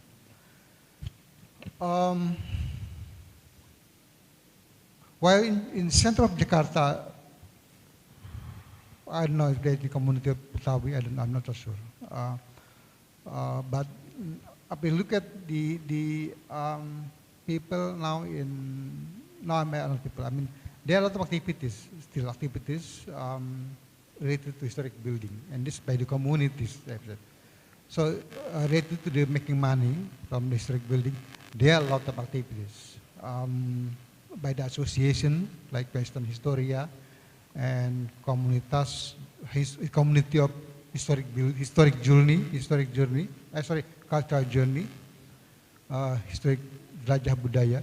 They always invite a lot of people together to visit the historic building, and of course they pay, and they get a lot of money from that. Okay, thank you. Terima kasih.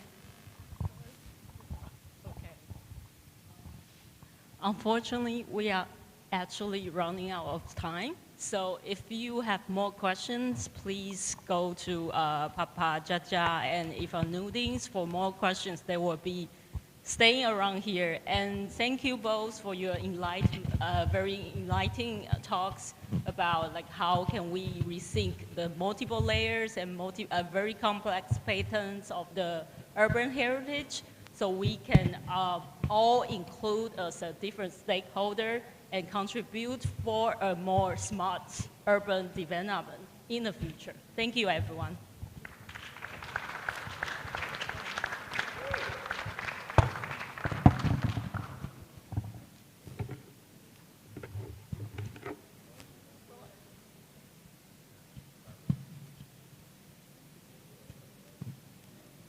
Thank you for the speakers and moderator.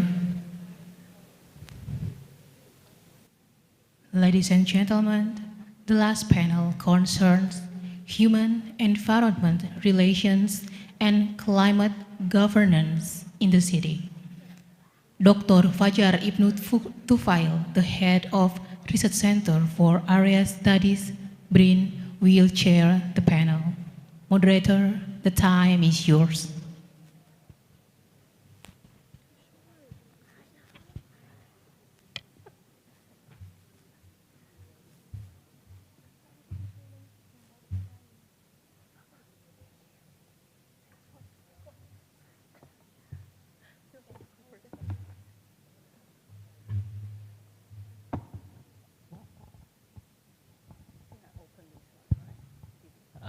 Yes. Good afternoon, everybody. And I like also I like to invite the speaker to come forward to the stage. Do we have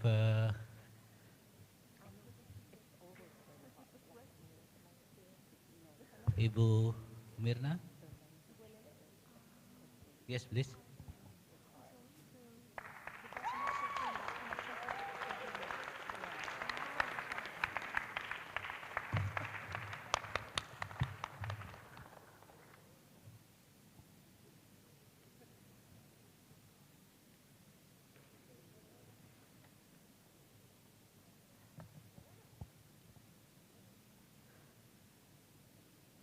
Oke, terima kasih Ibu Mirna, thank you.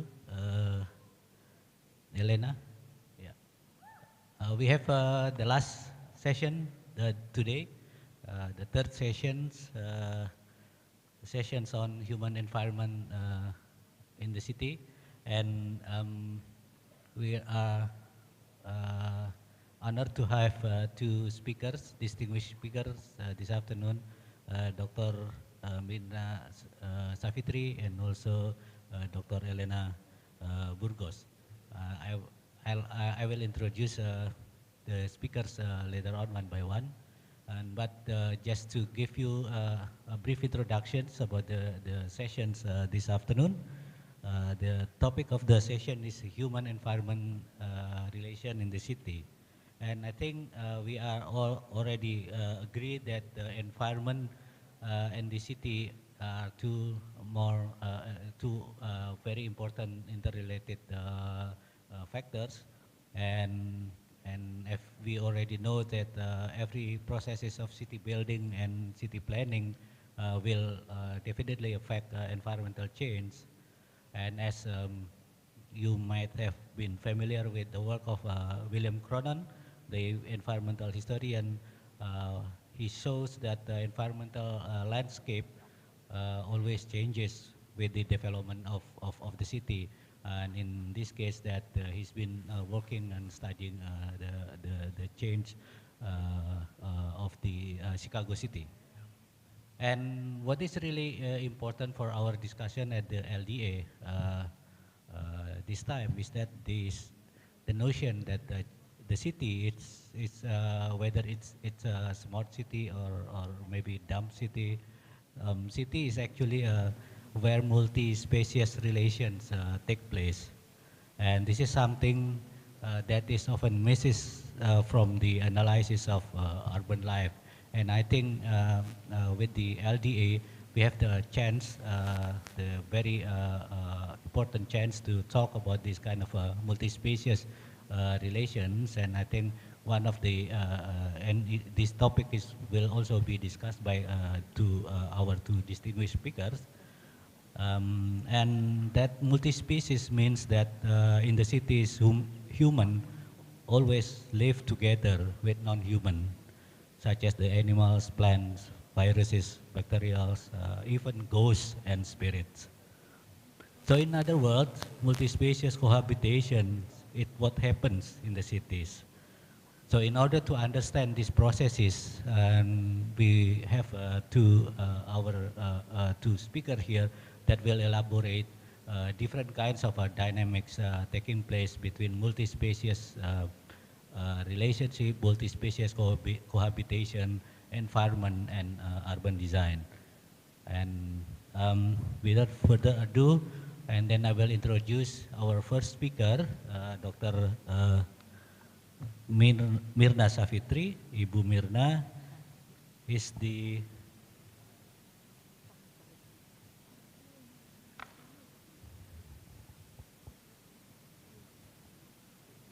Ibu Mirna is the law graduate, PhD graduate from the Leiden University, and currently the deputy of this Otorita Ibu Kota Nusantara. So she will be very important for us to learn more about the way how this design of this Ibu Kota Nusantara will be relevant, will be important for also looking at the way how human relation with the environment in the capital city. And every speaker will have 20 minutes for the presentations, and we will begin with Ibu Mirna. Silakan, Ibu Mirna. Yeah. So thank you, Pak Fajar. Good afternoon, Bapak Ibu, ladies and gentlemen. Very happy to be here to meet with you, and also if we have time, we can discuss about Nusantara, IKN. I think many of you are very curious about Nusantara, what's going on in the field, whether this city will be continue after the election or not, etc., etc. So my name is Mirna Savitri, as already introduced, that I am currently being appointed as the Deputy for Environment and Natural Resources for OIKN, we call it, the Authority of Nusantara, New Capital City of Indonesia. I also work as a docent, as a teaching staff at one of university, and previously as a NGO activist. So I work mostly for the environmental issues for more than 3 decades, and it's very interesting now having an opportunity to deal with the challenge how to build the city while protecting the environment. My presentation this afternoon titled Nusantara, an Inclusive Forest City. So what can we found in Nusantara as a forest city, and also how to also protect the local culture in the city. Ini? Okay. Saya boleh berdiri ya?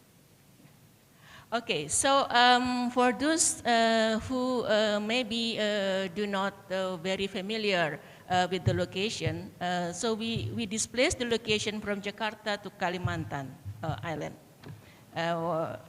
preciously located in the province of East Kalimantan, using part of the area of the 2 districts, the districts of Penajam Pasir Utara and Kutai Kartanegara.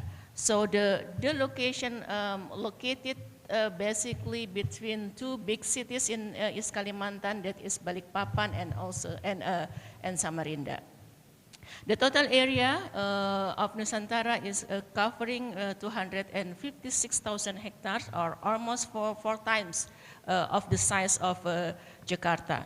Consists of 3 different zones. Basically, the first one is the largest one, is what we call is the KPIKN, or Kawasan Pengembangan IKN. And then the city is called as a KIKN, or Kawasan Ibu Kota Nusantara. That part of the city being used as the core government area. That is the location that right now the infrastructure being carried out. So the idea to displace Nusantara to East Kalimantan, there are some. One of the issue is to recover the environment in East Kalimantan that already degraded several decades ago, or even centuries ago, because of so many extractive industries carried out in those areas, starting from timber logging, and then continue with the palm oil, and then continue by coal mining. So if we look at Nusantara, so basically the environment is not good. That is the point that I want to share with you right now.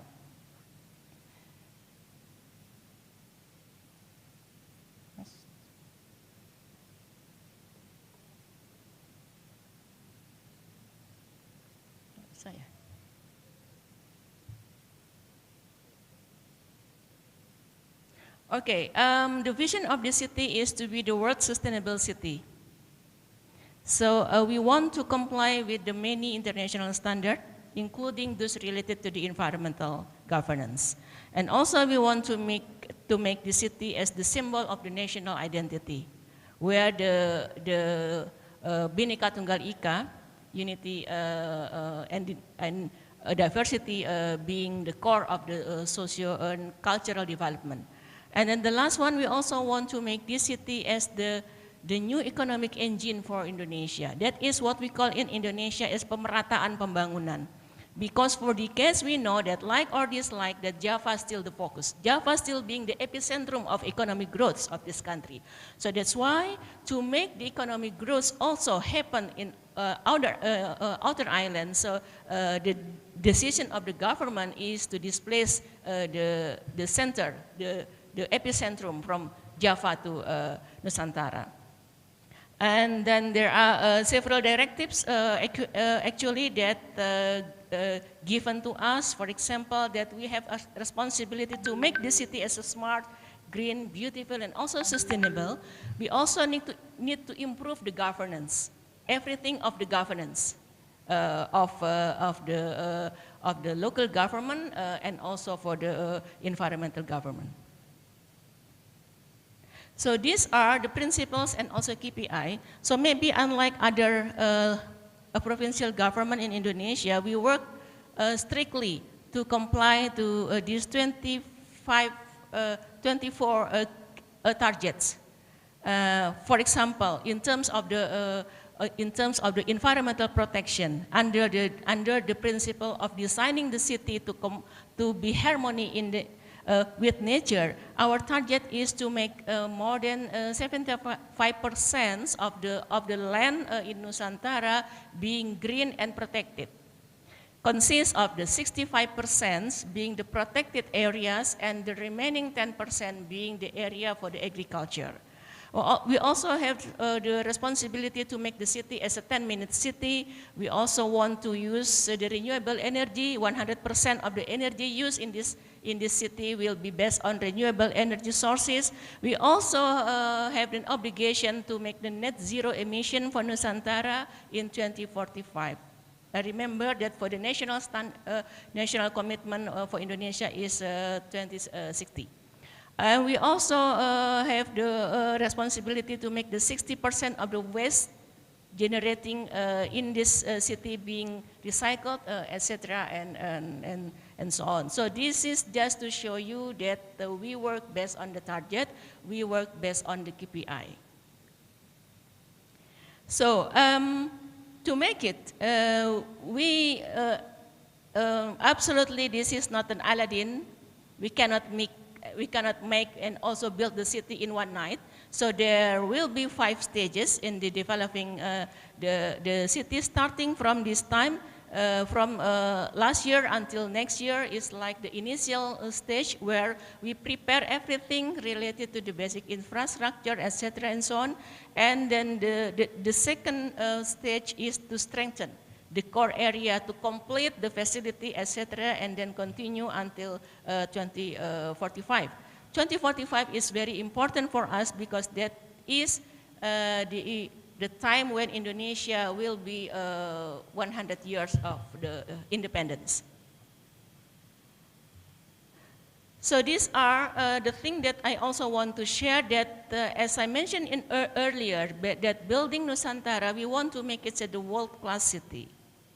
So that's why we also want to be part of the global campaign, at least 3 parts of the global campaign that now being conducted by Nusantara. The first one related to the biodiversity. We are very committed to enrich the biodiversity in Nusantara.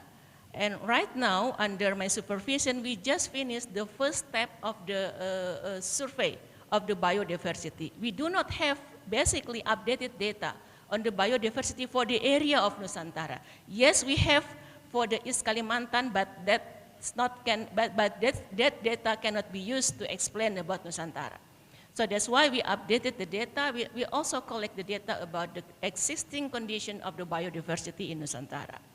And then after that, we will make a master plan of the protection of biodiversity. And we will incorporate the Kunming-Montreal Protocol in this regard. Second, about the sustainable development goals, the SDGs. We also want to make what we call the voluntarily local review to assess the extent to which that the indicators of the SDGs also comply by Nusantara in all the stages of the development. And the last one that also relates to our discussion today is about the climate change. We are now in the process of finalizing the document, we call it as the LDC. So this is the implementation of the NDC plus to also adjust with the existing condition of Nusantara. So basically, with the biodiversity, with the SDGs, and with the climate change, we also want to be active in the global campaign. In this sense, I think we also understand that the role of the community, the role of the local culture is very important.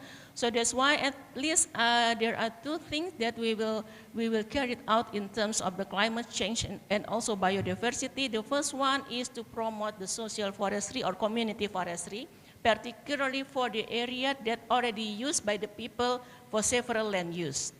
The second one, we also now finalizing the policy of protecting the local wisdom, local knowledge in terms of the environmental protection and management. That is mandatory actually based on our national environmental law, and also that is tools for us to implement the CBD and also the Nagoya Protocol. This is that I already mentioned about our efforts to include the local people, the masyarakat hukum adat, the local communities that inhabited in the area of IKN to be part of our effort to protect the environment. We discussed with them several times in our effort to have the policy of protecting the local wisdom, protecting the local knowledge, including the knowledge of the women. So this is this maps coming from the data in 2009 and 2019, showing us that basically we do not have what we call as the primary forest in Nusantara because of the extractive industries in the past. Yeah, we can see from this map that situation. So if we see about the forest cover, and if I say about the forest cover, sometimes the data also indicating forest cover also include the palm oil because we use the satellite. So the forest cover based on the data in 2019 is only 16% of the total area.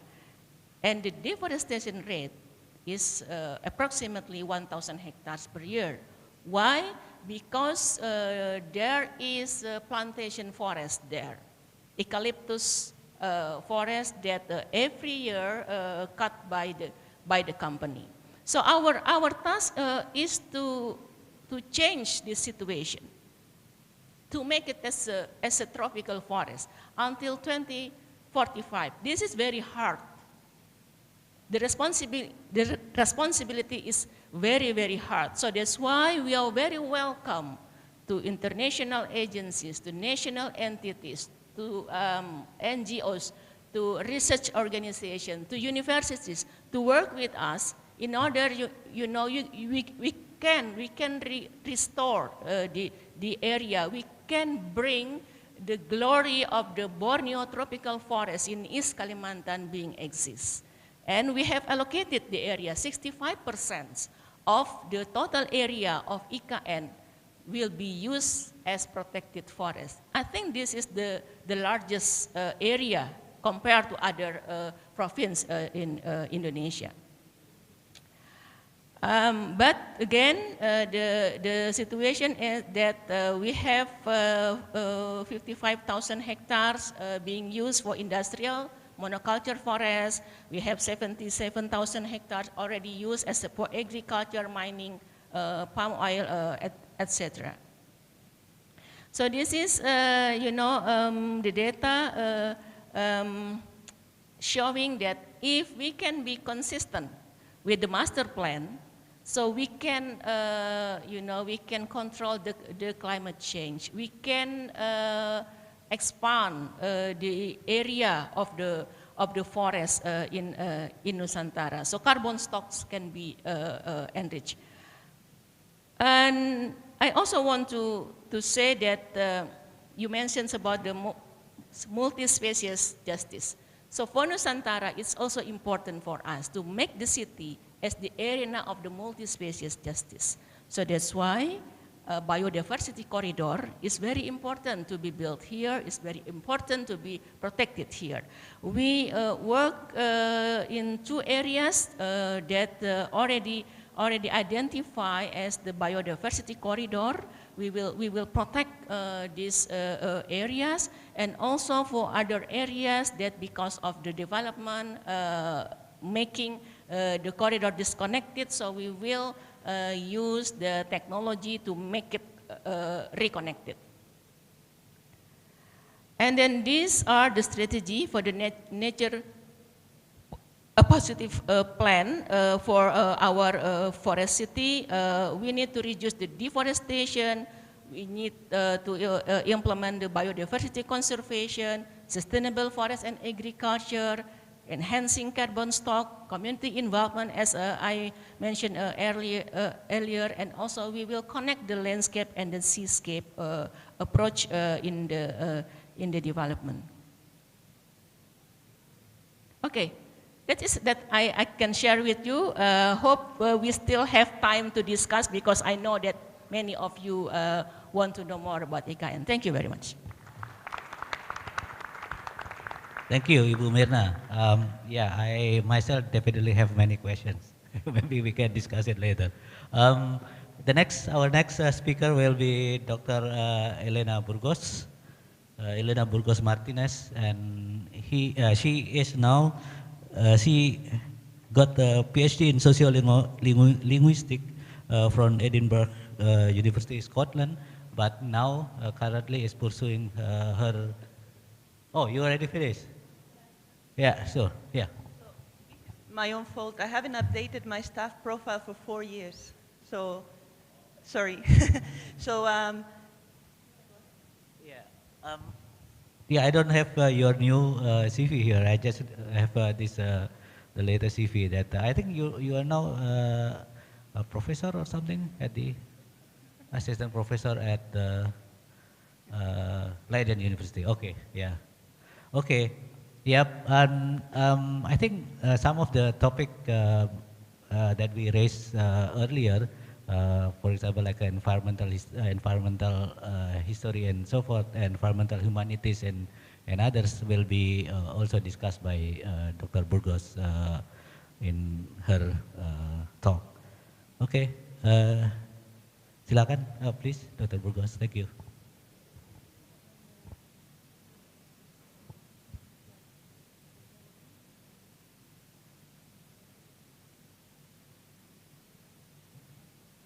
sorry for ruining my own introduction.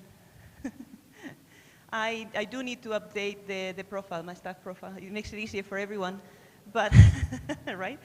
And I just remember just a comical note, another one. I remember telling somebody yesterday, I'm glad we're going to be in a panel today, sitting at a table so I can hide my sandals. Here we are. And can I go back to the previous? Yeah, there. So, so I chose that title on purpose. I was thinking about what I could say. I started as a geologist, and I ended up in environmental anthropologist. So a long journey through social linguistics. So a long journey through knowledge. And all of those disciplines composed different spaces of knowledge. So I thought, how can I call the talk today? So I thought, well, it's just 20 minutes. So the places we make and the places that make us. Very romantic, very dramatic. But indeed, the knowledges that we work with when we work in a university, in academia, but also at the government, you know, policy making, NGOs, you name it, will make a particular space of knowledge. And that has impact on the places and the spaces that we inhabit. Now, let me see, yeah. So just to introduce myself a bit, now that I'm a guest here, and thank you so much for having me here to the LDE network, but also to BRIN. I'm coming as a BRIN visiting fellow in a few months, so I'm very excited. And we talk about local communities as a sort of attachment that comes at some point in our lives, right? As academics, as researchers, and provides case studies, vignettes to illustrate what we do and what we say.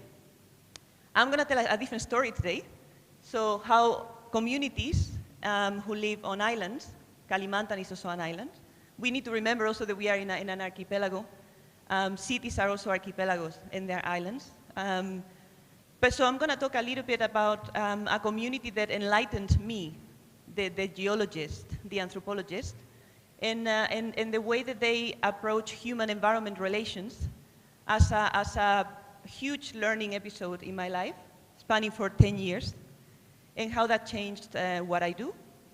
And I think we need to take the knowledge and the theories of local spaces seriously, much more seriously than we do, including myself at the moment. So this is a bit of my background. I studied geology as my first degree ever, not in Leiden. I didn't do any of my degrees in Leiden, but I work in Leiden now, and I'm an assistant professor of environmental politics, and I teach courses about ecofeminism in Asia, in Indonesia, also the Philippines, and Oceania as well.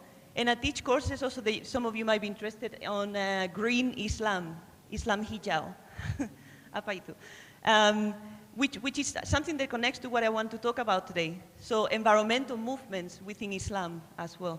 There's many in Indonesia, by the way, you're probably very familiar. But when did it all go wrong? I mean, we talked a lot about this utopian city that will be very sustainable, and I really like your talk, and I do see potential for a city to be sustainable, but we are jumping to the solutions, which is something that happens often in academia and in policy making, without reflecting about the root cause. You know, we jump to the symptoms without looking at the illness. When did it all go wrong? So I've heard a lot about economy today. I've heard a lot about finances, economy. We live in the Capitalocene, which also relates to capital. I find it quite a pun, quite fun. And in a way, all the relationships that we have with each other are dictated by capital. All the relationships that we have with environment, with other species, are dictated by capital. Not just by money, but by production, by different capital relations that we have, by excess, you know, value, things like that. There's different theories. I included some names: Donna Haraway, Elizabeth Povinelli, Catherine Yusuf, and Sophie Chow, but there's many other authors that you can look at, who talk about this Capitalocene as an alternative to the Anthropocene.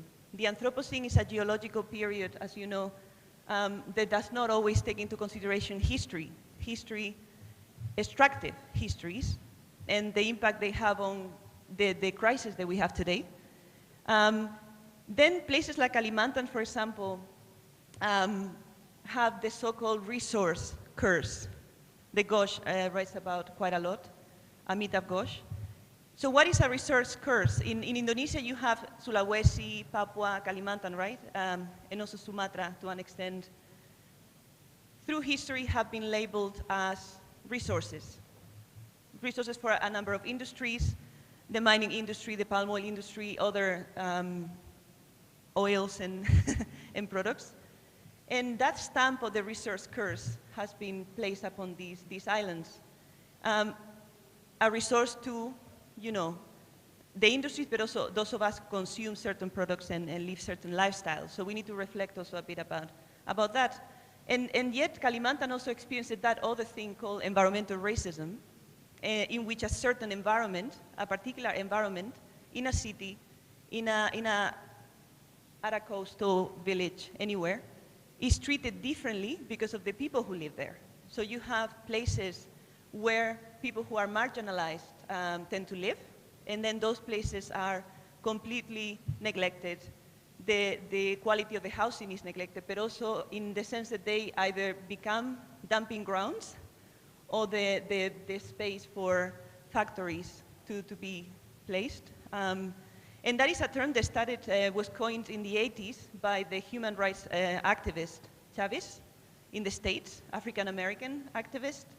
And it was a term used for cities only. So spaces in the city, they are treated differently by the government, the local government, the national government, but also companies and different and policymakers because of the people who live there. So you don't only have spaces that turn into a city in which people are displaced, but also places where people live, they are used as dumping grounds, essentially, for all sorts of things. So I don't want to drift away. So this is the place I wanted to show you. It's not a city. I don't work with cities per se, but this is a place. Siapa tahu Pulau Nain? Siapa tahu Sulawesi Utara? Sulawesi Utara dekat Sulawesi, dekat Manado? Pulau Nain? Ada yang tahu di sini? Who knows Pulau Nain? Tidak ada? Ah. You know it? Yeah, excellent. So it's a very small, well, small if you only count the land. A 5 square kilometer island in the north of Sulawesi, Sulawesi Utara, dekat Manado, 3 jam naik perahu dari Manado, jadi dekat sekali. And it's a multi-religious, multilingual, multi-everything island. And this condition of being multi is a very common condition around smaller archipelagos in Indonesia. So the multi is already there. The multi is endemic to Indonesia. The multi-species and interspecies is also endemic to Indonesia, as you're going to see in a second. So I mostly lived, through my research, I lived for a few years with the Bajo. I'm not an expert in Bajo life ways or anything like that. That is too neo-colonial to be said. But through them, I learned a lot about the way in which my own disciplines and my own knowledge was framing human-environment relations. And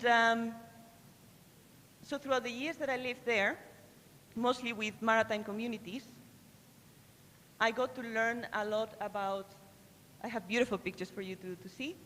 I spoke to many different people on the island. Some people like Bapa Imam, the Bapa Imam of the island, taught me a lot about, the other one, yes, about guardianship within the Quran as well. So he told me things like, you're here, Elena, now, so you're breathing Islam. You're breathing Islam, you can touch Islam. Islam is in the water, Islam is in the trees, Islam is in the air. Everything here is Islam. Anything you can think, fish also, Islam. Seaweed field, Islam. And then he would sometimes wake up and grab the microphone like I'm doing right now, and through the walls of the mosque, the speakers of the walls of the mosque, I can, oh sorry, too far. You can picture it better if you look at the mosque in there. He would say things like, the water well spoke to me last night in dreams, and we need to go and visit it, and we need to go to talk to water and to discuss what is going on, what is happening here. It made me a bit confused. How do you talk to water? I mean, what? And, but he made it very clear that human-environment relations are not just about humans, are not just about the anthropocentric, the human, but human-environment relations are about not separating the human from the non-human, not separating the human from other species, not separating the human from the living human, from the ancestors who have died, you know, who have traveled the worlds, different worlds, from spirits. That was the reference to, I knew it, from ghosts and spirits. And you would need to talk to trees, you would need to talk to rocks because they live there. So you have to work with trees and rocks as well. So he mentioned that the Quran was very specific in the way that it framed guardianship of the anything around us. So it's our duty to guard, but we can't guard on our own. It was never meant as an anthropocentric, human-centric purpose. But how do institutions learn about this? How to do this? How to institutionalize this sort of guardianship and care from within Islam itself that small islands across Indonesia are practicing on a daily basis? So the knowledge, the insight is already there. It might be a bit far from here, but I'm sure it's also around here. It just has to be taken seriously. Let me know for time if I'm wrong. So some more pictures about, this is from years ago, can't remember exactly when, but everybody on the pictures had given approval to be here today. And so the environment cannot be an object that you attach to your research, just as well as local communities cannot be an object that is attached to a policy document or to research that I do as an anthropologist. You know, they have to be the subject, a guest in your research to the point of inception, from the beginning, from the point of, and rather than a subject, even part of your research at a different level. And this is a lot of reflections that I do. And like this. So on the islands, how do you decide whether a politician is bad or not? How do you decide whether a candidate, a political candidate, deserves your vote? You don't. The sea decides for you. So Nine Island is very much located around an area of very strong underwater currents. Not all people make it there successfully. And they always say, the Bajo always say, if they couldn't make it here, then he's not a good politician. And the same applies to environmental researchers, environmental organizations, development organizations. They say things like fish. This is a picture of a small baby barracudas that I had to deal with, us to talk to as well. And they decide together with water, together with many different elements around the islands, in and around the islands, who can access the island, including researchers, whether we can access or not, who is good or bad fishing, who is good or bad in politics. And I remember at the beginning I assumed that to be a good fisher folk, all you had to do is to bring the right technology with you, right? And I was corrected immediately and said, no, if you bring a lot of technology with you, the fish will know that you don't know how to fish. They will think you're stupid, and they will not allow you to fish them. So the fish have to allow you to fish. And that is the way that the environment is sort of constructed, perceived, experienced, and shared. They have as much knowledge as you do, as humans. That inspired me a lot. I realized that up to that point, the way that I define human-environment relations, the way that we define human-environment relations in academia, even in anthropology, and policymaking, tends to place the human, and not only any human, but technocrats, a few humans, and those who have certain academic knowledge, as the leading parts at the center, you know, center deciding for many different areas and regions they might not be so familiar with. So we have to decenter the human, but not just decenter the human and then take a biocentric approach to environment, right? We have to decenter the human, unpack the human first. Who is a human that has access to these spaces of knowledge, and why do others don't have any access? And realize that knowledge has always been political. The ways that we produce knowledge, co-produce knowledge, or co-create, or anything, is always determined by who can access those processes and spaces. So knowledge has always been political. Spaces have always been political also. So knowledge is a very important topic that we should be also discussing in these cases. What else? So an approach that, and I recognize the design from earlier speakers. I was happy that my patchwork did match in a way. Not my own slide, but somebody else's. An approach to human-environment relations and an approach to the environment that I got to know from the humanities and social sciences seems a bit more coherent if it centers grassroots notions, concepts, practices, and relations, not just as isolated units, because it includes things like history, oral history, centering the oral history of spaces or places of environments also, includes ecofeminist theory as well. There's a lot of ecofeminism within Islam, in Indonesia also, a lot of movements, very interesting people and who are very intelligent. They develop many theories, even though they are not in academia. And environmental anthropology, of course, to try to be more critical of the sort of Western knowledge that our disciplines have inherited or have developed, which is full of divides and binaries and things like that. And the most important point is the last one. You can skip all of the others and just jump to the last one. grassroots notions of environment, grassroots local notions of human-environment relations should be at the center of anything we design, anything that we want to build, anything that we want to develop. And as I asked earlier, this question, it's a question that I ask myself, even though I don't participate in policy making, but how are local communities that have pre-existed current projects in Kalimantan being involved in the design of the city, as well? That's a question that we could discuss.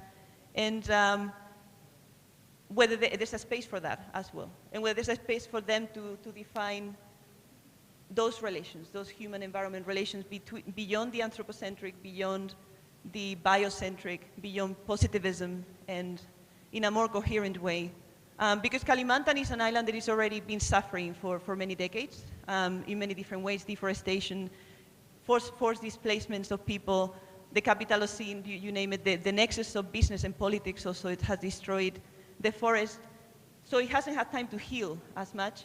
Can this capital be a capital that heals an island? Can it be, rather than a capital, an Ibu Kota, without being paternalistic with the local communities? Can it be respectful of pre-existing knowledges, you know, and relations?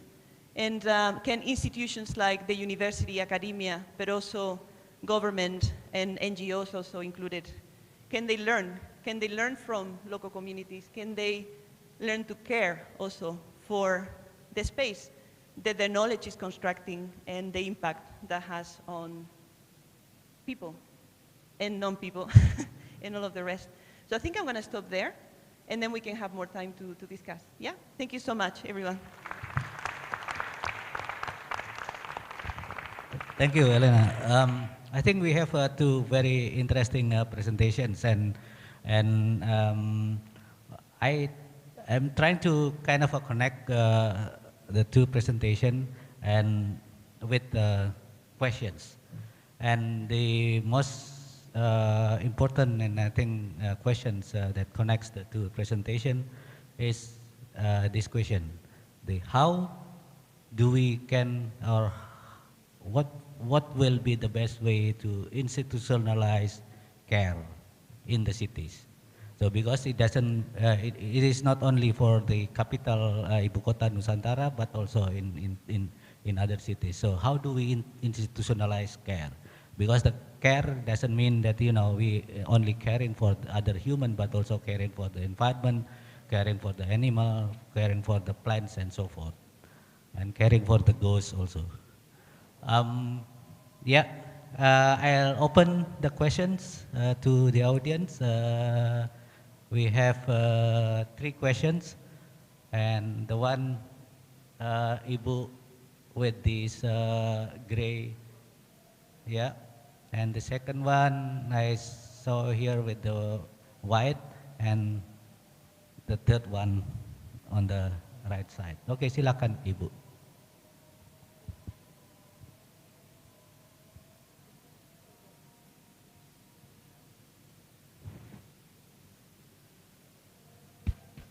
Yeah, thank you for the opportunity.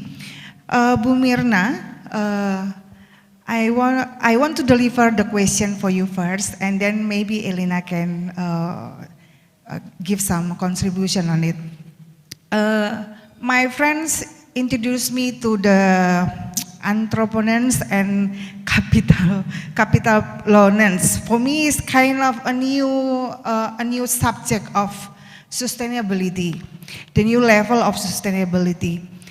For the master plan, IKN it's very easy for us to find the information in media social, and many seminars already talk about the master plan. But how about the community? Is there any strategic plan for the community who live at the Nusantara, the new capital? Is it only for the ASN, nation servants only, or they have a good place for that? And how about the local people? And how about business? And how about the academic? Because the society who run the IKN is the key to keep the sustainable concept of IKN. So IKN cannot move from sustainability into the entrepreneurs, I think. And maybe Elena, you can give us some practical, not only conceptual, strategic. So our new capital, for us is kind of big chance of all study, architecture, planning, biology. I think many study will be take a place for that. So is there any experience from you that we can do is not only as a concept but also in a practical way? Thank you. Ibu, namanya siapa? My name is Imelda. I'm from Duta Wacana Christian University, Yogyakarta. Okay, thank you, Ibu Imelda. I think I will collect the questions and then have our presenter answer later on. So the second question, please state your name and from which institutions. Thank you for the opportunity. My name is Isa. I'm from Universitas Pembangunan Jaya, and my question is for Ibu Mirna. One of the most interesting things about the new capital, I feel, is that we're in the period of transition. And I was wondering that if the authority has any plans to manage this transition period where the city needs to be functioning, but at the same time the population may not be all there. So there are concerns of waste of energy, concerns of waste of resources, and also a lot of dead spaces in the city. And I was just wondering if this is something that is being considered by the authority. Thank you. Thank you. Next questions, please, Ibu. Yang di depan. Yes. Yeah, I'm sorry, but my question is also for Ibu Mirna. Actually, almost similar to the first question. You mentioned that IKN is envisioned as a sustainable city and governance is one of the key to achieve it. So my question is, how exactly can governance influence the planning process of IKN to ensure that the environmental and social dimensions are not at the passenger seat, but actually to have an equal footing with the economic dimensions? And are there specific regional local actors that will be involved or specific institutional setting or governance mechanism that will be used throughout the planning process, or maybe even a platform for communications and discussions and negotiations between the governments and local communities, NGOs, and regional local governments? Thank you. Thank you. I'll give the time to Ibu Mirna to answer the question because most of the questions are directed to you.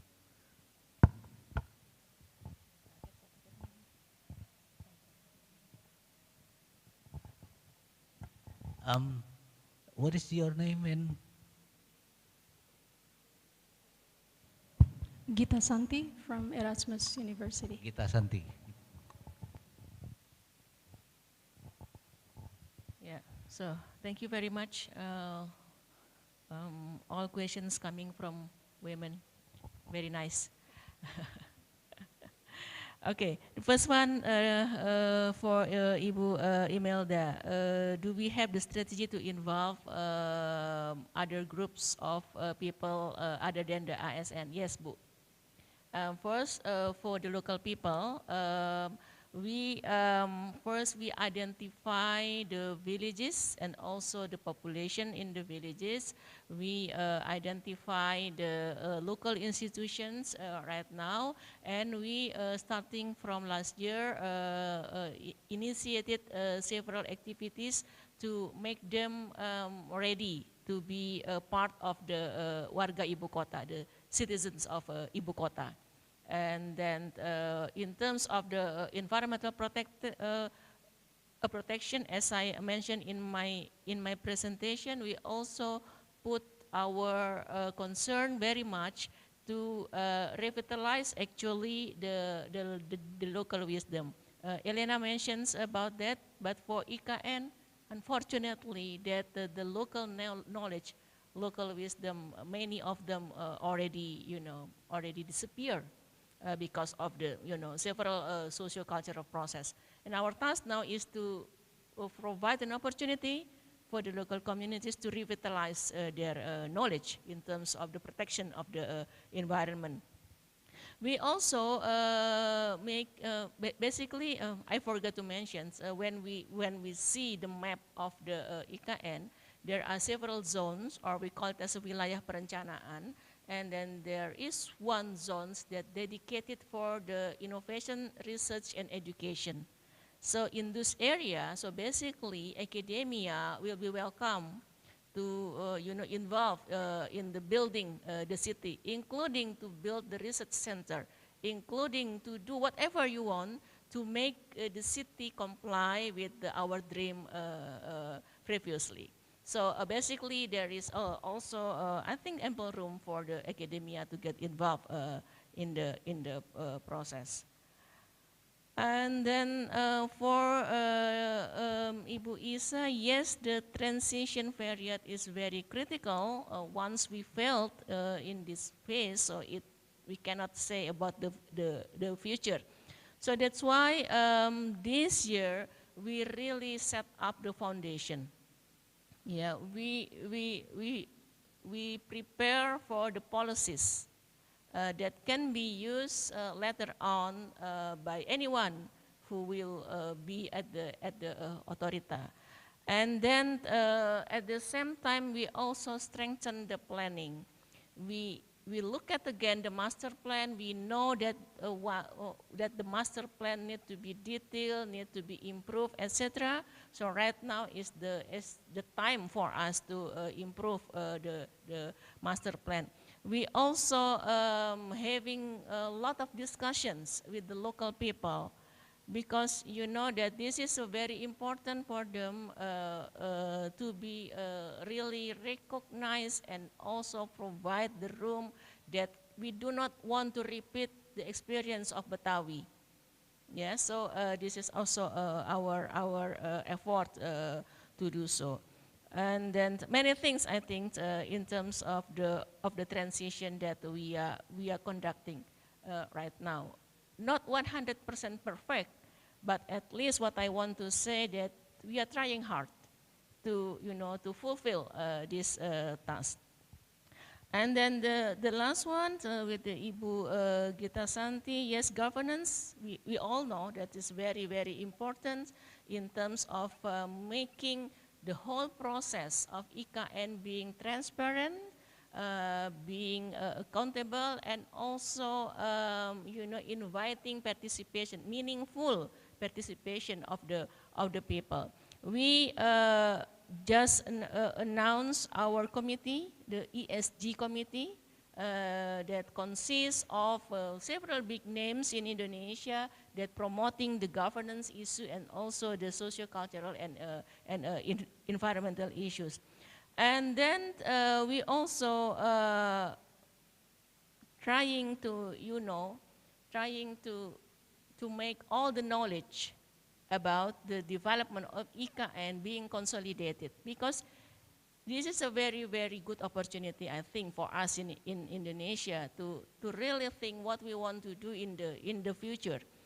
So many research already carried out, etc., but seems that we do not have time to sit together to see in which area that we can implement the research. So for this reason, we also invite academia, invite researchers to work together with us. We now in the process of making a platform that we call Nusantara Institute for Urban and Rural Studies. That's also our effort to consolidate the idea, the knowledge, etc. I think that's what I can explain right now. So I wanted to also comment on what you just said, Ibu Mirna, and whether these sorry, I'm now jumping in as a question-asking person, but whether these thinking, reflections, and collaborations with local communities and the knowledge also extends to the construction stages, which is connects to that question about transitions, that it's not just about the city that appears sustainable, but the way it's being built, by whom, how, and what are the impacts that has. But yeah, it was super interesting. So the capital scene, sorry for the very conceptual talk. I thought I don't work in Kalimantan, I have no expertise on Kalimantan, so I might as well just drop a few concepts here and there. But it's also the fact that words matter. And I remember the working with local communities can take different shapes depending on the language you're using. So when I spoke to people on the islands in Bahasa Indonesia, it would be a very sort of developmental approach to human-environment relations. When I switched to Manado Malayo, which I don't speak very well, but a bit, it was all the capital and trading relations. But throughout the years, I learned Baon Sama, the language of the island, and the moment you speak in Baon Sama, it's not the capital and development disappear, or conservation and development disappear, but the relations and everything changes. And even within the island, an island or a local community has a certain series of leaders. The moment you look at traditions and histories of that island, the leaders change also. It's not only the leaders that we have for administrative purposes of governance, in the sense that it's being institutionalized now, but ways of governance and ways of leadership that they are ancestral and have different shapes and different everything. And so I think collaboration with local communities beyond the conceptual has to politicize the words we use in the narratives as well, and the discourses of academia, but also policy making in development, for example, but also in conservation, has to unpack, deconstruct, they're already politicized, so acknowledge that they are politicized. And also agency, local communities and their agency are so much complex. Just because you talk to a Bapa Imam, for example, or to the Imam or to the Hukum Tua, it doesn't mean that you are talking to an island or to a place. So you have to go deeper than that. And I think this is why I say institutions, instead of institutionalizing everything, should deinstitutionalize their notions of care and environmental care and guardianship, for example, and relearn, like I did, and relearn other notions that exist already in Indonesia, in many places. I'm going to go with that. Thank you. Actually, we have 5 minutes more. If there is any questions? Yeah, just let me check whether there is another one question, if anybody want to raise anything. No? Okay. Just short statement. A very brief comment to say, for example, that I realized that my response was also a bit conceptual, but instead of, for example, arriving to a place, wanting to talk to leaders and then do some sort of interviews, you could ask people, can you please document this place in your own way, whatever way. You like documenting places, or, you know, or drawing a sort of historical map or whatever, in whichever way that you want, without imposing any sort of method to define and construct the city, for example. That could be a practical way of engaging beyond the focus group / interview / subaltern space that is given to communities in research and policy making. Yes, thank you. In closing this session, actually I have many questions to Ibu Mirna also, but unfortunately I don't have time to raise the question. But just one thing that that I can throw on the table and then kind of to become our reflection. Ibu Mirna earlier mentioned about multi-species justice. One of the question that I have in terms of this kind of point or issues is that were there any species that is privileged over other species? Because yeah, human of course, but maybe any kind of species, probably talking about Kalimantan, then maybe you're talking about endemic species and so forth. But if we're talking about multi-species justice, it means that, you know, in choosing a particular species over other species, do we already perform that multi-species justice? I think this is an open question that can be our reflection.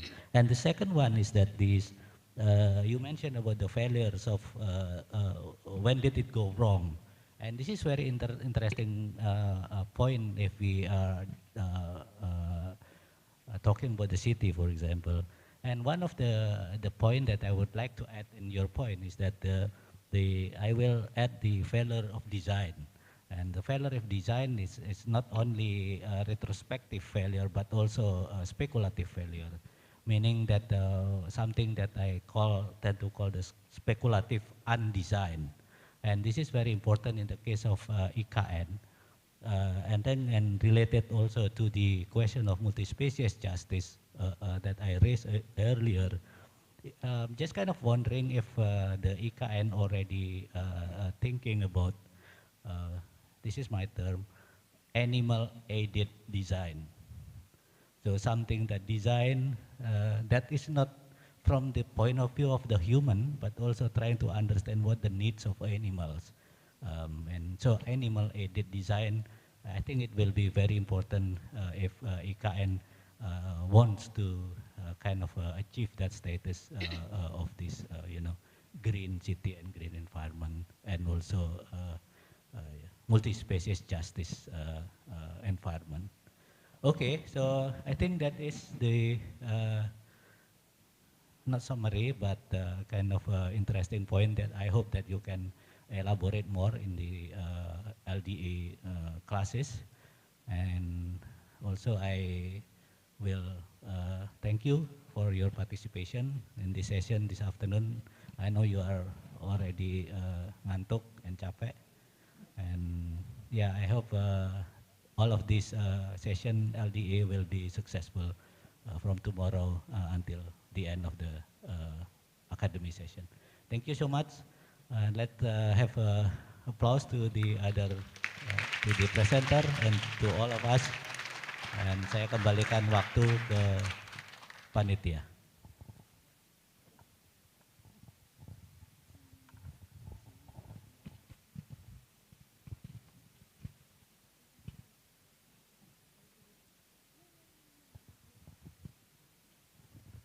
Thank you for the speakers and moderator. Ladies and gentlemen, we have reached the final program on today's agenda. The opening ceremony and panel discussion, BRIN-LDE Academy 2023, the smart, sustainable, and healthy city in Indonesia. Thank you for your participation. The committee will have several practical information on the lodgings. Now, please allow me to bid you farewell. Good afternoon.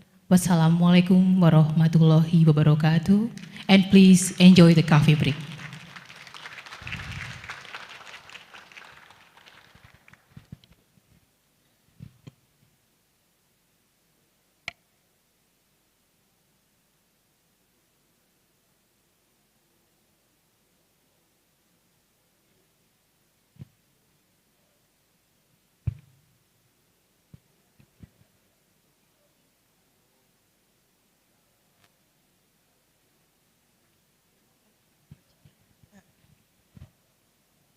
For all LDEs and Indonesian participants, while enjoying your break, we want to inform you that after coffee break, we will back to the hotel at 3:20 p.m. by bus.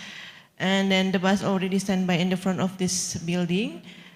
Please be noted that tomorrow we will have excursion and we'll start from hotel at 8:30 in the morning.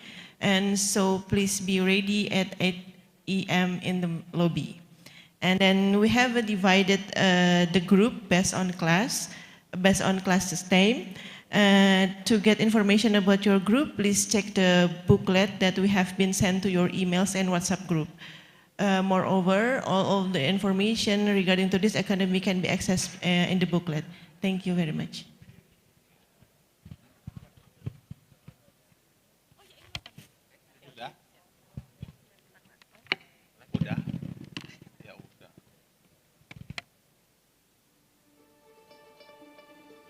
Research is our strength to overcome any limitations. Innovation is the guiding vision that drives us towards the future. We cannot face this alone. We must stand together to make our vision a reality. Growing strong upon the land of Nusantara, a magical place filled with miracle and wonder. A land spanning 2 continents and 2 oceans, rich in culture and biodiversity. We and Indonesia are the necessary combination to realize the grand visions of the future.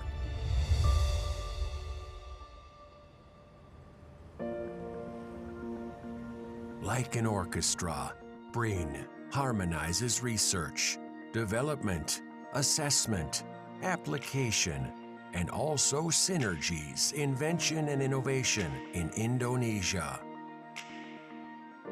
We created an ecosystem consisting of 7 deputies, 12 research organizations, and 85 research centers dispersed throughout Indonesia.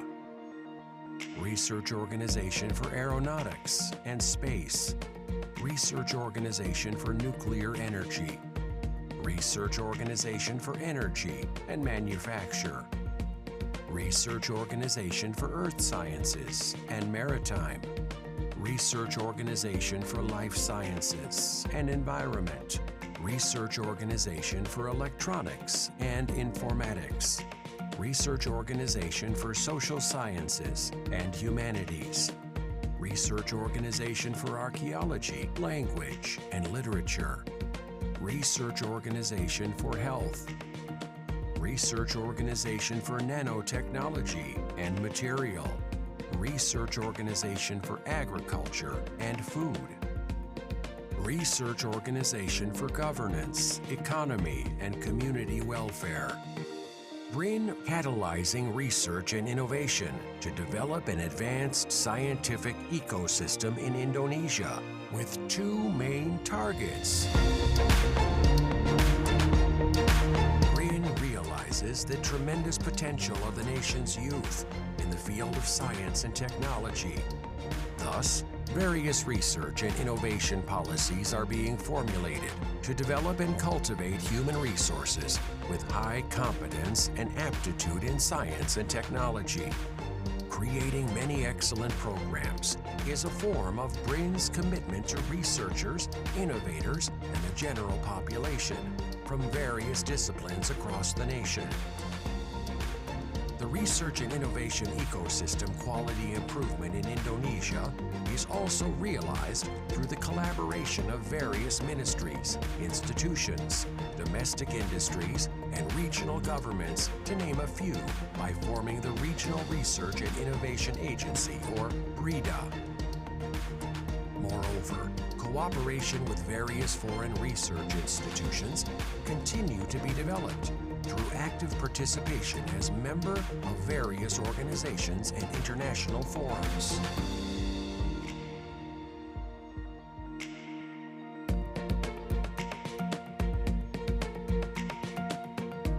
BRIN organizes research into a more effective and efficient process by integrating human resources, infrastructure, and budget from various research and development institutions. Oriented by a national research priority, BRIN routinely enacts comprehensive evaluations from various research and development institutions. This effort is supported through the continued management and improvement of various research and innovation facilities located across 17 regions of Indonesia, dedicated towards the development of science and technology. BRIN continues to improve our contribution to research and innovation towards national development by developing and revitalizing 4 areas of science and technology, or KST. An integrated area consisting of research laboratory facilities, testing laboratories, and industrial facilities for both startups and SMEs, tenant office rooms, co-working space, meeting rooms, gallery rooms, and other supporting facilities.